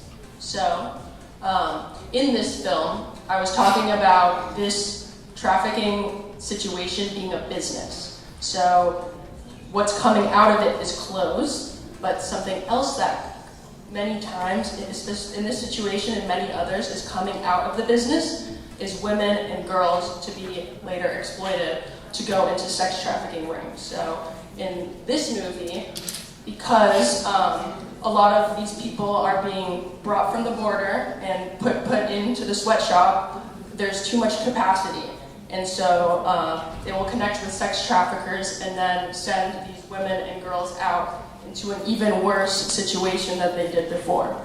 And a lot of the times, the way that they do this is say, oh, I have another better work opportunity for you. This situation might not be the best for you. I can offer you something better. And so here's an example from the movie about how they do this.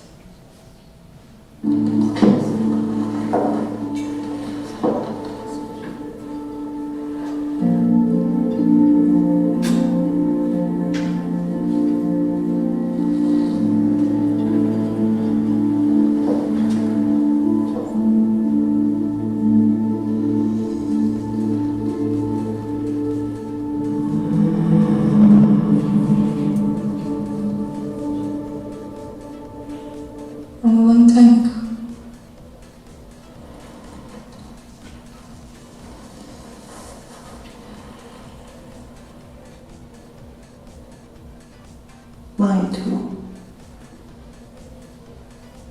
But I promised myself it would never happen again. And I can promise you the same.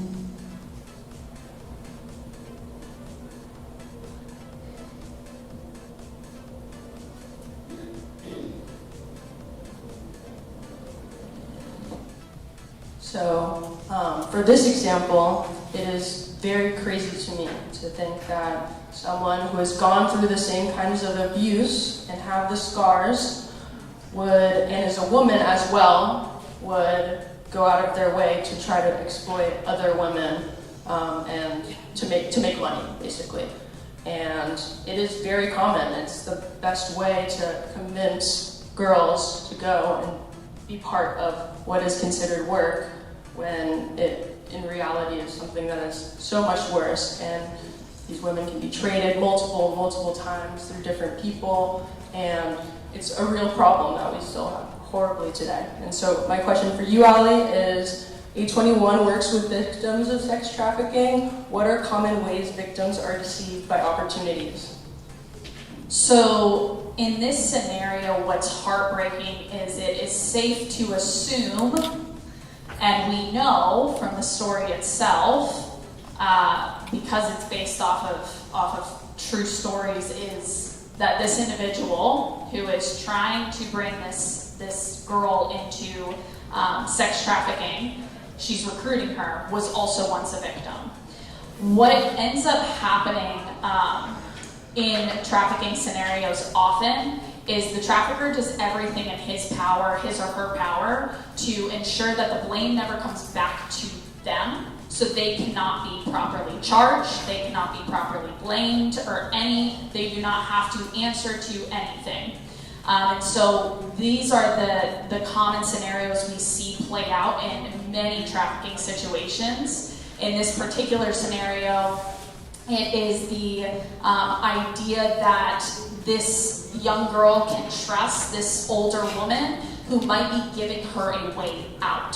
So she entered this space, this sweatshop, thinking it would be a way out of whatever she came from, and then she meets this other individual who might be able to get her a way out of this scenario, only for it to lead her into what was labor trafficking, now sex trafficking. And we do see, although there's not in every single scenario of labor trafficking, sexual exploitation or sex trafficking, in majority of labor trafficking situations, we are seeing some level of sexual exploitation, even if it's not directly trafficking. It might be that the women of individuals who are the victims within a sweatshop are being over and over sexually assaulted by the people who are in charge.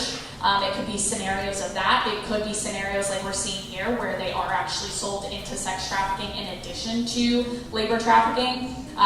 We were recently part of a operation with law enforcement where they busted an agricultural farm for labor trafficking, and there was 40 men, and the individuals, the traffickers, were a husband and a wife that ran this farm. They were arrested and sentenced. What is the harsh reality of this situation is that the wife was only 19.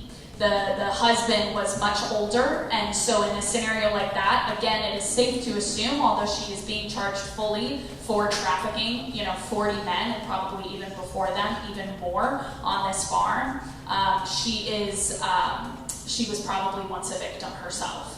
And so what this does, which we'll talk about in a second, is really the implications of what we want to discuss as a victim mindset and what that creates, and why there can be this dynamic between the individuals recruiting and the trafficker themselves, and how they can often be separate, but unfortunately they are the ones who are also bringing victims in for the sake of the trafficker making money.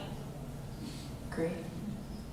All right, so the third truth that the movie displays is anyone can be trafficked, but children and migrants are particularly vulnerable. So as I was explaining in the story, there are two different stories, one about Jesus and then one about the police officers. So they finally are able to meet towards the middle of the story, and Jesus is able to escape, and his trafficker is chasing after him, and he is able to find the police, and you're like, oh my God, like, thank God he's going to be saved. But there's one specific thing about Jesus and his situation that makes him particularly vulnerable, and it made it so he wasn't able to be saved.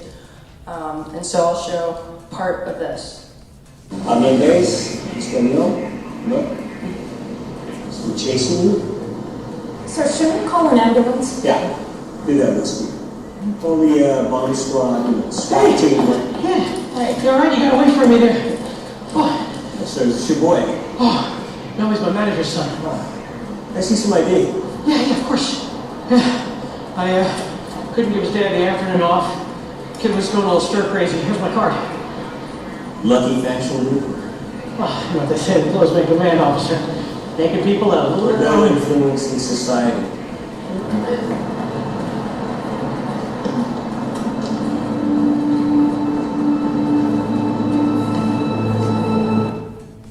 So, something really incredible about the movie.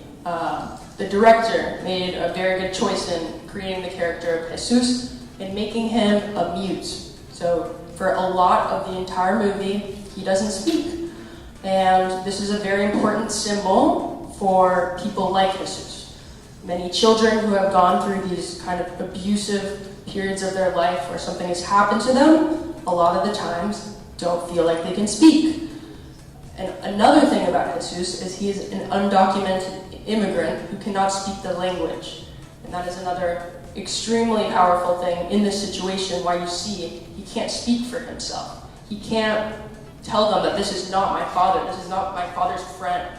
Like, he has no rights and he has no voice, and it's very important to know that specifically for children that are migrants.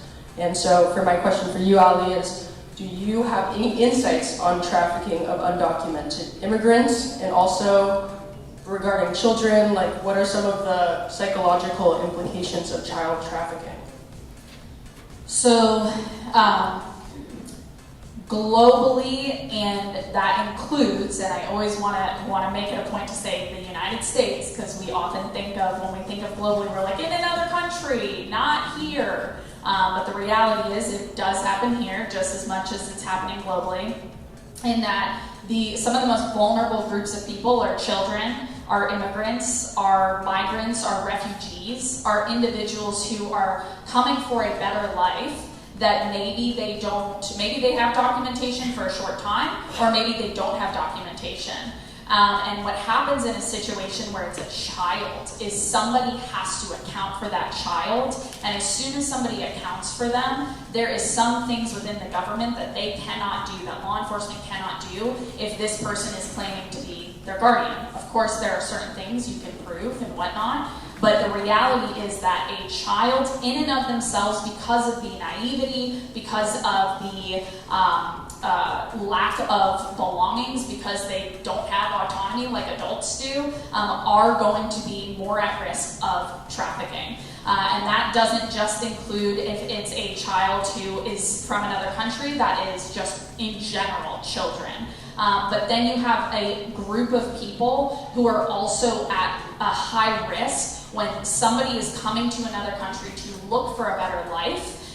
There is going to be vulnerabilities that is going to create that's going to make a risk for, or rather a walking green flag for a trafficker. In other words, if a trafficker can say, I can give this to you, I can get you legal status, I can get you the proper visas, I can get you a job opportunity, I can get you a better life.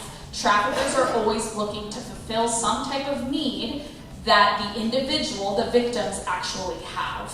And so in these scenarios, that is kind of high level why children and migrants are more at risk of being trafficked. And then in the situation where if there's nobody to find them or nobody to connect with them on the other side of wherever they are going to, then there's nobody to track that person. So it's much easier for a trafficker to exploit them. And so in your second question, sorry, I keep forgetting the second question. The psychological implications of child trafficking. So kind of back to the second point, which is the victim mindset. So unfortunately for victims of human trafficking, oftentimes their trafficking situation is not the first form of trauma that they have undergone. Now, if you're a child, it might be, it very well could be, but we've had situations with survivors of trafficking in our care who have said that their trafficking situation wasn't actually the hardest thing they had gone through in their trauma, and they were only 13 years old when they said this. And so what happens is, let's say that you live a life in Jesus's experience. He lived a life with his father in a community that wasn't the American dream. And so when he was sold the American dream, that seemed like a better life, okay? So then he comes to the States and he's trapped in this sweatshop. But there's still this hope. There's always this hope that survivors go through at some point, because it is often a psychological abusive situation that they're holding on to this hope that I know that I'm going to get that dream. I know that this is going to happen. I just have to do what my trafficker's saying. I just have to do it a little bit longer. I can get out if I do this. And the reality is that's never the plan of a trafficker. And so in these situations, the psychological implications occur is it creates this victim mindset, which, going back to the second point, can cause people to be more at risk of being re-trafficked if they're recovered and there is not proper restoration. And it can also be something where they're going into various trafficking situations, not realizing that they are actually a victim themselves, because that's all they've ever known. And so that's why it's vitally important that we're all getting involved in this fight, and we get involved from so many different aspects, because the survivor has to recognize that they are a victim of trafficking and they can be a survivor, to have the bravery to step out and ask for help. But on the other side, on the law enforcement side, on our side as a nonprofit, as y'all's side from whatever career you're in, whether it's your lawyers or your doctors or your mothers, that you are recognizing, and so that you can then also be part of saying, hey, is everything okay? Like, are these safe people? Are you okay? And so there's multiple people involved in this fight to ensure that, again, these psychological implications don't prevent us or don't prevent the survivor from recognizing the problem, and that they can actually find freedom. Okay, so the fourth and final truth we have for you is ethical storytelling is vital to moving this mission forward. So when you think of entertainment or watching a movie, most people do it to relax. They want to watch something that has a happy ending so they can go on with their day, like I don't know, having dinner. Like, you eat it and then you feel good and then you can go on and forget about it. This is not what this movie is. Unfortunately, the reality is so many of these people, you think of the girl who was trafficked away, she's forgotten. She's totally lost into the system. And that is the real reality. We want people to ask questions. Where did she go? What is happening? How are people not focusing on this today? Like, what I'm wearing right now, if I paid like a super low cost for it, if this is $5, what is the cost mentally and physically for these people that are making them? And it's very important to make the viewer accountable so we can bring a group together to act and make a change.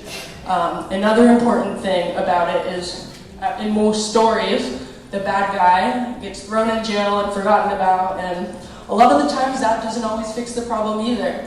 From a criminology standpoint, we need to know why they're doing this. So one of the biggest examples is one of Jesus's biggest abusers and one of the traffickers you saw in the first clip. He was, throughout the movie, studying for his SAT to get into university. And he fails that, and you see these periods of time where he's a human. He's not a monster, and there are many situations where these people who are demonized are also coming across the border and forced to pay thousands of dollars and become in debt. And they're living in a place like Los Angeles where it's too expensive, and the only way they know they can make a lot of money is going back to this corrupt system of bringing people over. And so learning about that and seeing why these people make these decisions is the only reason we can incentivize them to get better jobs and actually come down to what the problem really is. And so my question for you, Ali, is what kinds of issues do we find with the narrative of traffic survivors? And for later, what are some of the misconceptions surrounding individuals who are part of a human trafficking situation? Yes. Okay, so the first thing I kind of want to answer this out of order a little bit, but it's important to kind of go back to the point we said in the beginning, is that there's not a specific face for a trafficker. And what we mean by this, I'm gonna give you a story of a case we had years and years ago. We were supporting several different survivors as they were going to testify against their trafficker in court. And at the end of his trial, the judge asked him, why did you do this? Like, speak for what you did. And his response was, well, my dad and my grandfather both did this. And they ripped me out of school at the age of 7 to teach me how to do this. So from the age 7 years old, this man was taught how to be a trafficker, a third generation trafficker.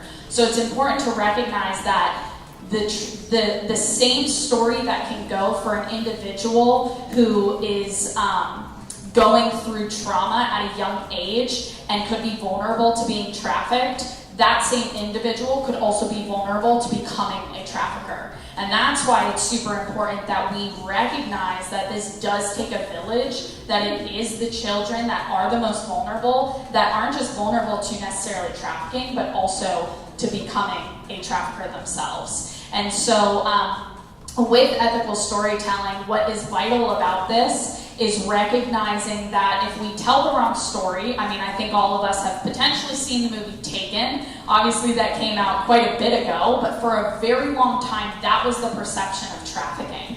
And the reality is, and this is what City of Dreams highlights, is that is actually not the reality for most victims of trafficking. It's estimated over, I believe, 49 million people are enslaved to trafficking today, globally. And 1 in 4 of them are children. I think it's important for us to tell the right stories, to recognize, just like we saw in Taken and we said, oh, that's trafficking.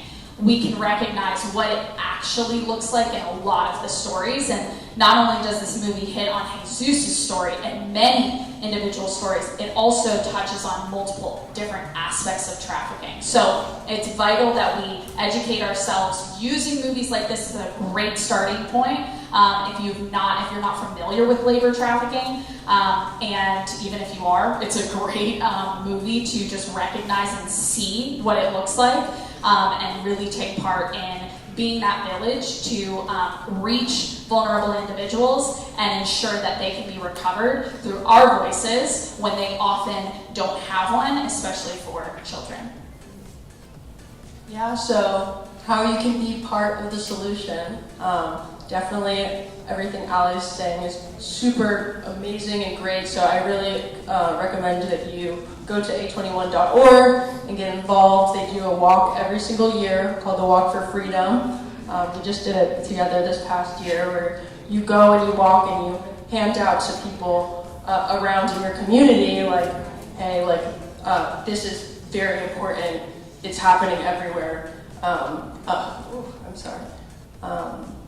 But we also have the QR code for the movie, and so if you'd like to watch it, it's here, and share it with friends. It's only $5.99 to rent on Amazon Prime Video, and 25% of all of the profits are going to A21 to make sure that things like this don't happen again. So I really recommend you watch it, and thank you so much for coming and listening to us, and yeah. Thank you.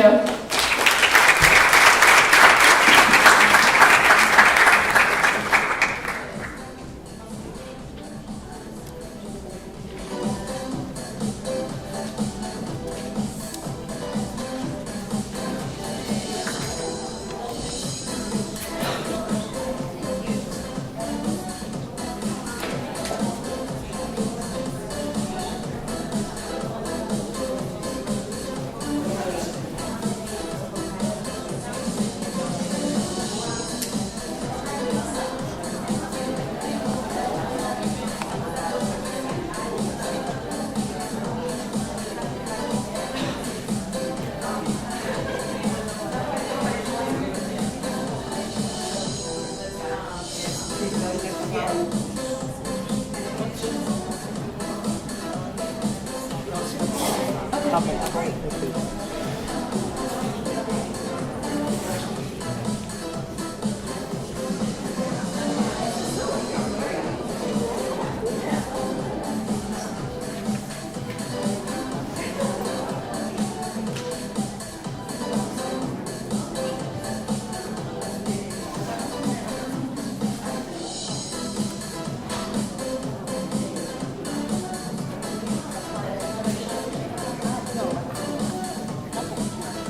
I'll get their part and then I'll give it to you.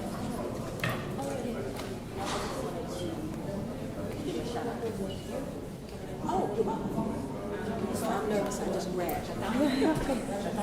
Já tá pro dela, eu expliquei que você vai apresentar e depois ela pode começar. Tá bom.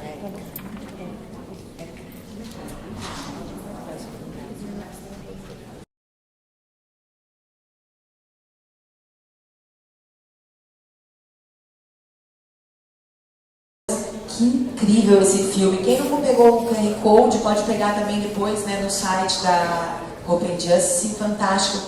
Mas a gente refletir sobre muitas coisas.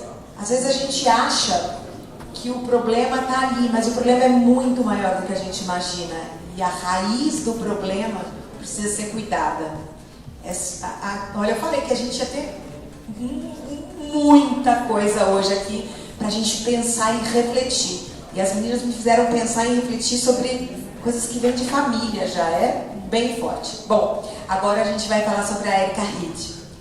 A senhora Erika, ela é gerente sênior de engajamento no Centro do Combate ao Tráfico Humano do Departamento de Segurança Interna dos Estados Unidos, Blue Company Office, com mais de 18 anos de serviço governamental, especializada em relações públicas e divulgação. Erika usa sua experiência para aumentar a conscientização sobre o tráfico humano em todo o país. Seu portfólio se concentra em líderes jovens e estudantis, adultos trabalhando com jovens, nações indígenas nativas americanas e faculdades e universidades historicamente negras. Dentro do portfólio, ela fornece treinamento para comunidades em todo o condado, gerencia campanhas publicitárias para jovens e comunidades nativas indígenas, participa de conferências com especialistas no assunto sobre conscientização e lidera eventos sobre educação de partes interessadas no combate ao tráfico humano. O tema dela é definição e indicadores do tráfico humano. Welcome. Thank you. Thank you.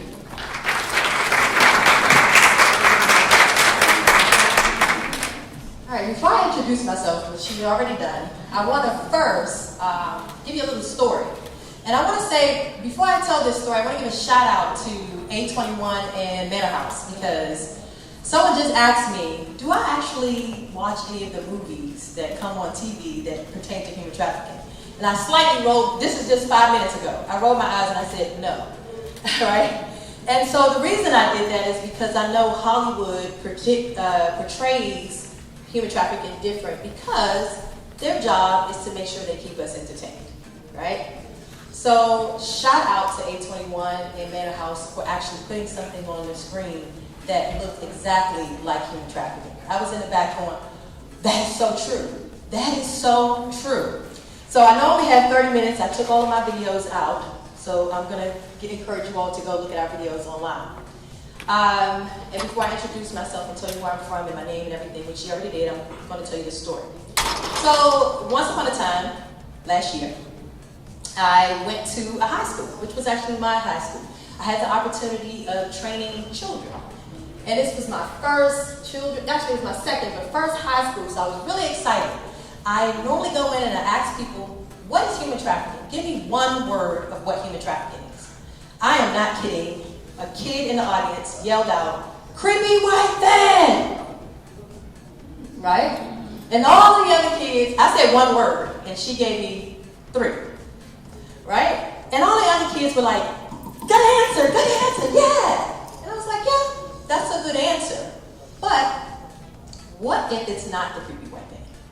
What if it's a mother who is trafficking their daughter or their son? What if it's the employer? We've heard that throughout today. What if it's the employer who's trafficking? We have another story that's very similar to Jesus, one of our lived experience experts who was trafficked from the age 9 to 17 as a domestic worker. Went home every day, walked out the house, strolled the kids out, strolled them back in for years. But there was no creepy white van. We're not saying that the creepy white van doesn't happen. We're saying what happens when it is in plain sight, right? So we eventually talked to the kids, and I told them exactly. Shout out to the guys earlier, they used Blue Campaign's definition. We told them, you know, human trafficking is a crime. It's a crime of using someone. I'm not going to go over it again. You know it's about force, fraud, and coercion. You all know that. And then I'm going to ask you all really quick to raise your hand if you know anybody under the age of 18. Anybody else know anybody under the age of 18? Sure.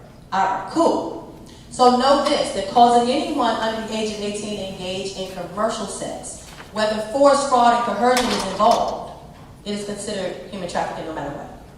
This was something that we had to tell the kids because they needed to know that. And right after that conversation with those kids, I had a kid come up to me and said, well, what about monetary value? I said, it's commercial sex, and it's human trafficking. And so quite often when we go out and we talk to people, we want to make sure we dispel the myths of the movie Taken. Because the movie Taken, I like Liam Neeson, but the movie Taken definitely doesn't help. And we want to dispel the myth that you can only be taken out of a creepy white van. That you could go home. We had a lived experience expert who went home every day to her father's house and was trafficked by who she thought was her boyfriend. And so we want to make sure we dispel those thoughts and movements and moments of what it is, because I've heard quite often today, someone said, I didn't really know what human trafficking was. How can you report it? How can you even say that it's happening to you if you don't even know what it is? So we want to make sure we're teaching people what human trafficking is. So now, my name is Erica Reed. I am with the United States Department of Homeland Security from the government. And I am with the office known as the Center for Countering Human Trafficking. And I work in the office known as the Blue Campaign. All right, Mr. Translator, I'm going to need your help on this one. Can anybody tell me what the Blue and Blue Campaign stands for? Just yell it out so he can hear you. It is human trafficking. It's close. We're getting there. What does this Blue Campaign stand for? How many of you all have raised your hand if you've heard of the Blue Campaign? Raise it high so I know how many I got. That's awesome. I love when it's only one person in the room. I just know there's blue, orange, and purple. But Blue. Blue is the international color for anti-human trafficking. And that's why we're called the Blue Campaign. So I'm going to tell you a little bit about who we are at the Blue Campaign and what we do on the government side when it comes to raising awareness. At least one office in the government. So, we are very small. You know, the government's been around forever, right? How long, right? But we are very, very young. We've only been around for 14 years. So we were established in 2010 to help raise awareness to the community. We can't fight this alone. You know, law enforcement can go out and do what they need to do. We can create all these policies, but we want to make sure everybody in the audience knows exactly what human trafficking is as well. So we were created. And in 2012, we go out to airline communities. We work with Customs, Border, and Protection. We also work with the Department of Transportation, and we collaborated to create what is known as the Blue Lightning Initiative. And so the Blue Lightning Initiative trains airline personnel and also have products up in the airports for anybody who's being trafficked so that they are aware of, like, they can make those calls.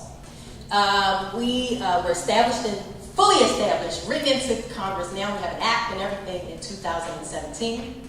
And then in 2020, something very important happened. The Center for Countering Human Trafficking was established. And the Center for Countering Human Trafficking is all of, like, DHS components will have, like, some kind of representation. Meaning, I've heard somebody say Customs, Border, and Protection, they're part of DHS. Also you have TSA, which is transportation, you know, people that check you at the airport. Just to name a few, we have other offices that kind of work with us and give their expertise, and they have some kind of direct connection when it comes to anti-human trafficking efforts. And so the center now had us. We're over there too. So the center works with law enforcement, training them, going across the world, teaching them how to train their staff and figure out how to come up with ways of anti-human trafficking efforts on the law enforcement side. We handle everybody everybody else, all of the public, making it easier in plain language for them. So, and then in 2023, we moved over to the center. So who are we? We're a national public awareness campaign. Our job is to do two things. Teach people how to recognize what human trafficking is, and then how to report it. Already, I told you how to recognize it, right? I've already gave you at least the definition. I'm going to give you how to report it at the end, too. We always do that. Even if I'm just talking about the Blue campaign, I'm going to give you both. So we teach people how to recognize and report possible cases of human trafficking. Who do we work with when we're developing our materials? So we work with subject matter experts. Can anybody in the audience yell out who our subject matter experts are? Translate, I need your help. Oh, can anyone give me an example of who our subject matter experts are? You gotta say it loud so the translator can hear you too. Anybody? Yeah, I'll take that. Anybody? Yes. Our subject matter experts are law enforcement, end users, you all today. You can say, this is what we need, this is what we see for us, whether you're in a college campus or wherever you reside in your community, you can say, this is what we need. And we take that back and we take in consideration things. And then we'll go back and decide whether that works and we can resonate into other communities. But the last person that's very most important is our subject matter experts, is our lived experience experts. Lived experience experts are survivors of human trafficking. We don't call them survivors. We do not call them victims. We call them lived experience experts. They are consultants. We have about 75 to 80 consultants on our team. When they're in need, when we need them, we vet them first to make sure that they're okay to work for us, because we want to make sure that they're okay here and here. But we also want to, we pay them. We pay them consulting fees. That's across the government. They're paid to consult with us to work on any of our products, whether they're just reviewing it, whether they're videos, whether they're there to speak as well. Those are some examples of our lived experience experts support. And they help us create all of our educational materials. So, everybody raise your hand really quick, like this. All right, so I know the translator is working. All right, so this is how many people work in my office. Now, the Center for Counter Human Trafficking we have about 80 to 100 people, but the Blue campaign is a national public awareness campaign. 5 of us. So, we need partners. We understand that we cannot do this alone. Even if there were more than 5 of us in our office, we understand that we cannot only speak for the community has to speak to us as well. So, in order for us to develop all of our stuff, we have all of our subject matter experts, we have the Blue campaign, we have all of the policies and everything that the government is telling us to do. But you all today, and each day, are our fingers. You're our partners. We cannot touch the community, we can't get the community together unless we have a full hand. So, and also this 5 is just to let you know how tired I am, because we work hard. But, and so we understand that we need partners. So we have prevention, protection, partnership, and prosecution. And that is the 4 Ps. We don't do prosecution, but we do partnerships, and we also do prevention and protection. So how do we do it? What are we trying to do? We're trying to decrease it as well. We're trying to decrease it by educating on the front end. So we educate younger people, like she said earlier, we're trying to educate as much as possible on the front end so that it's not going to happen as much as we can, right? Try to prevent it. But we also, one thing that's very important on the protection side of the house, and I'll show you a list of who we talk to, is we're trying to talk about the victim-centered approach. When law enforcement, or let's say, I heard hospitality earlier, if a staff person at a hotel at the front desk is not aware of what it looks like, how are they going to report it? If they're actually supply chain, we talk about forced labor, let's talk about supply chain. If there's a supply chain that they're buying their products from, are they aware of where it's coming from? What is the protocol in place if someone is being trafficked in their hotel or in their casino, or if law enforcement come across them, are they aware of the different programs that are out there to support this person who's being victimized, to make sure that it doesn't happen again? So we go out, we train our law enforcement, and think on the lines of not just law enforcement that you see with the badge and everything, campus police. We have products for campus police, because those are the ones that are not probably getting the training that they need, right? On the same lines. We had a security officer that found out that 2 girls, and I hate to use girls because we know it can happen to anybody, but this is the case. 2 young ladies were going into a hardware store and they were stealing products. They could have went to jail and that would have been the end of it. But the security officer had training and was like, why are 2 teenage girls stealing hardware? I know at 13 if I was to steal, which I wouldn't, it would have been makeup, right? So that question, because he knew about trafficking, come to find out the stepdad was like, you're not gonna eat tonight if you don't go do this. Forced criminalization, which is trafficking. Prime example. So it comes from understanding what it is. So we go out and we train. So this is a list. This is our proactive list of people that we work with or communities we work with. This is not our reactive list. It's the proactive list. So we have products for each one of these lists here. But we have a reactive list. So if anybody wants to learn about who we are at the Blue Campaign and they want to have human trafficking training, we're willing to give it to them. But these are the audiences that we focus on. Like I told you, law enforcement, we go to school resource officers, campus police. We think about those that are not going to get the same training as a law enforcement officer.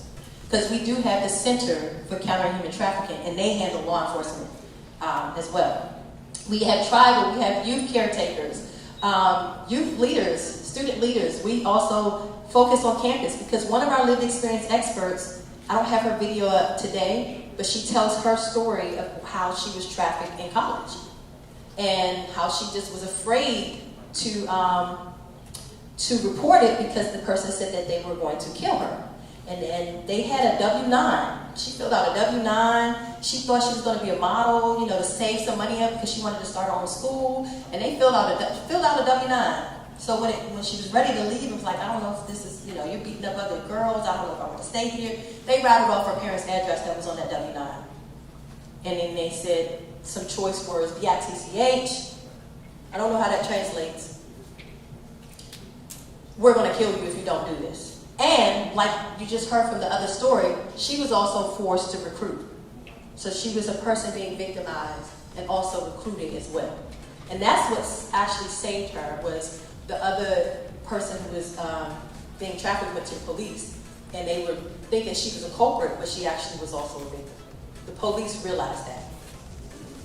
But it comes from training and understanding that someone is being victimized. So what do we do at the Blue Campaign? We have educational resources. I think they have some educational resources for you all. Yeah. Oh, okay. All right, so we have some educational resources that we're going to pass out. We do outreach and engagements. We also do advertisement campaigns, and we do partnerships. So our educational resource, I like to read this off. Posters, key tag cards, indicator cards, infographics, pamphlets. I have one of our indicator cards, this coming over 39 different languages. Please make sure y'all pass this out.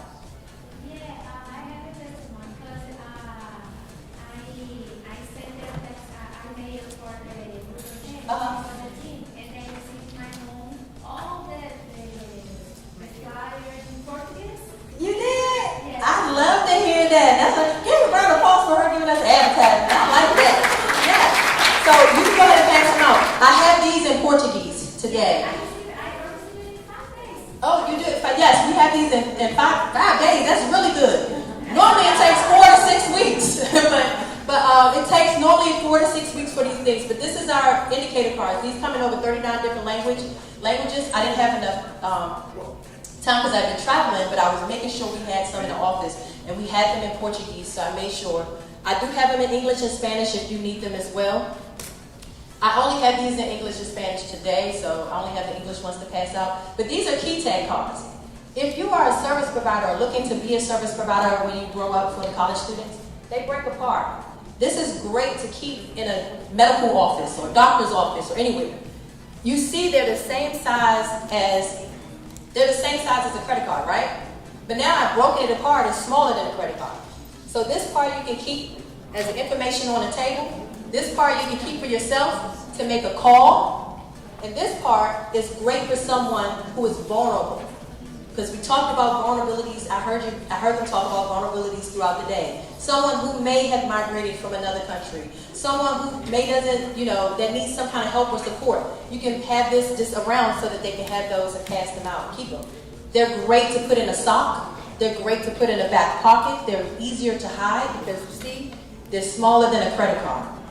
So those are some of the products that we have. We also have toolkit books. If you're a college student, we bought them today. I bought those, I don't know who we is, it's just me by myself.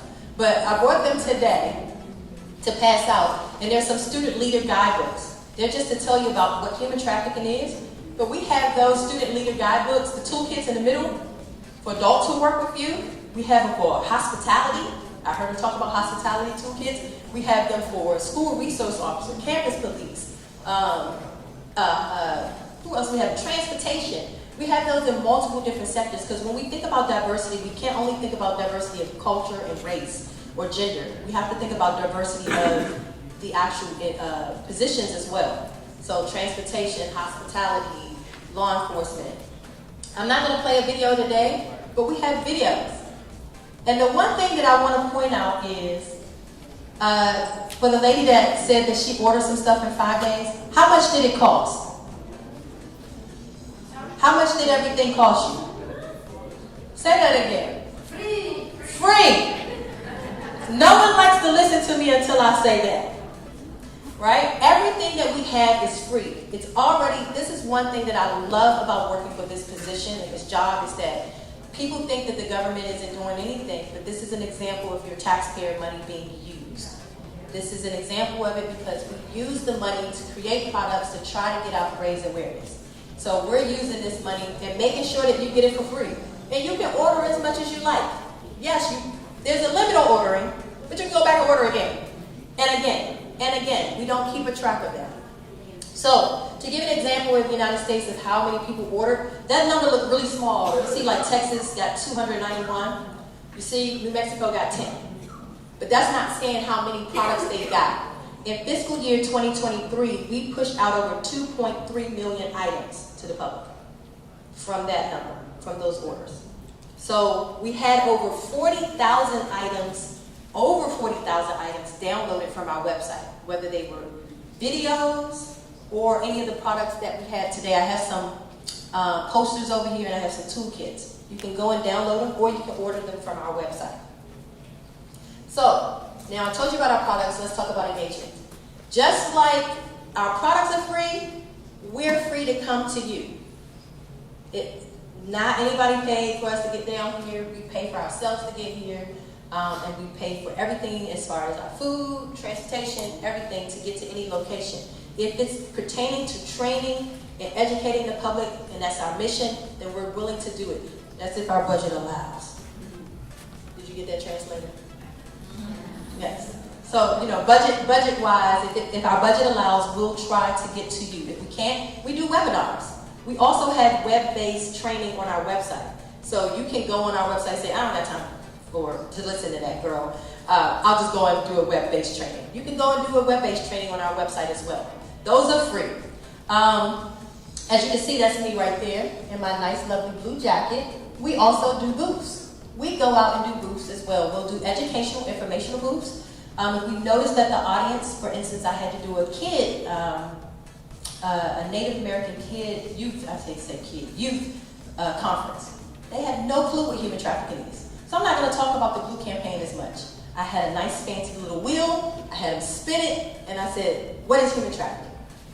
What is the difference between trafficking and smuggling? And they were getting all the answers wrong, but by the time they left that booth, they were getting them right. And so we go out and we educate on that as well. We do congressional briefings. And we do trainings, we do our own training as well, which I want to talk about. So January is Human Trafficking Prevention Month. Everybody's aware of that, right? All right, I saw a thumbs up. So this year was our inaugural Human Trafficking Prevention Month Symposium. This year, January 15th and 16th is still tentative. We're going to have another one. And just some of the things to let you know what we're doing. We have a hospitality room. where they're going to focus on hospitality. We have a transportation room. We also have a law enforcement room, and we have a prevention room. So we talk about, in the prevention room, we talk about things like, if you're a nonprofit or a non-government organization and you're supplying any kind of support for anybody being victimized, can you provide us with best practices? That's going to be a panel. We're also going to have someone from the Department of Justice to talk about grants, talk about grant writing. And so we're planning to have the National Center for Missing and Exploited Children. We're going to have the State Department there. We're going to have TikTok is going to be there to talk about their programs. We also even have lived experience experts. They're going to be talking about a men and boys panel. They're going to be talking about familial trafficking, because we try to pick things that we think people don't focus on a lot, and also forced labor, because a lot of people do focus more on sex trafficking and not forced labor. So those are some of the things that we have. We also do social media. We like to think that we are influencers, probably not. Thank you for laughing. So we're not influencers, but we do have a following in our social media. We do. We also do like podcasts. We have X, formerly known as Twitter. We're on there. As you can see, we also raise awareness throughout the year.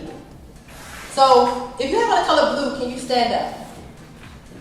There should be a lot of y'all standing up for blue. If you have on the color blue, stand up. Yep, You have on blue? Stand up. Come on, get some energy. I need y'all to get some. Yeah, come on, that's blue. Blue. If you have on the color blue, stand up. That counts. Hold it in your hand. Here, if it helps you, I'll do this. Oh, wait. I'm standing too because I have on the color blue. All right.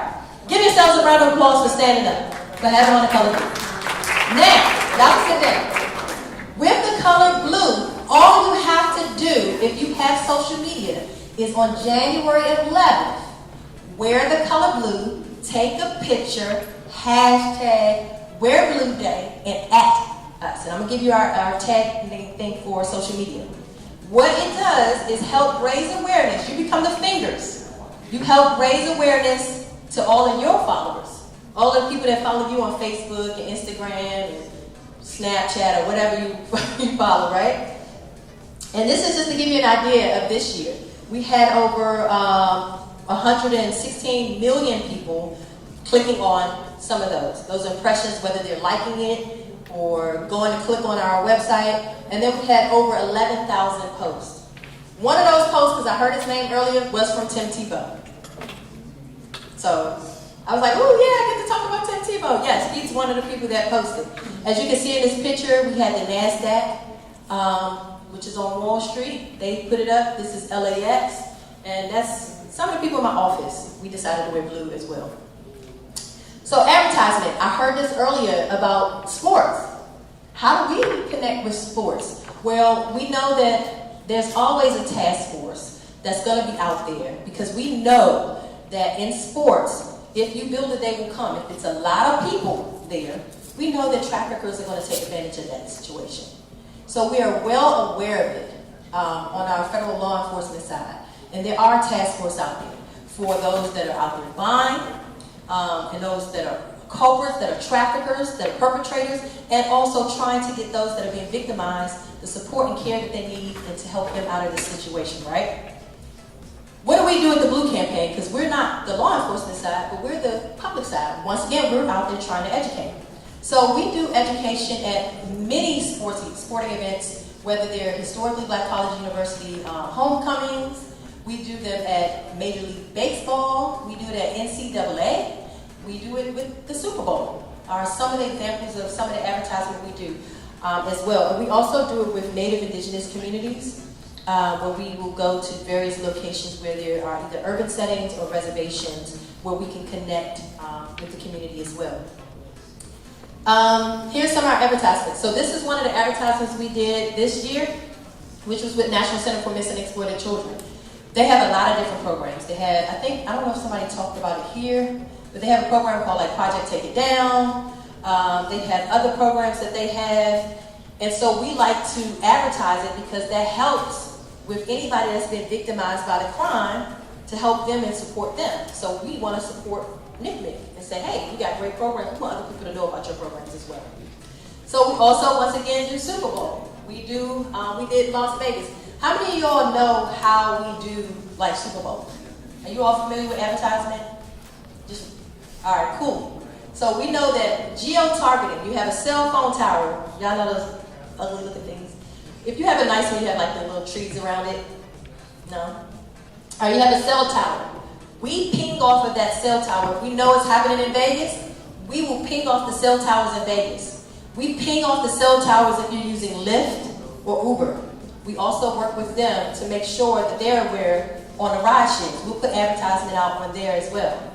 We also do what is known as out of home, which is billboards, bus stops, signs on cars, anything that you can put, if you can put a picture in your house, and you can take that picture in your house and put it outside your house, we'll find a way to advertise it. That's called out of home. So this is an example of what we did in Vegas. So not only you see it on the bus stops, you see it on the cars. These are some ride shares that was, rentals. This was one of the billboards. Like I said, you hit your cell phone and you're getting on Lyft, you might see an ad. But also one of the other things we did, I think we did this at 6 hotels, where you know how you have the do not disturb hanging tag. We were able to put them on there as well. And they have like the number or raising awareness about who we are so that people know what human trafficking is. We also do the last thing. I told you that fingers were partners, but we do formal partnerships. For those that are students, we will formally partner with like your campus police, your campus. We do co-branding. We also can come out and do events. It's easier when you say, I don't have a budget. We're like, but my partner needs me. So it's, they're like, well, if that's your partner and you're working with them, we want you to work with them. So we'll work with our partners. We'll even come and be subject matter experts on things. With matters, we can get you connected. For example, one of my partners was trying to do a toolkit on substance abuse. And they said, we want to put some human trafficking things in it. And I was like, I'll give you enough information, but when it comes to health and human services, let me get you connected to the Department of Health and Human Services person. And that way you have that connection. So we do a little bit more for our partners because our job is to make sure that we're raising awareness and getting this information out. So lastly, what should you be doing? We heard a lot about what everybody is doing, but what should you be doing? Can I get those posters? I know they're in English, but I think that they're really great to have. And I also have, I don't have much of all of them, but you all can have one. They are posters. These are just how to say no. Posters, this is just one of 4. We've heard quite often, one was like, someone said earlier, if it's too good to be true, then it's probably too good to be true. And one of the examples is, one of our posters, I didn't bring that one today, but this is one of 4. One of the posters talk about summer jobs. And I remember being in college, and I needed a summer job. That is a vulnerability when someone can take advantage of the fact that you are in need of some money. I needed money for school. Someone can take advantage of that. If you are in need of love or attention, someone can take advantage of those things. So we have various stories that tell children how to say no. This is our student, for the students that are in the room, these are good for a student. And even if not, this is something good to just take back to your organization and say, we need to make something like this. If not, use ours. It's free. But we have student leader ones. I only brought those 2 today because I always encourage people to go on our website and order for yourself, right? And I only have a carry one. Did you get that? Thank you. So, some of the things that you can do, I asked y'all to just take that back and review it. Review the student leader guidebook that I brought today. Have your own awareness event.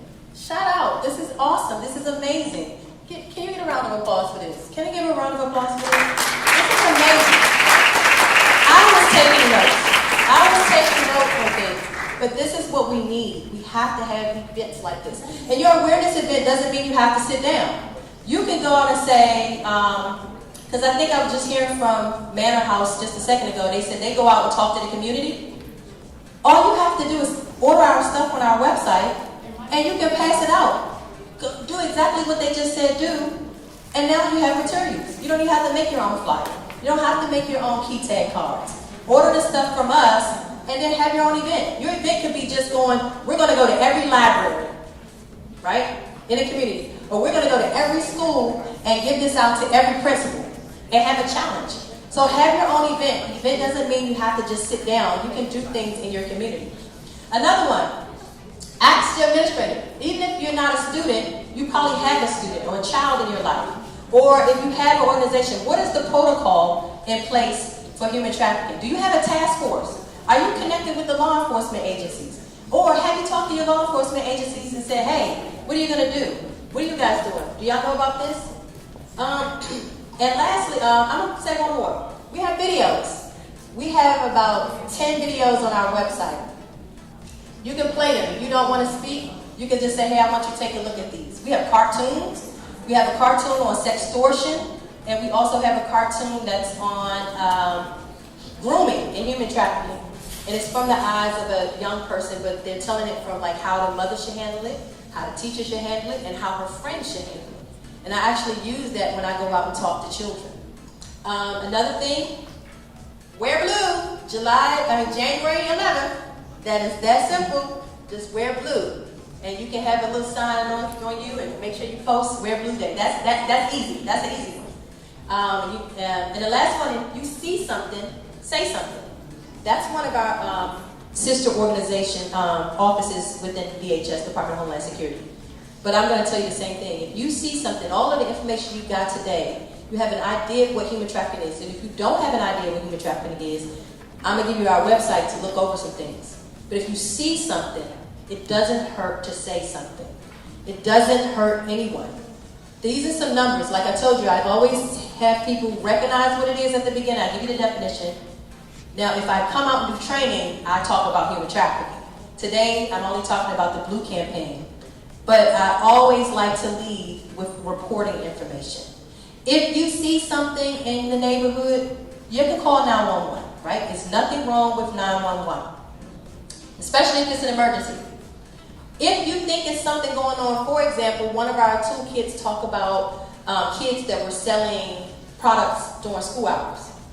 And they didn't even know where they were from. Or, prime example, Jesus story.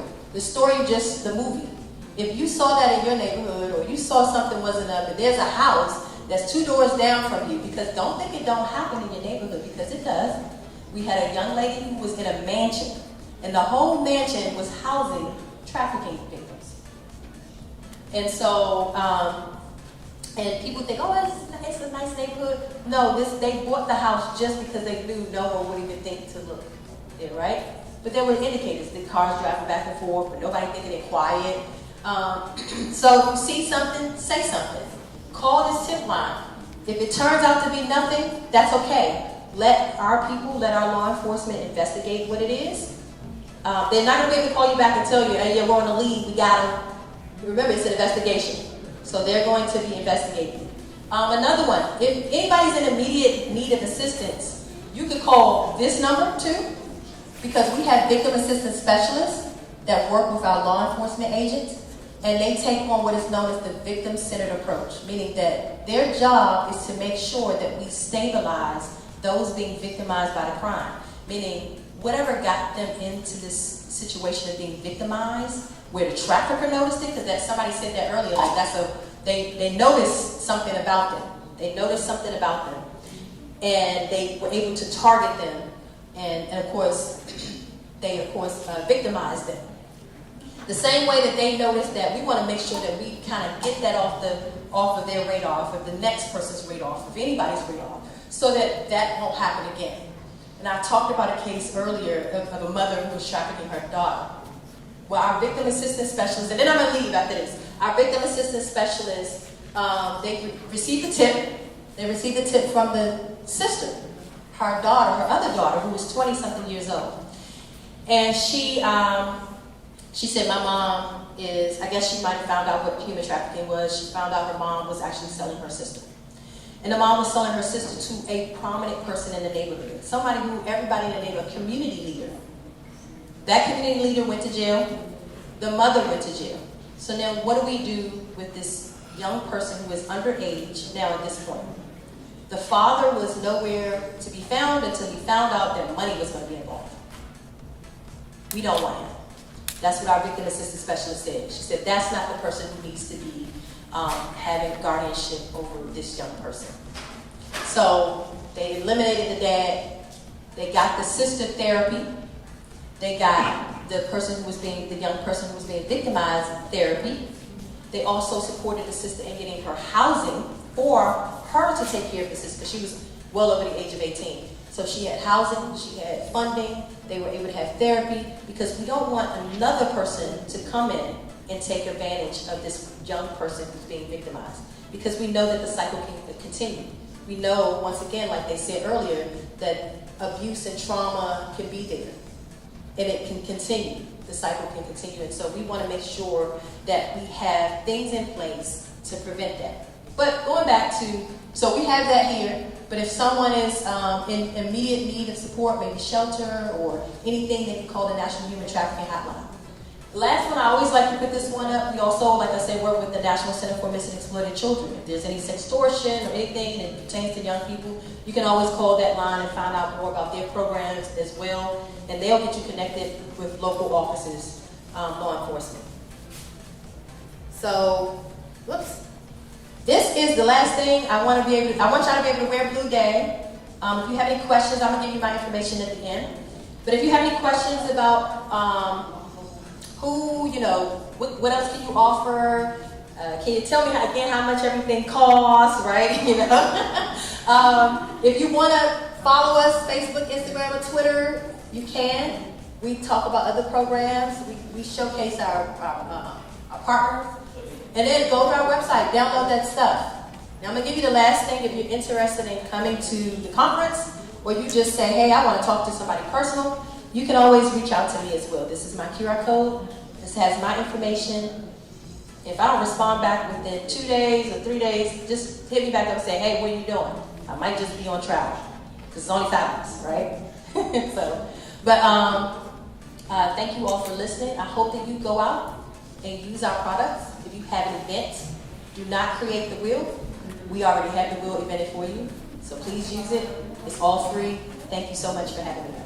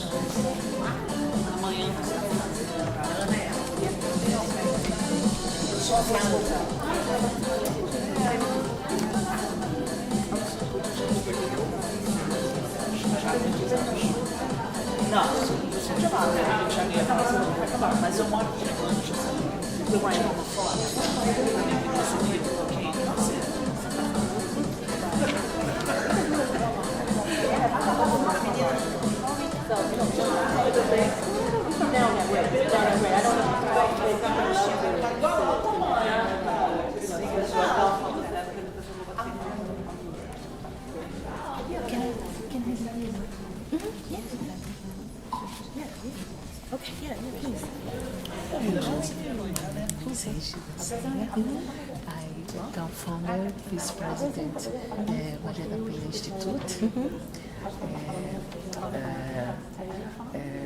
women violence domestic, violence domestic. Okay. You want to demonstrate that? Yes. Okay.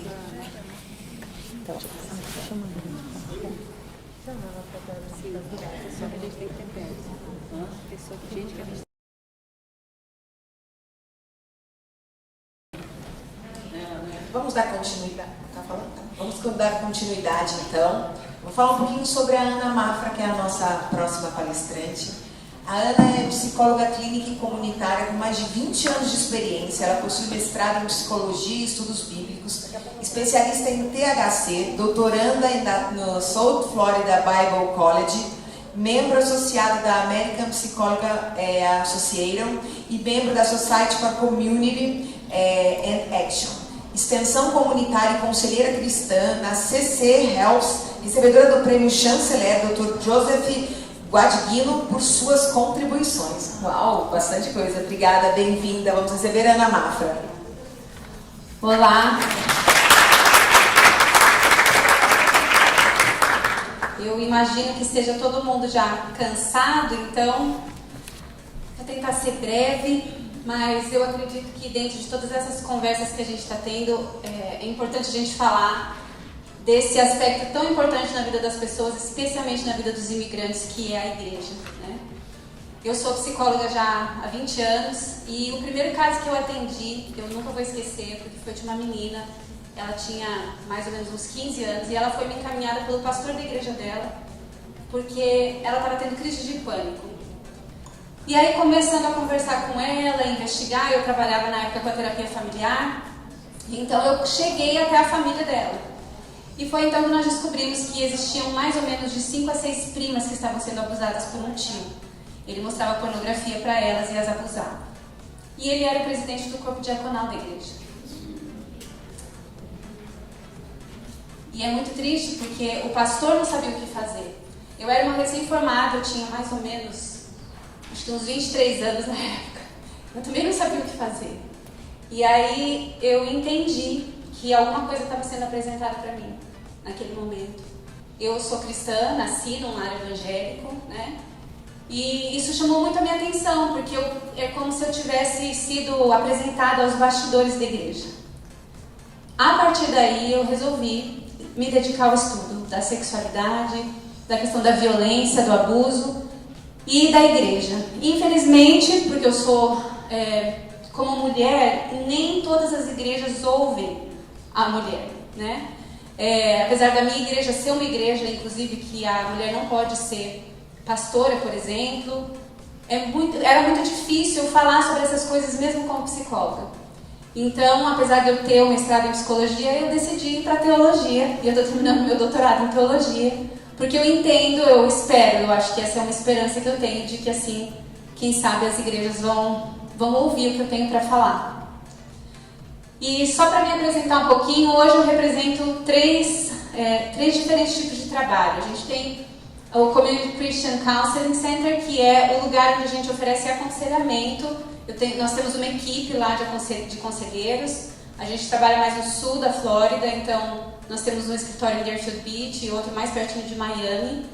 Mas nós temos lá mais ou menos uns 8, 9 conselheiros licenciados para atenderem como counselors, mental health counselors.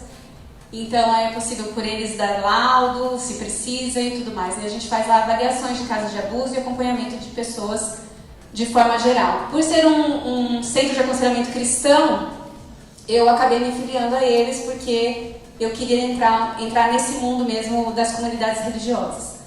A do Hope International é a organização que eu fundei junto com meu esposo e é uma organização que a gente trabalha para produzir material para as comunidades religiosas como um todo. Igrejas, mas também escolas cristãs, tudo que a gente vê que tem. Quando eu falo cristãos, eu estou falando também dos católicos, aqueles que se identificam como cristãos e que querem ser treinados em tudo isso que a gente está conversando aqui e que muitas vezes esses assuntos não chegam à igreja. E aí eu trabalho hoje como mentora de líderes nas comunidades religiosas. Toda vez que você ouve um escândalo de uma igreja, que você ouve uma notícia muito triste envolvendo o nome de um pastor, de um padre, é possível que exista depois do escândalo um pedido de socorro dessa igreja. E aí é quando, infelizmente, entra o meu trabalho. Eu gostaria muito que eles me chamassem antes de acontecer, né? Que é o que a gente está tentando fazer com a do Hope International, implantar programas de prevenção dentro das igrejas, de educação dentro das igrejas ao redor do mundo. Nós temos pessoas na Europa que trabalham em parceria comigo, aqui nos Estados Unidos e no Brasil. Mas, infelizmente, hoje o grande número do meu trabalho é uma consultoria pós-abuso acontecer dentro de uma comunidade religiosa ou porque algum membro cometeu alguma coisa. E qual é a realidade que a gente tem hoje, né? Dentro dessa pesquisa toda que eu venho fazendo já há 10 anos, eu tenho percebido que a maioria das vítimas de violência, quando elas têm medo de fazer uma denúncia para a polícia, ela pede ajuda para o pastor da igreja dela. Ela pede ajuda para a irmãzinha da igreja que está lá no círculo de oração e ela pede oração. E durante anos, na história da igreja católica e da igreja evangélica, a prática era: vamos orar pelo seu marido violento. Ou então, ele é um homem tão bom, ele representa um pilar na nossa sociedade, ele não deve ter abusado assim dessa criança, não é possível que essa criança está falando a verdade. Então esse sempre foi o que acontecia. Mas isso me intrigava muito, e aí pesquisando, né, a gente tentou identificar, conversar com líderes religiosos para entender o que de fato estava acontecendo e por que existiam tantos casos de acobertamento nas igrejas. Se a gente olhar para a relevância desse tema, né, porque às vezes talvez você se pergunte assim: nossa, mas ela foca só na igreja evangélica, por exemplo?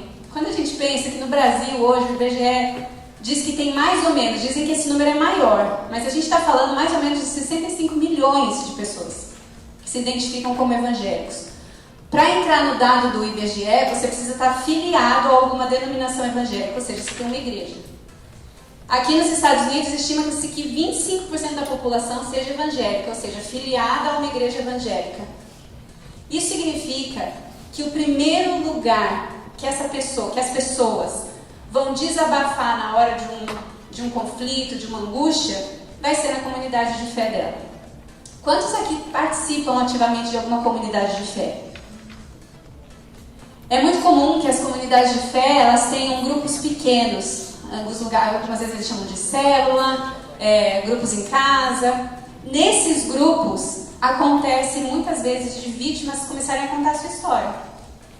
E aí a ideia é de que forma a gente pode treinar então essas pessoas para quando elas ouvirem casos de abuso e violência, eles não justificarem, eles não acobertarem. É muito interessante que existe uma confusão ainda muito grande no meio evangélico, no meio dos católicos, que é a confusão que eles fazem do pecado de imoralidade sexual com o que é crime. Eles não conseguem identificar essa diferença muitas vezes. Eles acham que eles tratam muitas vezes crimes sexuais como pecados de imoralidade sexual. Então, por exemplo, se um adulto violentou uma criança, quando eu falo criança na Flórida, a gente está falando de menor de 18 anos, criança no Brasil menor de 14 anos, mas nesses dados a gente considera crianças e adolescentes no Brasil, que diante dos dados internacionais vai até 18 anos. Então, quando a gente fala de um adulto tendo qualquer forma de relação sexual com menor de 18 anos, nós estamos falando de um crime. E o que acontece é que a igreja não entende o que é consentimento. Eles não entendem que um menor de 18 anos, pela lei, não dá consentimento. Ele não é considerado como apto para dar consentimento. Mesmo que você ache, não, mas imagina, eu lembro quando eu tinha 17, 18 anos, como eu queria fazer as coisas, o que acontecia no meu namoro. Esse argumento não importa. Para a lei, aqui nos Estados Unidos especialmente, que a lei aqui é muito diferente, não sei se todos vocês sabem disso, mas qualquer maior de 18 anos que tenha qualquer tipo de relação sexual com menor de 18 anos está cometendo um crime. E aí a gente tem algumas diferenças entre as leis brasileiras e as leis americanas, que eu vou pincelar um pouquinho para vocês, mas a grande realidade que nós temos hoje é milhões de pessoas que estão mais aptas a desabafar, abrir o seu coração em comunidades religiosas, do que de fato pedir ajuda para os órgãos que podem ajudá-las. E aí, pesquisando, conversando com líderes, com padres, pastores, tentando fazer um levantamento disso, o que eu descobri? Que existem alguns fatores que contribuem para que eles acobertem os casos, porque a gente tem que dividir o que acontece no meio da igreja, mais ou menos assim. Existem líderes que cometem os abusos. Então existe o pastor, o diácono, como foi daquele primeiro caso que eu atendi, que o líder e o pastor abusam de alguém de dentro da comunidade. Mas você tem casos em que alguém vem só contar sobre um abuso. Nesses momentos em que alguém conta sobre um abuso, esses pastores não sabem o que fazer. Os líderes, em geral, não sabem o que fazer. E os cristãos, em geral, não sabem o que fazer.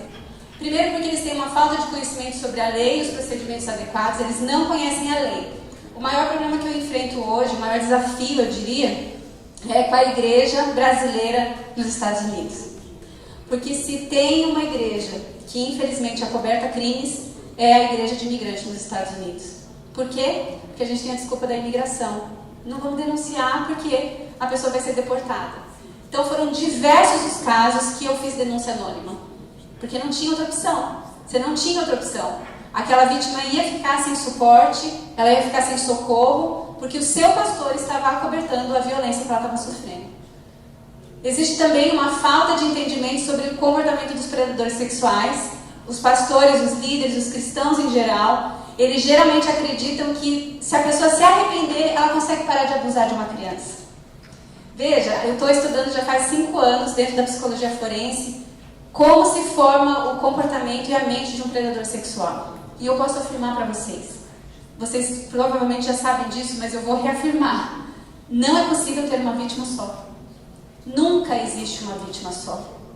Quando um homem, quando uma mulher, um predador sexual, quando ele é pego, quando ele é preso por causa de 1 a 2 casos. Mas em entrevistas de vários psicólogos forenses têm comprovado que essas pessoas que são presas por causa de 1 a 2 casos, na verdade cometeram de 200 a 1.200 casos de abuso. E eles foram pegos por 2 casos. Então esse mesmo predador sexual que foi preso por causa de 1 caso, o pastor diz assim: vamos transferir ele de igreja e dar uma nova oportunidade para ele, porque se a gente der uma nova oportunidade para ele, ele vai ter a vida dele restaurada. Então o que eu tenho ensinado para os pastores? Você não denunciar o agressor sexual é crueldade não só com a sua comunidade de fé, é crueldade com esse agressor que sozinho ele não consegue parar de abusar de criança. Muitas vezes os pastores falam, não, mas a gente tem que ter misericórdia, a Bíblia fala que é para a gente perdoar 7 vezes 7. Então eu insisto em dizer, uma pessoa que violenta a integridade física, emocional e espiritual de uma criança, ela precisa ser presa. Não tem outro jeito de parar essa pessoa. Não existe, porque enquanto ele não responder pela lei, enquanto ele não sofrer vergonha, enquanto ele não for exposto, ele não vai ser restaurado. É uma ilusão. Então, tem sido um desafio muito grande mostrar isso para essas lideranças religiosas, que são muitas hoje no mundo. A falta de conhecimento bíblico sobre o tema, então, quando eu me desafiei a entrar na teologia, entender esses argumentos todos que os pastores usam, eu descobri que eles recortam textos errados da Bíblia. Eles usam alguns textos específicos para dizer, por exemplo, que um irmão não deve levar o outro irmão em juízo público. Vocês não têm sabedoria. O versículo diz mais ou menos assim: vocês não têm sabedoria para tratar das pequenas coisas entre vocês? Vocês precisam que os tribunais julguem as causas de vocês? Só que nesse texto o apóstolo Paulo está falando de litígio civil, não está falando de crime. E aí, quando a gente começa a estudar a própria teologia, você começa a ver, puxa vida, nem embasamento teológico esses líderes têm para fazer o que eles estão fazendo. É muito comum que a gente ouça os líderes falarem assim, não, eu só cuido da parte espiritual. Ele recebeu a denúncia de um crime e ele fala, eu só cuido da questão espiritual. Ele ora, eu já vi casos do líder orar com a mulher acabou de denunciar uma violência doméstica séria, ele chama o agressor e ele ora com os dois, pedindo pela paz do casamento. Essa mulher volta para casa e ela quase é morta. Então, assim, a urgência da gente trabalhar com as igrejas tem sido, assim, cada dia mais evidente, né?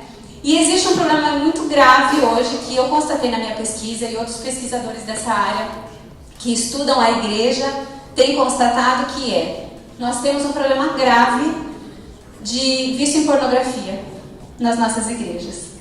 Isso é muito triste. Eu, por amar a Igreja de Cristo, eu fico muito triste de falar isso para vocês, mas nós temos um consumo de material pornográfico altíssimo no meio dos cristãos. Isso é a verdade para os americanos e isso é a verdade para os brasileiros. Os dados são alarmantes. A última pesquisa que eu li, que foi muito recente, os pastores de jovens, em torno de 62 pastores de jovens dizem que lutam com pornografia. É muita gente. Se a gente pegar, vamos imaginar que a gente tem aí, daqueles 65 milhões, que nós tenhamos mais ou menos 500 mil pastores. É muita gente. Gente que está ministrando, cuidando da vida de outros e que está, muitas vezes, preso no vício da pornografia. Uma coisa que é muito importante a gente entender, porque muitas pessoas falam assim para mim, aquele pastor, e aí xinga o pastor que ele acobertou um caso de violência, né? Uma coisa que é importante a gente entender é que existe uma cultura de confiança em qualquer organização religiosa. É muito comum numa igreja que, por exemplo, está tendo um ensaio do coral. Os pais deixam os filhos brincando, correndo. Eles ficam à vontade na igreja. A gente tem sempre a sensação de que a igreja é um lugar seguro para deixar os filhos. Quando você tem um pequeno grupo na sua casa, se a pessoa é cristã e ela resolve fazer uma célula, um pequeno grupo na sua casa, a gente fica feliz de receber gente nova. Não importa que você não conheça a pessoa, você não sabe a história dela, você não sabe o passado dela. Você tem filhos pequenos e você está recebendo gente que você nunca viu. Então a cultura da igreja é uma cultura própria de confiança. Isso vale para a igreja evangélica, isso vale para a igreja católica. Prova é o formato do confessionário do católico, em que você entra numa casinha e é muito comum que pessoas se confessem com padres que eles não conhecem. Vai visitar uma cidade, precisa confessar alguma coisa, ele entra na cabine de confessionário e ele confessa coisas íntimas da sua vida para uma pessoa que ele não conhece a história. E os dados são alarmantes sobre padres que abusam de meninos. Então, a gente precisa pensar, toda vez que você vê um escândalo sair assim na mídia, né? Para vocês que creem, né, que são cristãos, eu preciso dizer para vocês, primeiro, esses escândalos não vão destruir a igreja. A Bíblia diz que a igreja é a noiva de Cristo, que ela vai estar viva, poderosa até o final dos tempos. Então, não se alarmem quando esses escândalos aparecerem. E a outra coisa que eu quero dizer para vocês é, que bom que esses escândalos estão vindo à tona. Na verdade, quando a gente olha, a gente pensa que estão acontecendo mais casos de abuso do que antes, e não é isso. Eu trabalho nessa área já há 20 anos, e a diferença que nós temos hoje é uma coisa chamada internet. Casos que ficavam cobertos há 10 anos atrás, hoje não ficam mais. É muito fácil. A gente tem testemunhos muitos aí de gente que talvez você conheça e que acabam usando a internet como uma fonte de buscar justiça, porque a sua igreja não deu justiça, porque a lei não deu justiça. Então, é muito interessante a gente entender isso. Não é que estão acontecendo mais casos de abuso. A gente está tendo conhecimento desses casos de abuso. E para quem ama a igreja de Cristo, você tem que ficar feliz. Toda vez que você vê um caso de abuso, você fala, Senhor, muito obrigada, porque o Senhor está permitindo isso vir à luz. Esse tem que ser o nosso sentimento. E aí eu tenho treinado os pastores, principalmente brasileiros, porque a igreja americana está um pouco mais bem treinada do que nós brasileiros, a necessidade de criar mecanismos para a gente rever a nossa cultura de confiança ingênua, que eu chamo assim. Eu estou lançando um livro agora em dezembro que se chama Uma Igreja que Cuida, e eu tenho um capítulo que eu falo só sobre a confiança ingênua, a nossa cultura da confiança ingênua, que a gente confia em qualquer pessoa. A doutora Ana Salter, que é uma grande pesquisadora que eu sigo, ela é psicóloga forense, ela entrevistou um rapaz na prisão, e foi muito interessante, e eu quero dizer que o que eu vou falar agora tem gatilho emocional, eu preciso que vocês saibam que eu vou contar alguns detalhes de um abuso. E a doutora Ana Salter, ela conversando com esse adolescente, era um adolescente de mais ou menos 16, 17 anos, que ele foi preso. E na conversa ele disse assim, o melhor lugar para nós que somos pedófilos estar é uma igreja. Porque lá todo mundo precisa de alguém para cuidar das crianças que são problema, dos adolescentes que são problema. Então, quando eu me oferecia para ser babá das crianças da igreja, os pais amavam. Porque eu não tinha cabelo roxo, eu não tinha piercing, eu não bebia, eu não fumava, eu tinha notas boas. Eu estava sempre na igreja envolvida, eu tocava no louvor. Então, quando eu me oferecia para ser babá das crianças, os pais amavam. Ele falou que ele cuidou de muitas crianças para a doutora Ana Salter. E ele falou, não teve nenhum menino que eu cuidei, que eu não tive penetração anal com ele. Isso precisa sentar no nosso coração. Isso precisa sentar no nosso coração, porque entenda que os predadores estão entrando na igreja. Eles estão entrando. E, infelizmente, a gente hoje vive um tempo de... A igreja, ela virou um business, né? As pessoas não abrem mais congregações. Eu sou da época de que abria congregação. Hoje você abre franquia de igreja, né? Você tem marca de igreja. Então, o que acontece? A gente não tem hoje um treinamento adequado para essas pessoas. Veja que eu não estou nem falando de aspectos espirituais, que não cabe aqui para o nosso evento falar, mas que existem muitos. Mas se a gente verificar o que a minha pesquisa tem se preocupado em analisar, a falta de capacidade dos pastores de reconhecerem crimes sexuais, ela é alarmante. Gente que chega na liderança de igreja, recém-convertida, como a gente fala, chegou na igreja faz 2 meses e é posto em cargo de liderança da igreja. E que começa a ouvir confissões de mulheres feridas, que começa a cuidar dos adolescentes e das crianças da igreja. Então esse tem sido um desafio muito grande. Como que a gente pode despertar as organizações religiosas, primeiro, para serem treinadas, para se submeterem a treinamentos, porque esse é um desafio. As igrejas, geralmente, eles acham que eles sabem lidar com essas coisas, porque eles contam, muitas vezes eu ouvi pastores falando, o Espírito Santo vai nos ajudar, o Espírito Santo não é o nosso guia, a palavra de Deus é o nosso guia. Então eles recusam treinamentos objetivos, treinamentos de tráfico de pessoas, treinamentos de abuso, treinamentos de como identificar comportamentos de predadores. Então o grande desafio é convencê-los de que eles precisam de um treinamento. E a outra questão é a gente criar estratégias de prevenção para essa cultura ingênua que a gente tem. Então, se nós já sabemos que predadores se sentem confortáveis nas igrejas, nós precisamos de procedimentos claros de proteção das crianças. Por exemplo, um procedimento claro que conta no meu treinamento é, no departamento infantil, um casal nunca fica sozinho numa sala com crianças. Especialmente nos Estados Unidos. Você sabe por quê? Porque nos Estados Unidos o marido e a mulher não são obrigados a depor um contra o outro. Então, se um dos dois abusar de uma criança, eles vão estar protegidos. Então, a orientação sempre é, se é um casal querendo servir no departamento infantil, precisa ter uma terceira pessoa. Uma outra coisa, adolescentes. Adolescentes não ficam sozinhos com crianças numa igreja. É muito perigoso, porque a gente não sabe o que vai acontecer. Então, assim, são muitos detalhes. A gente ensina no nosso treinamento as portas das igrejas que eu faço treinamento, elas passam a ter vidro. Todas as portas, gabinete pastoral, todas as portas passam a ter vidros. Algumas salas passam a ter câmeras. Por quê? Porque a gente previne abuso, mas também porque a gente previne que pastores sejam acusados de crimes que eles não cometeram.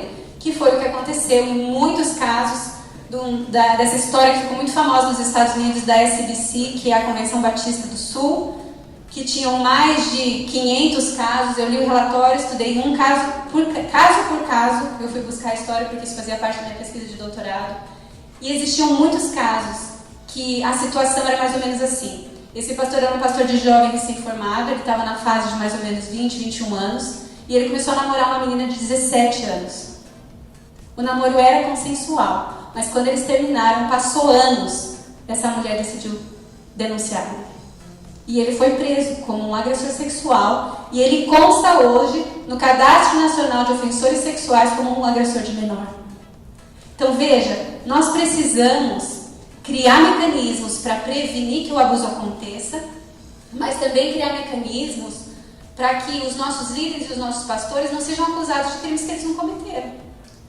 Então, é muito urgente esse treinamento em relação à igreja. Só para vocês terem uma ideia rapidamente, em 2022, esses são números aproximados. E lembra que a gente está falando só de casos de denúncia. Eu, na minha pesquisa do doutorado, eu só trabalho com casos de denúncia, porque são números que a gente consegue tornar científico, vamos dizer assim.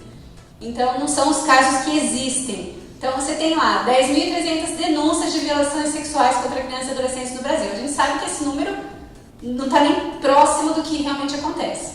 Mas esses são os números. Desses casos, 41 estavam relacionados à liderança religiosa. A ministra Damares, quando ela foi ministra, ela instituiu que o Disque 100 deveria ter contabilizado no seu protocolo de perguntas se o caso tinha sido cometido por um líder religioso, porque ela criou uma lei que pune de forma severa, inclusive dobrada, o líder religioso que comete um abuso. Então, o Disque 100 passou a contar separadamente os casos que são de líderes religiosos que cometem abusos contra menores. Então, em 2023, veja que esse número aumentou e a gente tem mais ou menos 82 casos. Quando eu falo isso isso para as pessoas, eles falam, mas 82 casos é tão pouco, né? Perto de todas as crianças que existem no Brasil. Mas se você vai na igreja todo domingo, é como se em alguma igreja do Brasil, todos os domingos uma criança fosse violentada. Na cidade que eu morei, aconteceu um dos casos mais bárbaros dentro de uma igreja. Uma menininha de 8 anos, que durante uma festa da igreja, ela foi violentada brutalmente por um diácono dentro do batistério. Então, esses casos são reais. Isso quer dizer que a igreja precisa ser desacreditada? Que a gente não pode confiar nos pastores? Que a igreja não tem mais jeito? Não é isso que eu estou dizendo. Eu estou dizendo assim, chegou o tempo da gente tirar as vestes sujas e colocar uma veste limpa.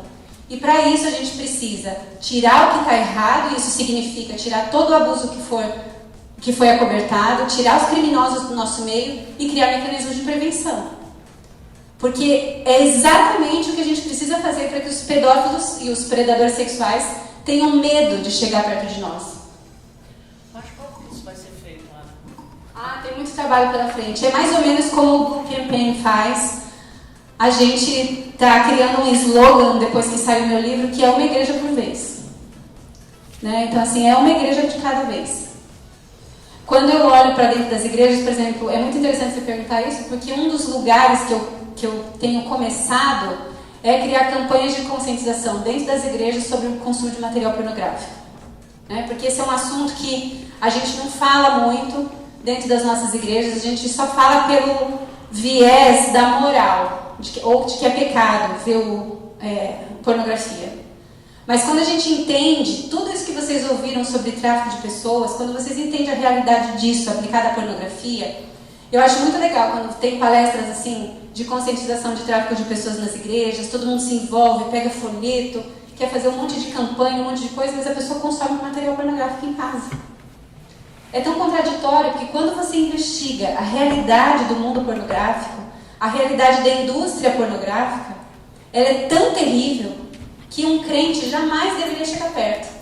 Na verdade, nenhuma pessoa que tem amor pelo ser humano deveria chegar perto da pornografia. 45% das cenas de sites de pornografia explícita, isso foi uma pesquisa feita em 2023. Como, por exemplo, o Pornhub. O Pornhub, a gente pode falar o nome dele hoje, porque ele é um site que está sendo processado por diversas organizações. O Fight the New Drug, que é uma outra organização, tem falado muito bravamente em relação a eles. Mas eles fizeram uma pesquisa só nesses sites que continham pornografia explícita.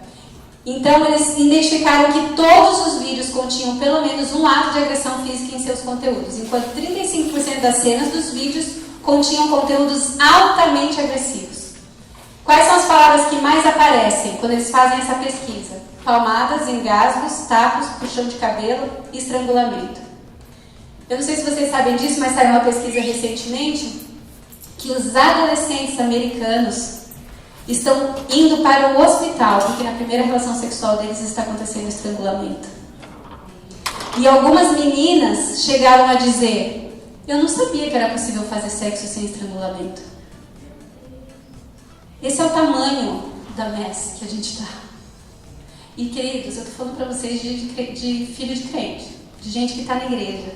Então não é, já deu oportunidade. Não é porque a gente está assim, quando a gente olha a sociedade como um todo, a gente fala, nossa, a coisa está perdida. Gente, nós estamos falando de gente que está sendo educada para ter um comportamento moral. Entende? Pode perguntar.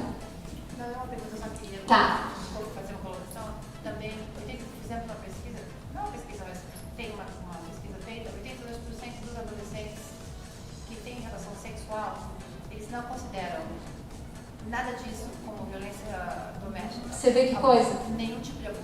Eu vou repetir o que ela falou, porque eu não sei se todo mundo ouviu. Ela está falando que saiu uma pesquisa, e é verdade. Mais ou menos 80% dos adolescentes, quando entrevistados sobre essas coisas, quando eles cometem esses atos durante atos sexuais, eles não consideram isso como violência. Eles não consideram isso como violência sexual. E em alguns casos de casais casados, que eu já vi uma outra pesquisa, eles também não consideram. Porque eles falam que foi consensual durante o ato sexual. A partir Entende? do momento do casamento. E de onde está saindo tudo isso, gente? do consumo de material pornográfico. Se vocês verem, ó, adolescente é a categoria de classificação mais visualizada no site de pornografia em 19 estados americanos e no Brasil o termo trans. A realidade do mundo pornográfico, ela daria assim uma palestra só sobre ela, né? Porque a gente sabe hoje que muitas das cenas que são colocadas como sexo consensual no vídeo pornográfico, na verdade são violência sexual que foi filmada e colocada em sites. A maioria dos sites não tem regulamentação. Esse tem sido um outro trabalho meu, trabalhar junto com algumas autoridades no Brasil para que a gente crie regulamentações para a indústria pornográfica. Olha o ponto que a gente chegou, né? Já que tem que ter, então vamos criar, é como se fosse redução de danos, entende? Porque o que acontece é que os sites hoje, eles não têm nenhum critério para você upload o vídeo. Eles não precisam saber a idade da pessoa, eles não querem saber se foi consensual ou se não foi. Então existem sites que qualquer pessoa pode postar qualquer coisa no site pornográfico. E já existiram vários casos, a gente tem vários depoimentos de sobreviventes, de moças que estavam na lista de pessoas desaparecidas dos Estados Unidos e foram identificadas por algum amigo, por alguém que viu o filme pornográfico e presenciou, viu a violência sexual cometida contra ela, que estava sendo vendida como um filme pornográfico, como um sexo consensual. Então, quando eu penso que essa realidade, a Rose perguntou assim, como que a gente faz para diminuir a questão do abuso na igreja? Eu entendo que um caminho é a gente falar do que é mais comum entre as pessoas.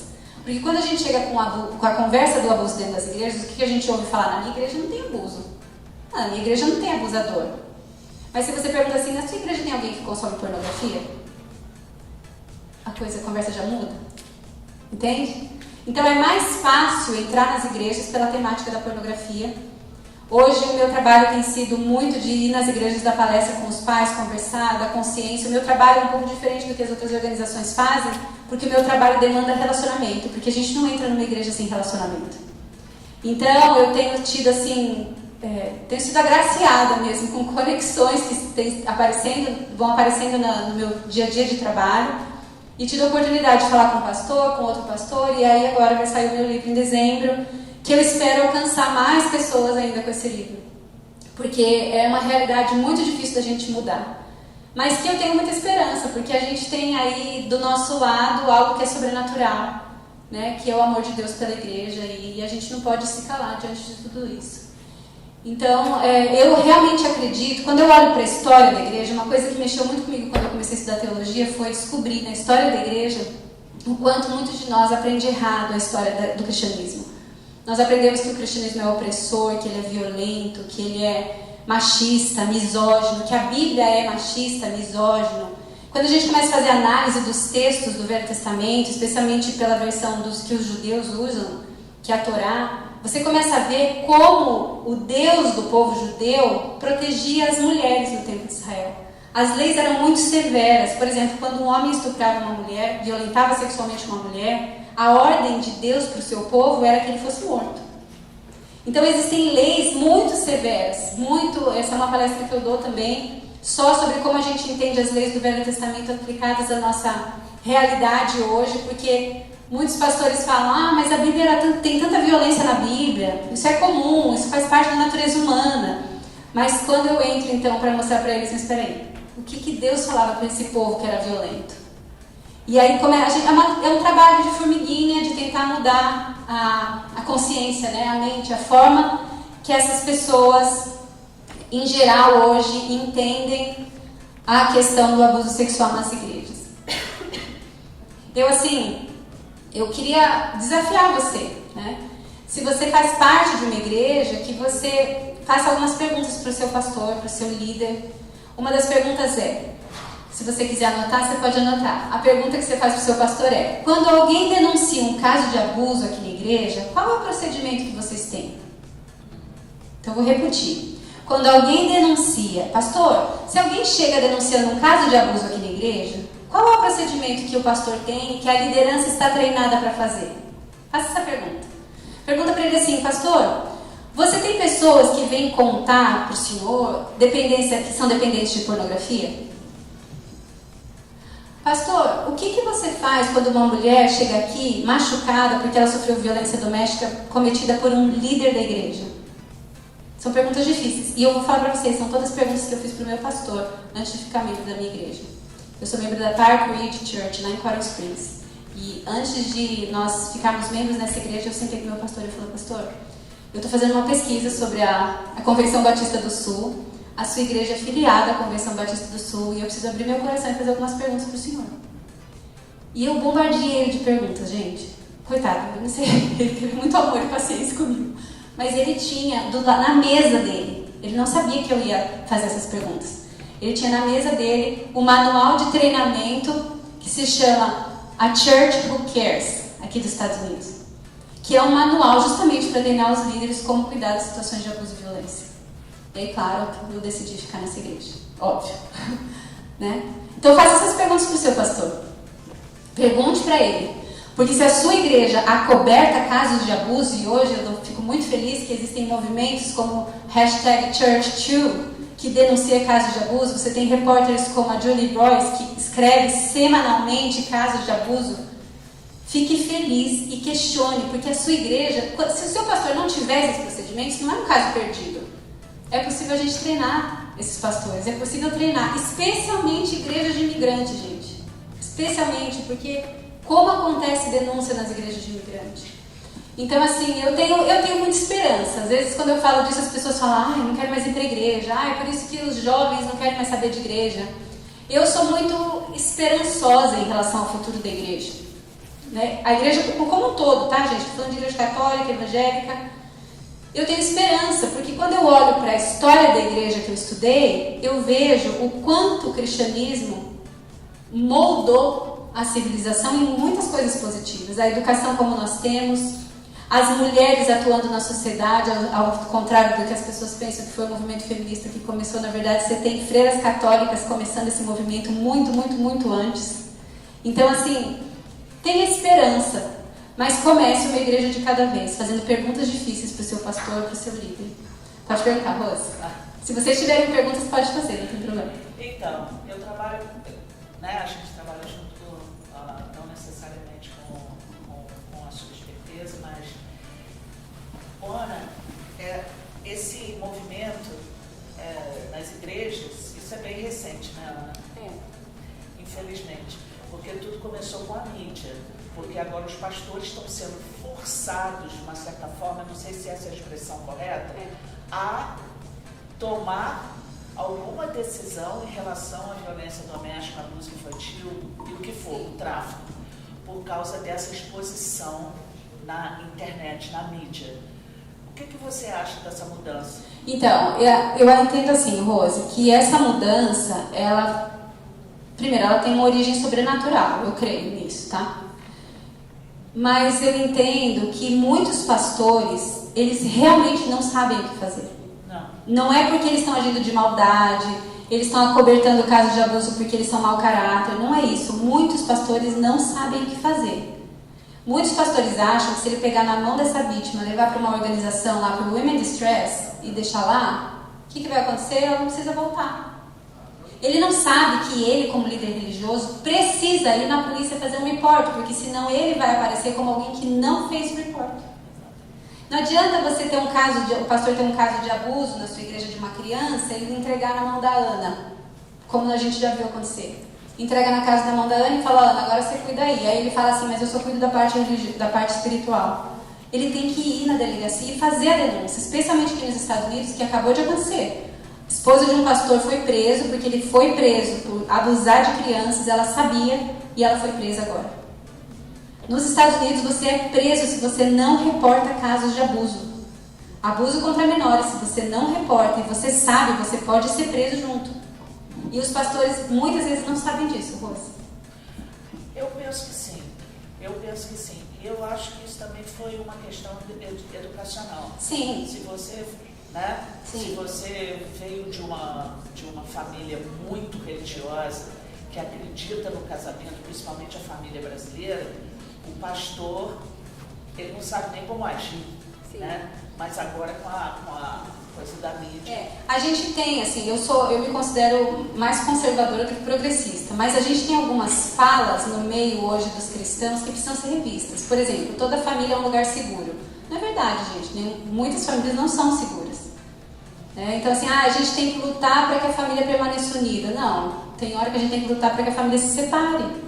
Então assim, são paradigmas mas que a gente só consegue quebrar o worldview do pastor, desse líder religioso, do padre, se a gente começar a fazer perguntas difíceis para ele. Só vou ouvir uma pergunta aqui e daí já encerro. Eu sou diretora do departamento de vítimas da Fundação. E uma coisa que eu observo, a gente falando, eu escutando a palestra, estou muito maravilhosa falando, sinceramente, perfeito. Realmente, os pastores precisam ser treinados. Porque a quantidade de vítimas que a gente recebe na Open Justice, que é orientar, apanha do marido, está toda machucada. E o pastor diz, vamos orar pelo seu casamento e você tem que lutar e botar joelho no chão. Gente, joelho no chão o quê? Para apanhar de novo. O pastor também dá calça. É isso. Eu acredito muito assim. Eu tenho agora, hoje, o plano para o futuro do Hope International, meu, com a Alves-Lazaro, inclusive com a Hope and Justice, é que a gente crie hoje um órgão oficial para treinar as igrejas ao redor do mundo, né? Esse é o nosso sonho. E aí eu, assim, peço para vocês, né, que divulguem quando o meu livro sair, porque o meu livro tem 2 capítulos que é um manual para pastores, dessas coisas que eu estou falando para vocês, que eu dou nos meus treinamentos, que vai ter lá no livro. Então, assim, se vocês puderem me ajudar divulgando esse livro, né, vai sair agora em dezembro, uma igreja que cuida. Eu estou até com a camiseta que a gente vai começar a vender também. Eu vou dizer uma coisa que um pastor disse para mim, que eu fiquei assim, eu tenho que ficar calada, porque se eu falar, vai dar merda.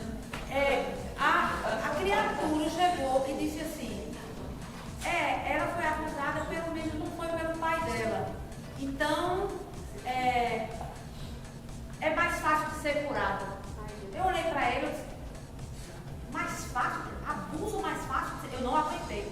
Abuso mais fácil, mais difícil? Todo abuso é difícil, gente. Independente se é pai. Não, mas eu estou querendo dizer que quando é com o pai, aí não tem jeito. Mas quando é com estranho, ela vai superar isso. São assim, olha, como você chama mesmo? Como você chama? Patrícia, eu entendo que são os paradigmas que a gente tem que quebrar. Eu acho que é muito difícil quando eu vou em lugares e eu falo sobre a igreja, porque as pessoas se ofendem. Né? Os cristãos se ofendem com a minha palestra. Eles não entendem que eu amo a igreja profundamente. Eu sou neta, bisneta de fundadores de igreja cristã. Eu cresci no meio da igreja. Então eu amo a igreja de todo o meu coração. Mas eu não posso deixar de denunciar o que a gente faz de errado.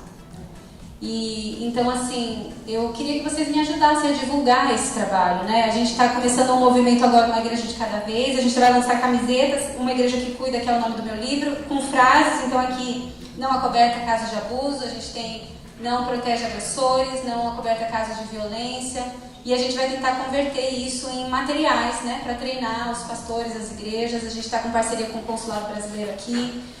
Então é isso, queria pedir aí que vocês me ajudem nessa missão difícil que é treinar a Igreja de Jesus, que é muito amada por Ele, mas que está muito ferida, tá bom? É isso, gente. Obrigada, viu?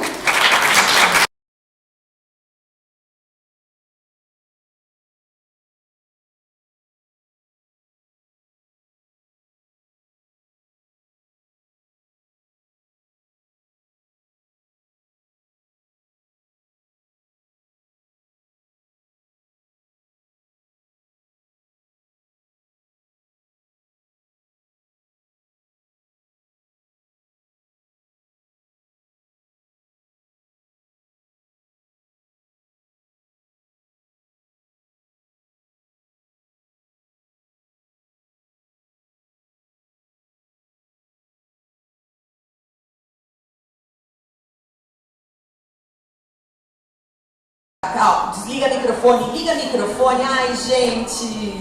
A Ana vai dar um tchau para vocês, então.